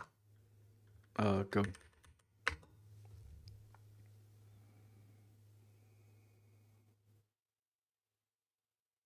Yeah, it just hung like this last time. This is really slow. This is what happened last time. It just hung. Oh, it was a GPT-5. So I say 92. Is that GPT-5? Cool. So maybe we use GPT-5.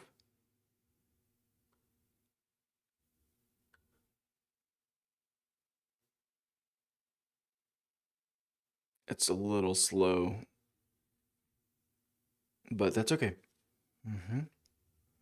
Cool.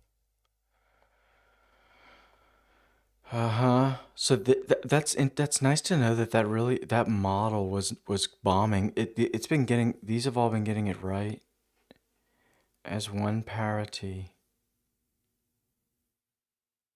even, totally. Okay, so let's switch to GPT-5 for now, right?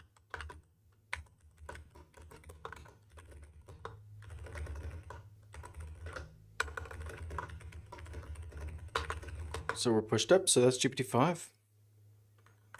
So let me wrap up. I mean, do I want to change it? So instead of Abraham Lincoln, maybe Bob will be Abraham Lincoln, right? So now Bob's Abraham Lincoln.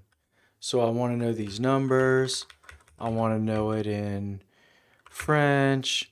I want to know it in Thai. I want to know it in traditional Chinese.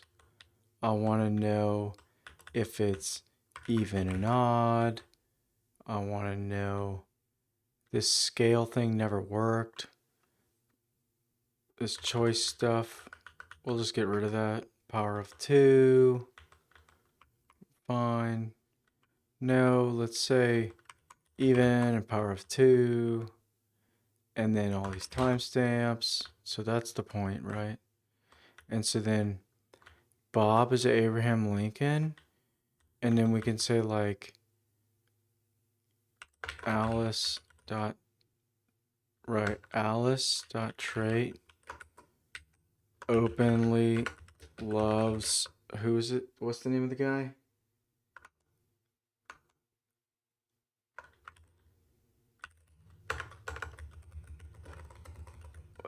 Booth?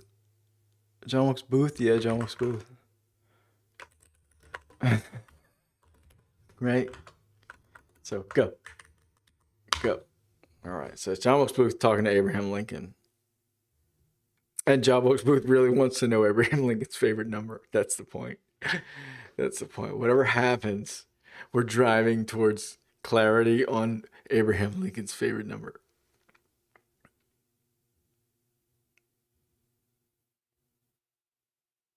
It's a little slow. It's definitely slow. It's cool though.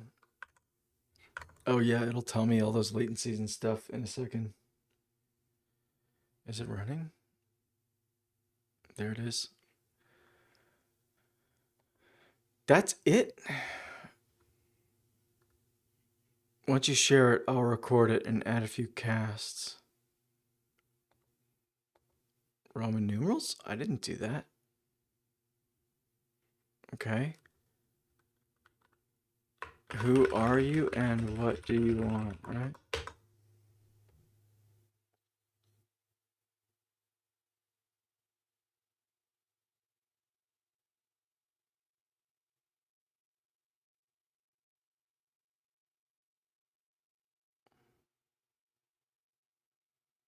Mm-hmm. Who do you love?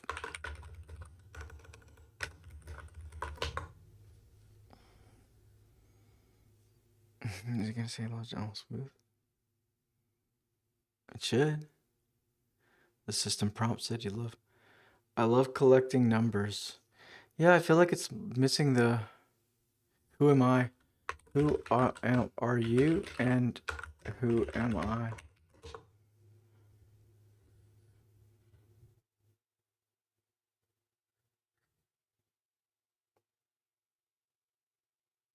I'm the notable numbers archivist.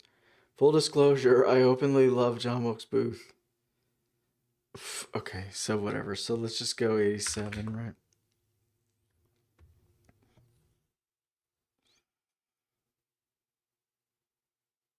It should exit.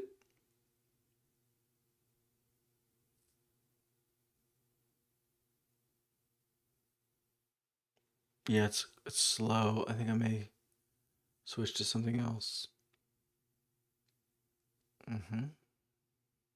Exit. Cool. Cool. Ah, very cool. So I just say, right, it shouldn't really be, it's not Alice's trait.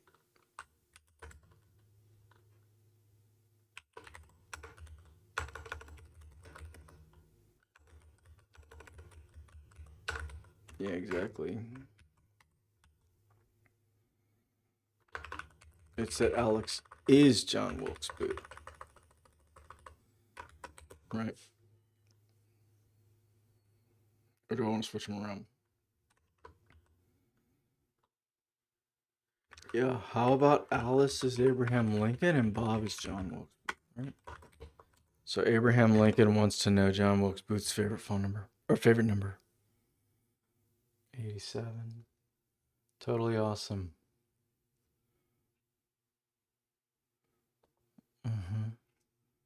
So this is dumb. I'm just testing ChatGPT on simulated. Mr. Booth, once you share it, I shall set it down and provide a few casts. Its spelled name. Yeah, this Roman numeral thing is weird. But that's okay. That's okay. That's okay. That can all be prompted. And we're getting really cheeky with all this John Wilkes Booth and all this stuff.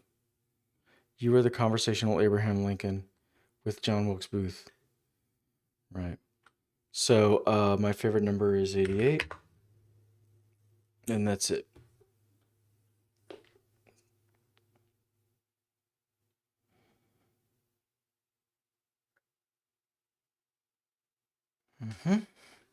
It's going to identify a good field, and we're going to be good.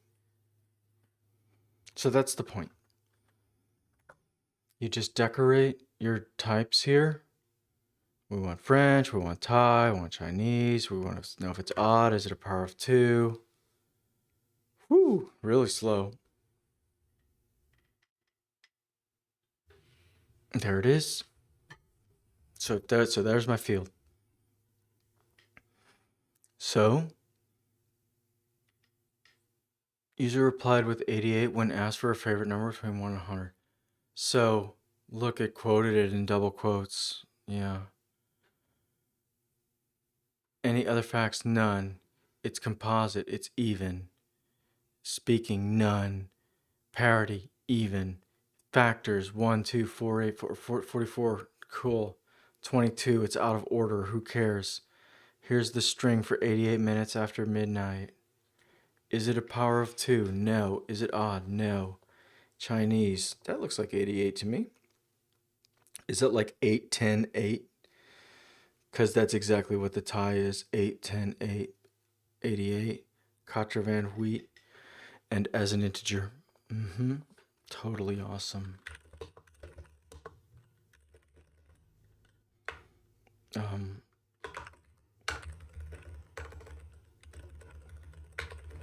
All right, so I'll push that up. So that all works. So that's all the decorators. Let me see. Where was the plan? There was a README where I had the plan. That's all of them. Done.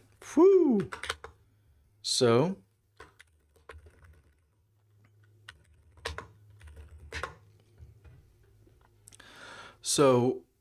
finally, I think enough of it works where I'm going to get into let's just maybe do a quick one real quick. So what I want to do is go into so I want to go into Claude, right? And I want to say I've totally re-implemented Chatfield. The code and the Chatfield. Why does it do that? Run. Work perfectly. The commented decorators around the numbers stuff all work too, right? So update the what am I trying to say? Chatfield README and Claude.md to reflect these changes. Woo, let's see. So then I can make it, update the test suite and stuff. I'll start with doing the test suite tomorrow, but I wonder if I can just improve the README. Mm-hmm.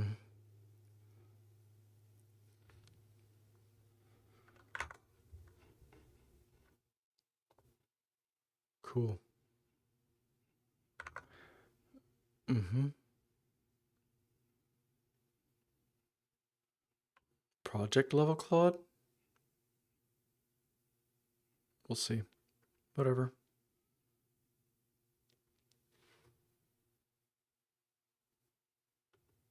Project. Mm-hmm. Okay.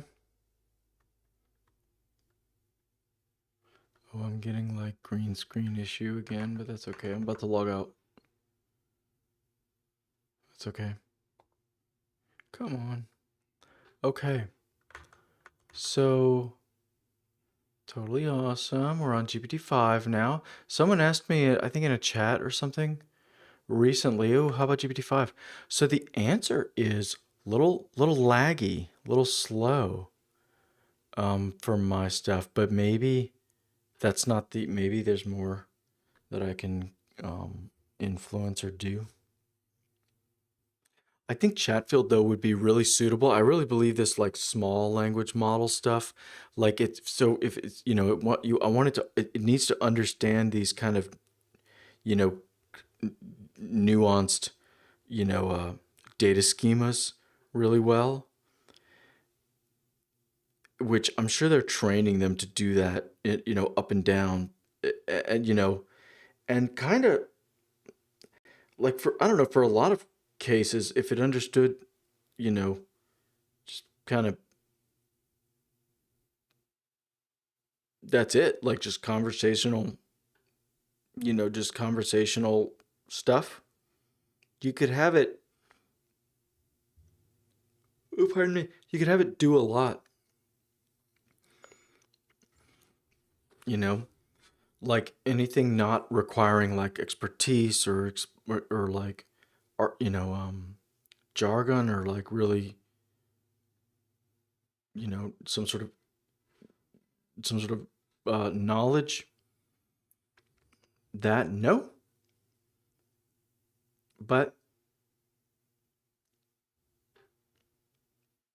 oh man is it this is also going slow did it change some stuff let's look nope no changes come on oh I guess maybe it's reading all my files all right mm-hmm. Yeah this match that's just as bool now mm-hmm mm-hmm love it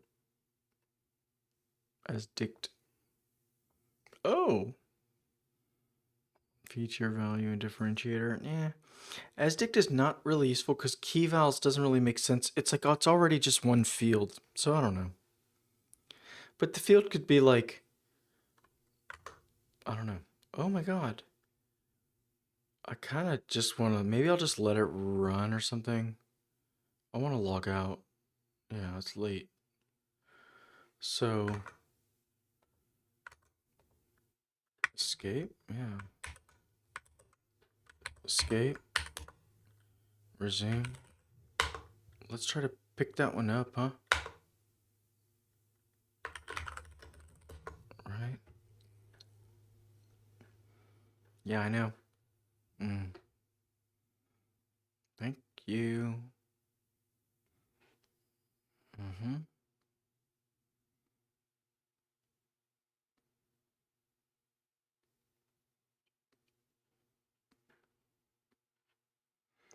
I've re-implemented oh that's mine all right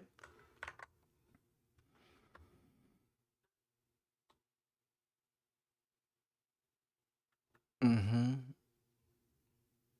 cool validation rules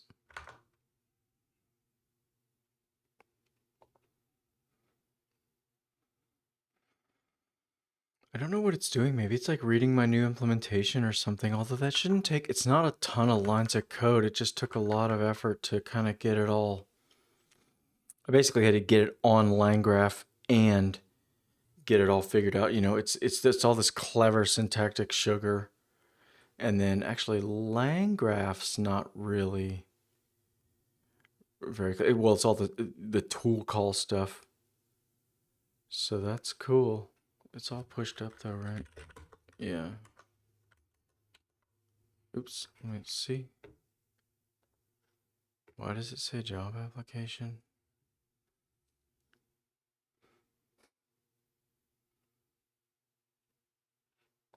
Okay, I'm gonna let it run because all it's doing is updating the README. So I'm gonna let it run. I'll break my rules slightly, and maybe I can let this run or something because I'm gonna log out because this is awesome. So that closes the README. So back to Claude Code to next session. And what I want to do is get Claude Code kind of re-implementing everything, get all the testing working. Now that all the implementation's done, it could populate these values, a lot, and then write a bunch of unit tests and stuff that does it well. So it could like simulate all sorts of this without having to go to the LLM. It's going to look good. It's going to be good. Yeah, it's still going. So, and then like when all of that stuff works, do I want to do, yeah, maybe JavaScript, because then like 5 is like a fuller test suite. Something like that. Let's just check that in. Checking that. A note. Okay. That's the plan. So the next time we get Claude Code, get it all up, like all the test suite passing and all these decorators that I've done, basically this thing gone, and all of this kind of moved into a test suite where all of this stuff can happen. And then it's ready to actually be used. There's not just a runner. It's this might be some sort of example file of some sort, something like that, and then get Claude implementing it in JavaScript. That was the whole idea. Next. Okay, it's not done. I'm gonna log it out. Very successful, very awesome. Wait, let me just go admire my, I lost it. Let me just go admire my output. Yeah, so nice. So cool. It's totally working. As quote. Yeah. And we had like language translations in there. It's totally working. All this stuff as Thai, as French. So awesome. Okay. Oh. Yeah. I'll let it make my edits. I'm gonna let it make my edits and then not read them and then log out. Finally finished. That's it? It's the only readme you're changing?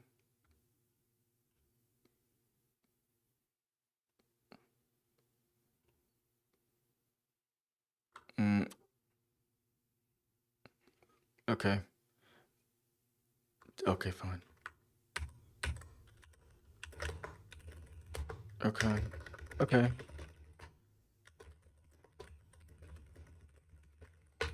Alright, so if that's up there, then if we go back and look here in Chatfield, I don't know what it changed. Oh, it cut out my plan. Oh well, it's in the Git history, it's fine.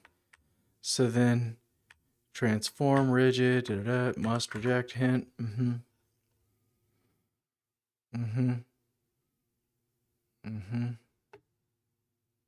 That's wrong. Cool. That's wrong. Okay, whatever. Good. Total success. Log it out. That all works. Next, we're going to full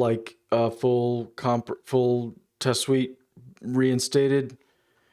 Everything working again, and the test suite reflecting how everything should work, and the test suite all passing and all of that, and then ship it out to JavaScript as well. That's going to be super exciting to make Claude Code rewrite all this in JavaScript, because there's like just a couple of files with some key logic, like this, these, whatever. So I think it can work. I think it can work. And the fact that LangGraph already did that for LangGraph, I want to do that too.